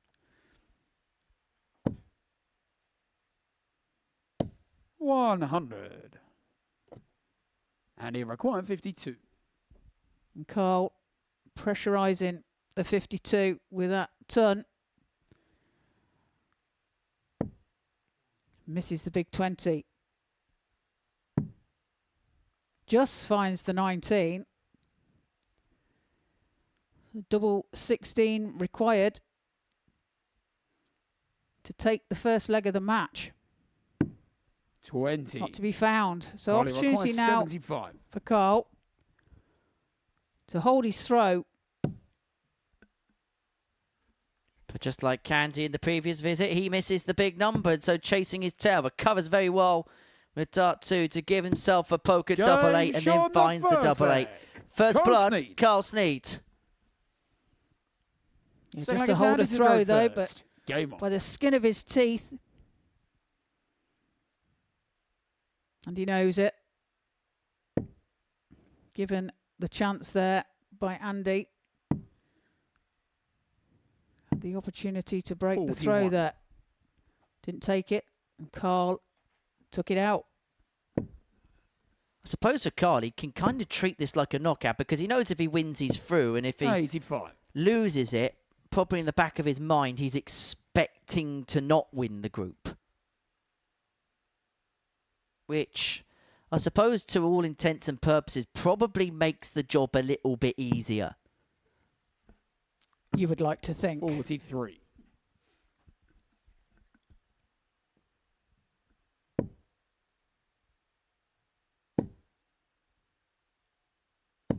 $140.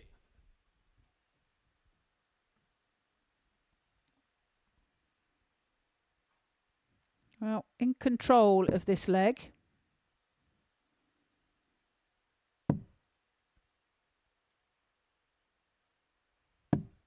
$79.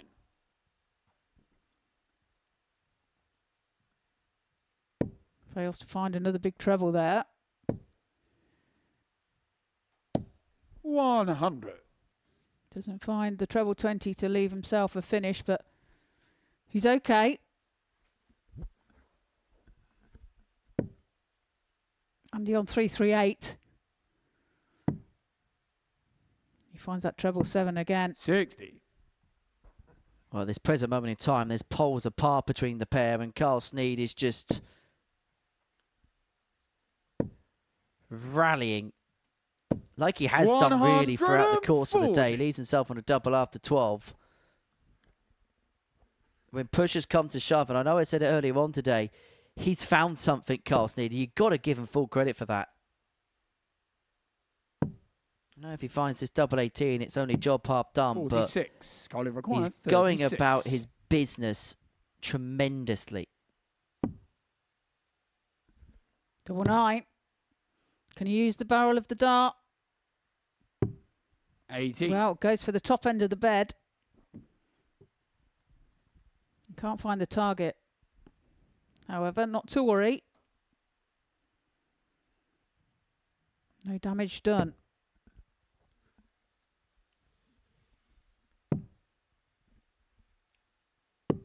$87. Collie Picks require up the 80. ball with the last, leaving himself on 145. Sneed double 9, has to go for this. And gets it, pins it top corner. 16 data makes it 2-0 in the direction of Carl Sneed. And for somebody who, the leg, it's Cole to throw first. Despite how well he's done over the course of the last year or so, is relatively inexperienced. He's dealing with this scenario like somebody who's been there and done it many, many times before.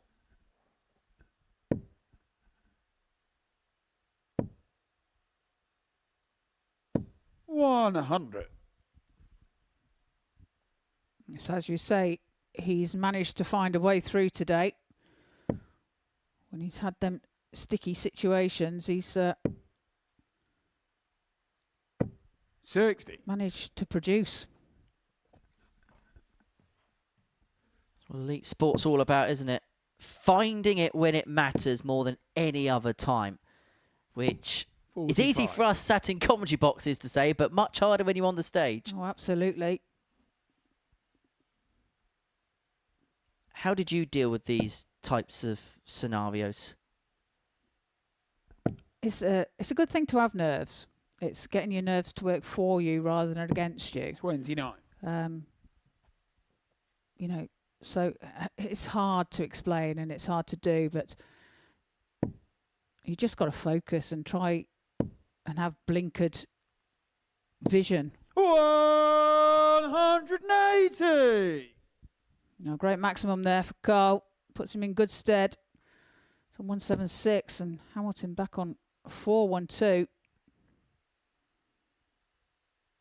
Nearly throws himself over the oche there.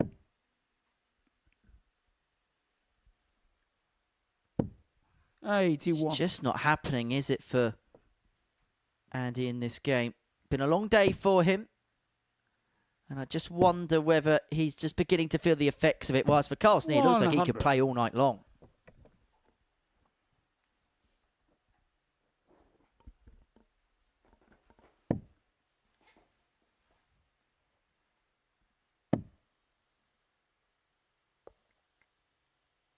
$60. Carly requires 76. 76 then for Carl. 16 for tops. 56. Leaves himself double 10 when he returns. And all Andy can do here is try find a couple of trebles, but not to be. 41. Carly required 20. Well, double 10 here and 6 darts if he wants it to move free to the good. Up for double. Well, it doesn't have to go for double 5, but 15. persevered. And that's the risk if you do it, because now he's going to have to chase around the board a little bit.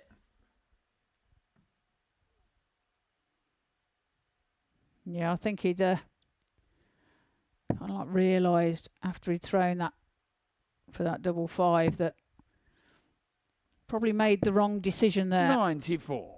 Carly required 5. Well, this leg all of a sudden could be a little bit open for interpretation, but Carl Sneed looking to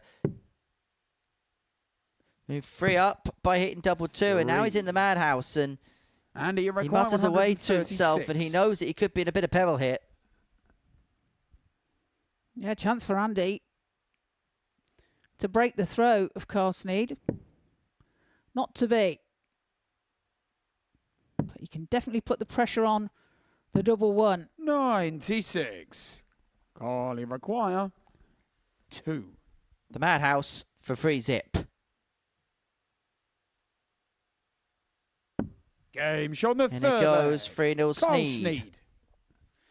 And a grit of the teeth there. Fourth leg, it's Andy to throw first. Game on. By Carl Sneed. Knowing how important that leg was.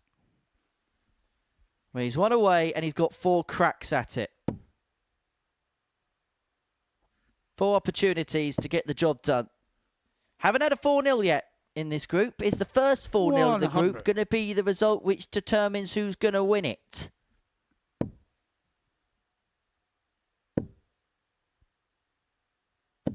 $60.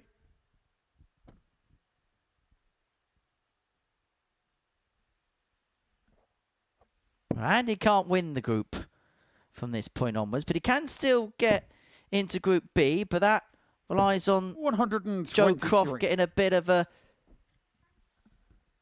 pasting in the next match against Ricardo Ulrich.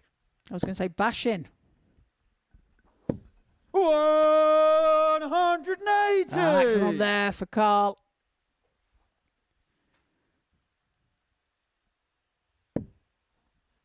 He's getting that. He is getting very close, is Carl Sneed. 80.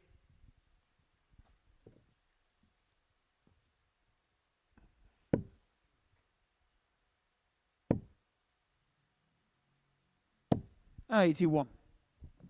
Well, managed to save that score a little bit with the last treble.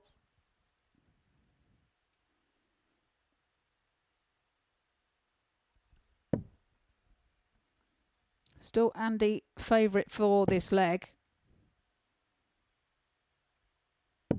81.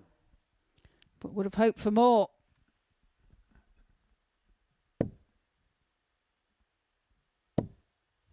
What he'd give for another. Finds another. He's on tops after 12. He's almost there. Andy require 117. This has to go for Andy Hamilton.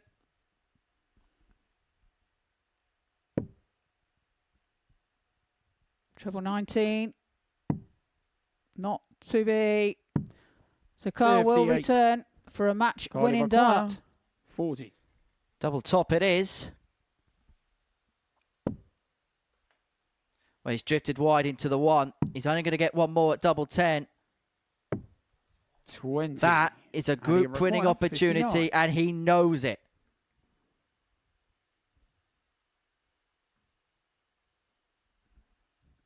$19 for tops then.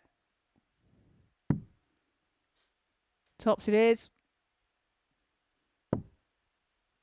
2 10s. 49. And that can't be found either. So require 20. bit of a let off there. And so Carl Sneed wants the target, and he's just missed. Carl Sneed conquers the tightest and toughest Group A possible. He just about gets through on a Wednesday, which has delivered in dosages of drama. But the man who's won a Challenge Tour this year kick-started his fine fettle of form with a Group A win around about 6 months ago, and he has just about snuck through. He will be more relieved than anything else, but he is into the Saturday night dance. He's beaten Andy Hamilton 4-0. Our last game sees Joe Croft take on Ricardo Ulrich.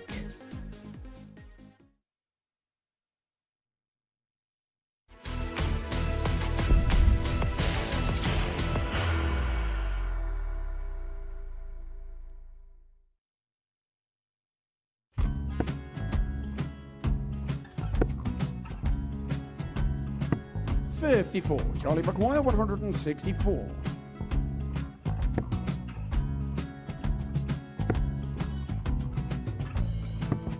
44.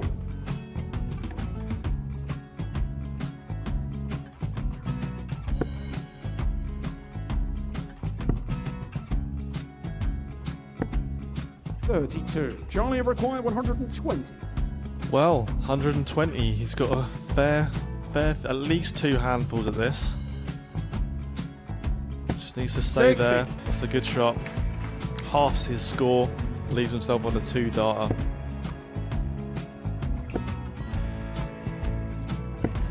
$26. Charlie Time on his required side 60.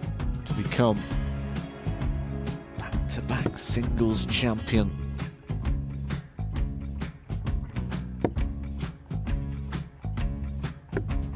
$40. Definitely a couple of nerves in those last 2 darts. But he'll be coming back.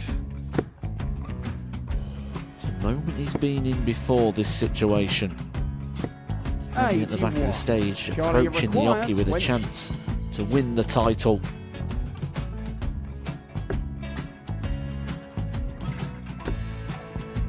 He did this to win the first title, if you remember.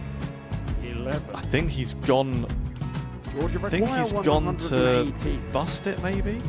The first title he won, he wanted 20. He went 6-7-7 to win it. He had a chance to replicate it again. Yeah, I get the feeling that was for a bust. And 39. on that situation there, George wasn't even 9. able to take it out going to the 18s on that switch. Yeah, I think he just panicked a bit, but he's done well to get that big one. Sometimes can be the hardest part. Georgia requires This is it. 79. It's got to be 19s. It's got to be 19s for this shot. Big 20 and a double. He's got the first one. He's going to get a match dart here.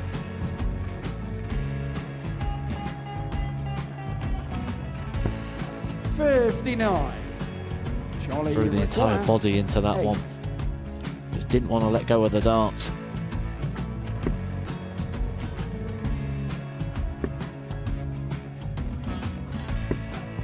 No score. He's given George a chance. Georgia require 20. I think George has been quite good on double 10 today. So many opportunities for Charlie Murphy. Go Couldn't get the job it. done. Got in the match! And the Red Dragon George Modus Skate. Super Series Influencers Champion, George Skate!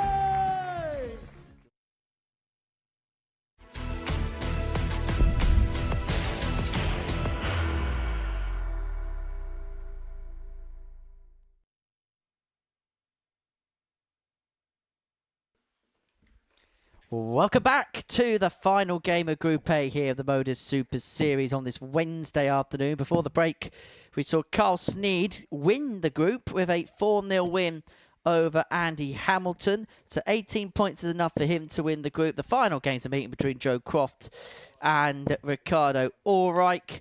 Joe Croft wins this game, then he moves on to 16 points, and he will be in Group B. But the man who had a chance of winning the group before the end of the last game could potentially drop into Group C if he loses this game by a hefty margin. It's Croft to get us underway. It's all jovial before we start. And for Joe, it will be first things first, make sure he's in 95. Group B. Now that Group A is no longer achievable because of Carl Sneed's success. 97.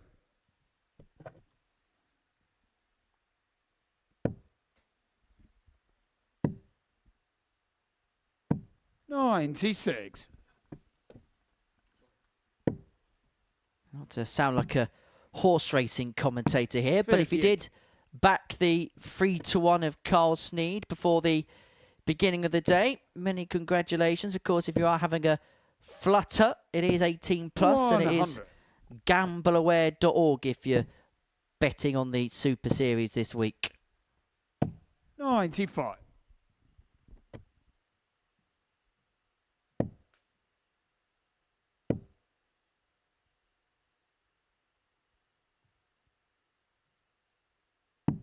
$59. I suppose the key for Joe as well is to try and get over the disappointment quickly, because he wouldn't actually feel that way because he knew he had a chance to win the group and it's just been taken away from him. Yeah, I'd be slightly annoyed with himself, but 131. Nearly takes out a Ricardo, 151. 114.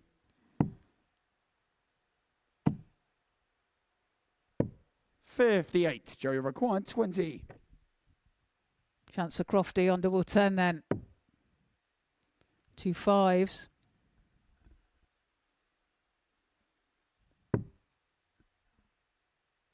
Game shot on the first One up, leg. one in. Joe Croft. Takes the first leg. Second leg is Ricardo to throw first. Game on. You can just tell that there's a little bit festering 96. for Joe in the background. He's trying to kind of almost pass off a smile on his face, but you could tell inside he's bitterly gutted to have not 60. won this group. Yeah, like you say, had the opportunities, but 140. his doubles have become a bit of an issue for him. 140. He's been hitting them perfectly at times. Then at crucial moments, 83. they've betrayed him. Now, Ricardo's having a decent leg here on throw. 49. And looks likely to level this contest up at 1 apiece. 89. After that blip in the previous leg, 100. Ricardo, you require means that 93. Ricardo can now only finish bottom of the group. 53. So Joe, you he's going to require collect the wooden 152. spoon, but again, you don't see players pick up, well, he could potentially still pick up 14 points and then finish bottom of the pile. 100. Ricardo, you require 40. Double 10 then. Game shot Finds the it with his second leg. dart. Ricardo Ulrich. Gets a leg on the board. Well, Third against they Joe find to throw something first. amusing. Game on.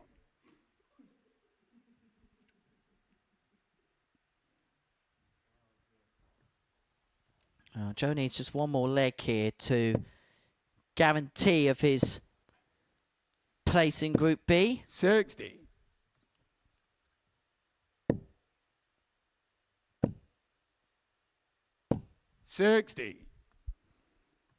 Had a message from Joe's dad earlier, Oliver Croft. 42. He's had messages from America and Australia, and they're watching Joe 58. over there. Just goes to show how far these pictures beamed here in Portsmouth really do go. 97. Yeah, great technology that we have these days. Of course, live across the world on Pluto TV. If you've got 62. Pluto TV in your region, and if you are watching us outside of a Pluto TV region via the Super Series YouTube channel, we welcome you along all the same. 124.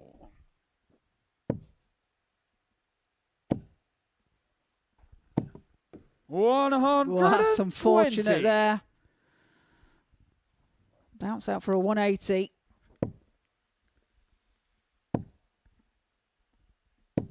$100. Well, Croft leaves himself on a 2-darter to establish the lead at 2-1. 123. Joe, you require 78.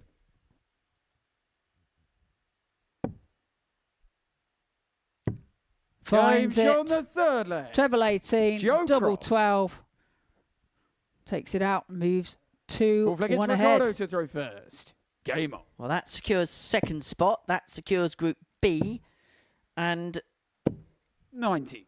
that's what we've been kind of talking about all week. Those kind of combinations haven't really been a problem for Joe Croft. It's been when he's had 3 in hand where the issues have begun to arise. 140.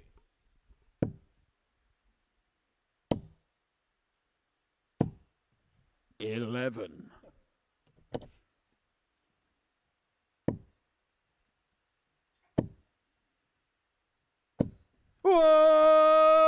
Super darts there from Crofty. Putting in his first 28. max of this match.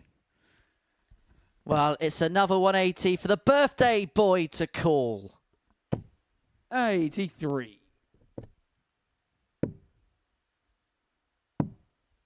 He's driving back to 96. Colchester after Joey this McQuarrie, session's 98. done to celebrate his birthday. Other locations are available. Double 60 doesn't go on this occasion. 66. He will return. 66. Joey McQuarrie, 32. Double 16 then for Joe for Game's a on the fourth 3-1 leg. lead. Joe Croft. And a break of throw. Fifth leg is 13 Joe dart to leg throw there by first. Joe. Game on. We're going to finish with somewhat of a flourish, Joe Croft. 45.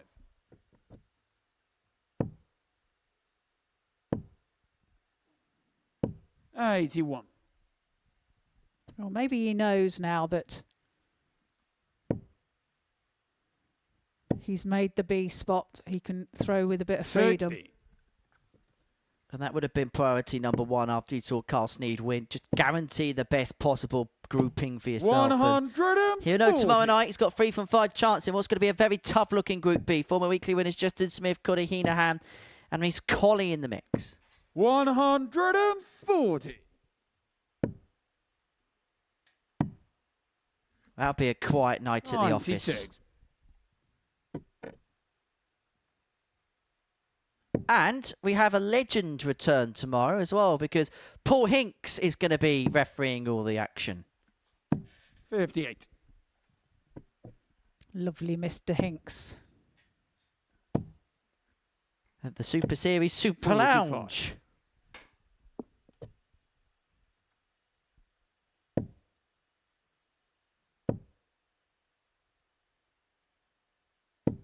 $85. Ricardo 139.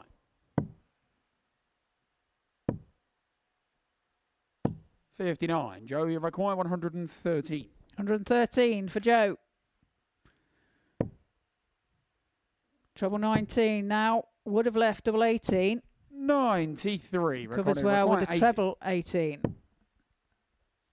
Well, that was precarious. 60. That's not taken. Joey require And 20. guess what it is? I suppose it's somewhat ironic that Joe Cross on double 10 here, because he's had such a love-hate relationship on it this week. But he's got the better of Ricardo, all right, by 4 legs to 1. It means he's going to be in Group B. Not quite enough for him to win Group A. That honour is bestowed to Carl Sneed as Ricardo has a chat about the week that he's had so far. Joe Croft will be in B, Ulrich will be in C. It's Carl Sneed who's going to have a couple of days off. That the tail of the tape for the final game of the day. Joe Croft beating Ricardo Ulrich by 4 legs to 1. We're going to take a break. Studio analysis to come on the other side of it.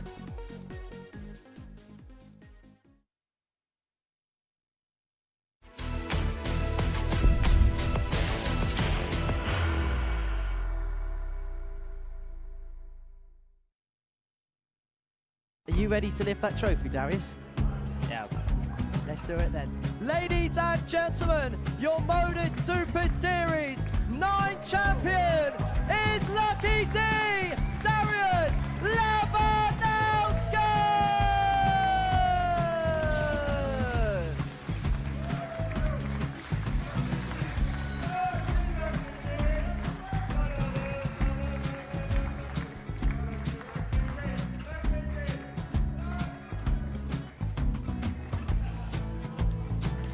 Well, what a wonderful night of darts we have seen, and we are ready. Our champion is ready, and it's trophy. So receive the trophy. £25,000. The new Modus Super Series champion, the Terminator, Marvin Van Velzen.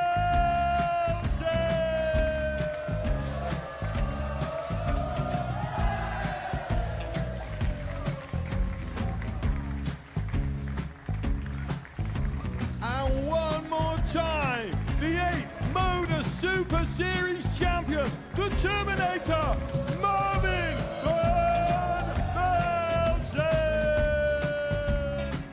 And the new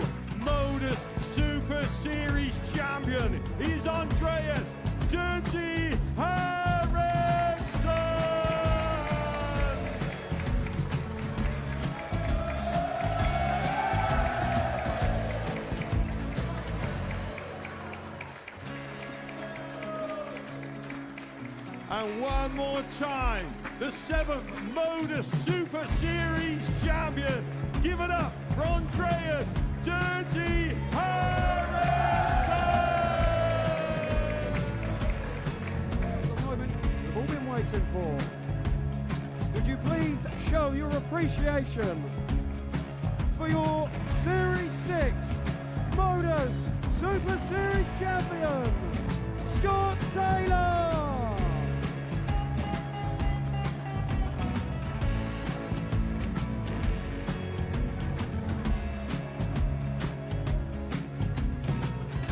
One more time, your new Modus Super Series champion. He is Chucky. He is Jim McEwen. Ladies and gentlemen, your Modus Super Series champion, retaining his title, the Nuke, Luke Littler!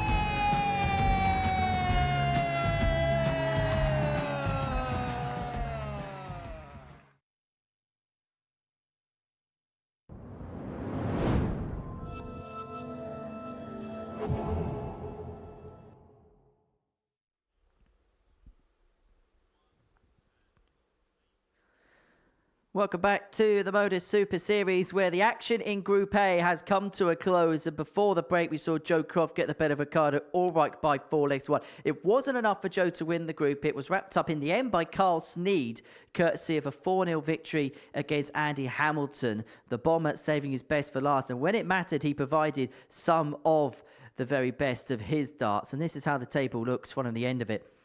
Only 18 points was needed to win this group.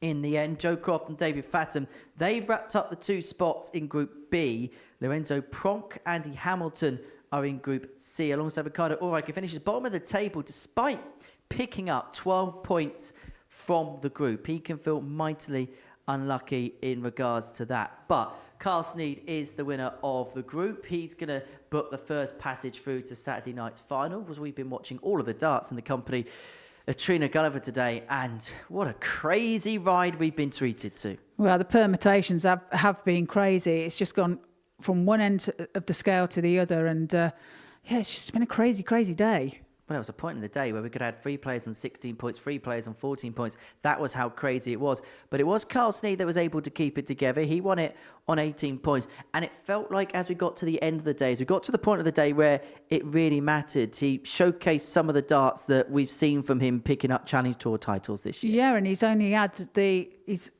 the only 4-0 victory over the whole of the week against Andy Hamilton to secure his A position. And yeah, he's played some great darts. How difficult is it to, under that pressure, play to the type of level that he did in those final few games? It's the hard thing about it is keeping it consistent, and you know, he's managed to do that today. And at times, it's like you said, it's been a battle, but he's battled today, and he's made the points count.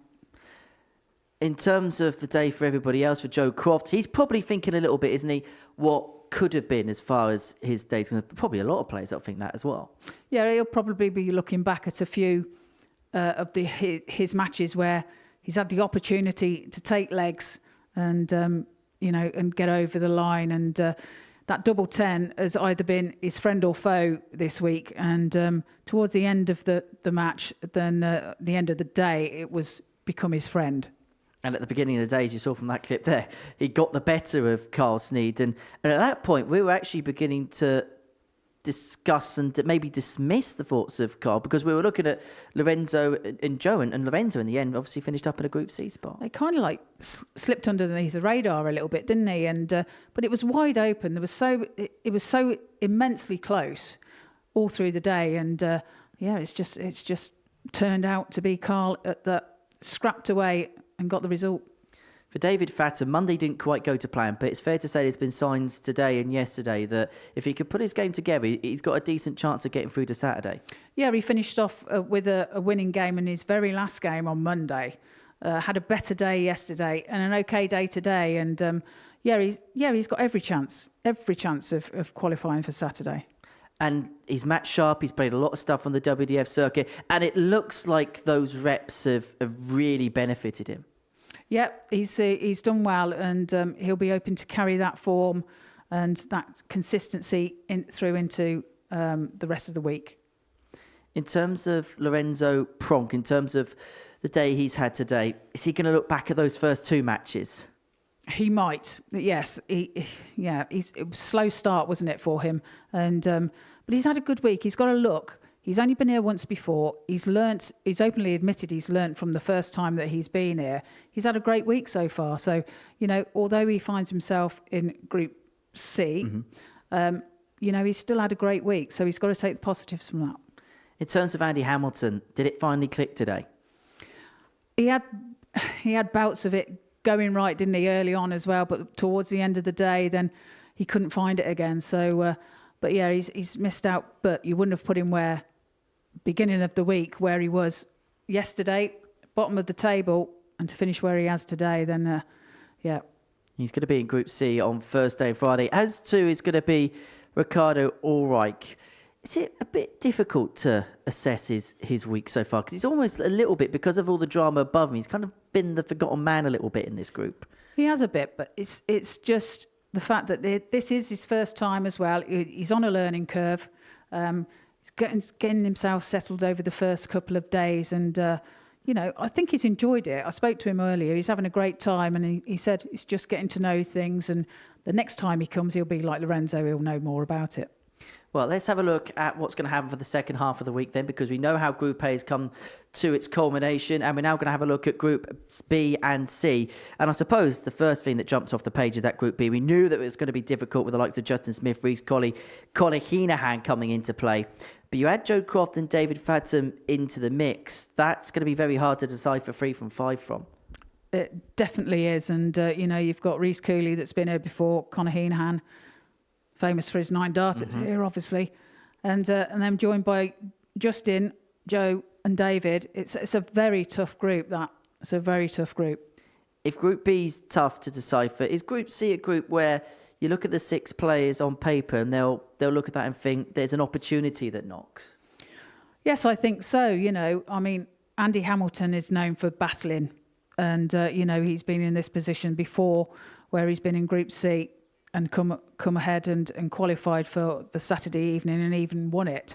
So, you can't ignore him there. He's still, even though he hasn't won, had a great week really for him. He's going to be a contender in Group C. In terms of the players that are going to be playing in the B and C, and we'll include the players that have just been added to the mix as well, who are you really looking forward to seeing on Thursday and Friday? I'd like to see Reece Colley do well. Being a fellow Lincolnshire player. But yeah, it's just wide open again, isn't it? So there's so good quality there. And we've seen the good quality here, and it's been so nip and tuck. There's nothing to say that we won't see the same in the next 2 groups. And all I'm saying here is we've never had a Group B where every single player's been on 8 points. When you consider how tight Group A was this week, that could be a genuine possibility. Well, you just never know, do you? And you wouldn't like to say really, and but it just shows the possibilities that this can bring, and anybody's. And just final thoughts, I suppose, should go to Carl Sneed, the winner of Group A. Yeah, he's played well this week, consistent. He's been consistent and solid, and he's deserved his place. Trina, thank you so much for your company. Trina will be back tomorrow from 1 o'clock here on Pluto TV for the beginning of Group C. There's plenty else coming up in the meantime. Coming up next, we'll be looking back at some of the best moments in the history of the Modus Super Series. That includes record averages, 9 darters, and some chap called Luke Littler, whoever he is. Never heard of him? No. That will be followed by a Tungsten Talk with Phil Taylor. Never heard of him either. No. And then it's followed up with Group C Session 1 from Week 5. You ever heard of Michael Huntley? I have, yes. I know Michael very well. We should be watching him tomorrow from 1 p.m. And have you got any clue who's going to win finals night in Week 5 on Saturday, Trina? Pardon, say that again. Have you got any idea who's going to win finals night in Week 5 on Saturday? No idea whatsoever. So we should make sure we tune in from 7:30 on Saturday, right? Absolutely so. Right, Trina, thank you so much. That was completely impromptu, I've got to be honest with you. That is it from us in a group where there was a need for Sneed. Carl conquers Group A. We'll see you tomorrow. Take care. From all of us here, bye-bye for now. What a finish! What a man! The drum roll finishes, and the target is. And that was it. And it comes on finals night, and it's a knockout push. Dirty Harrison! Van Velzen!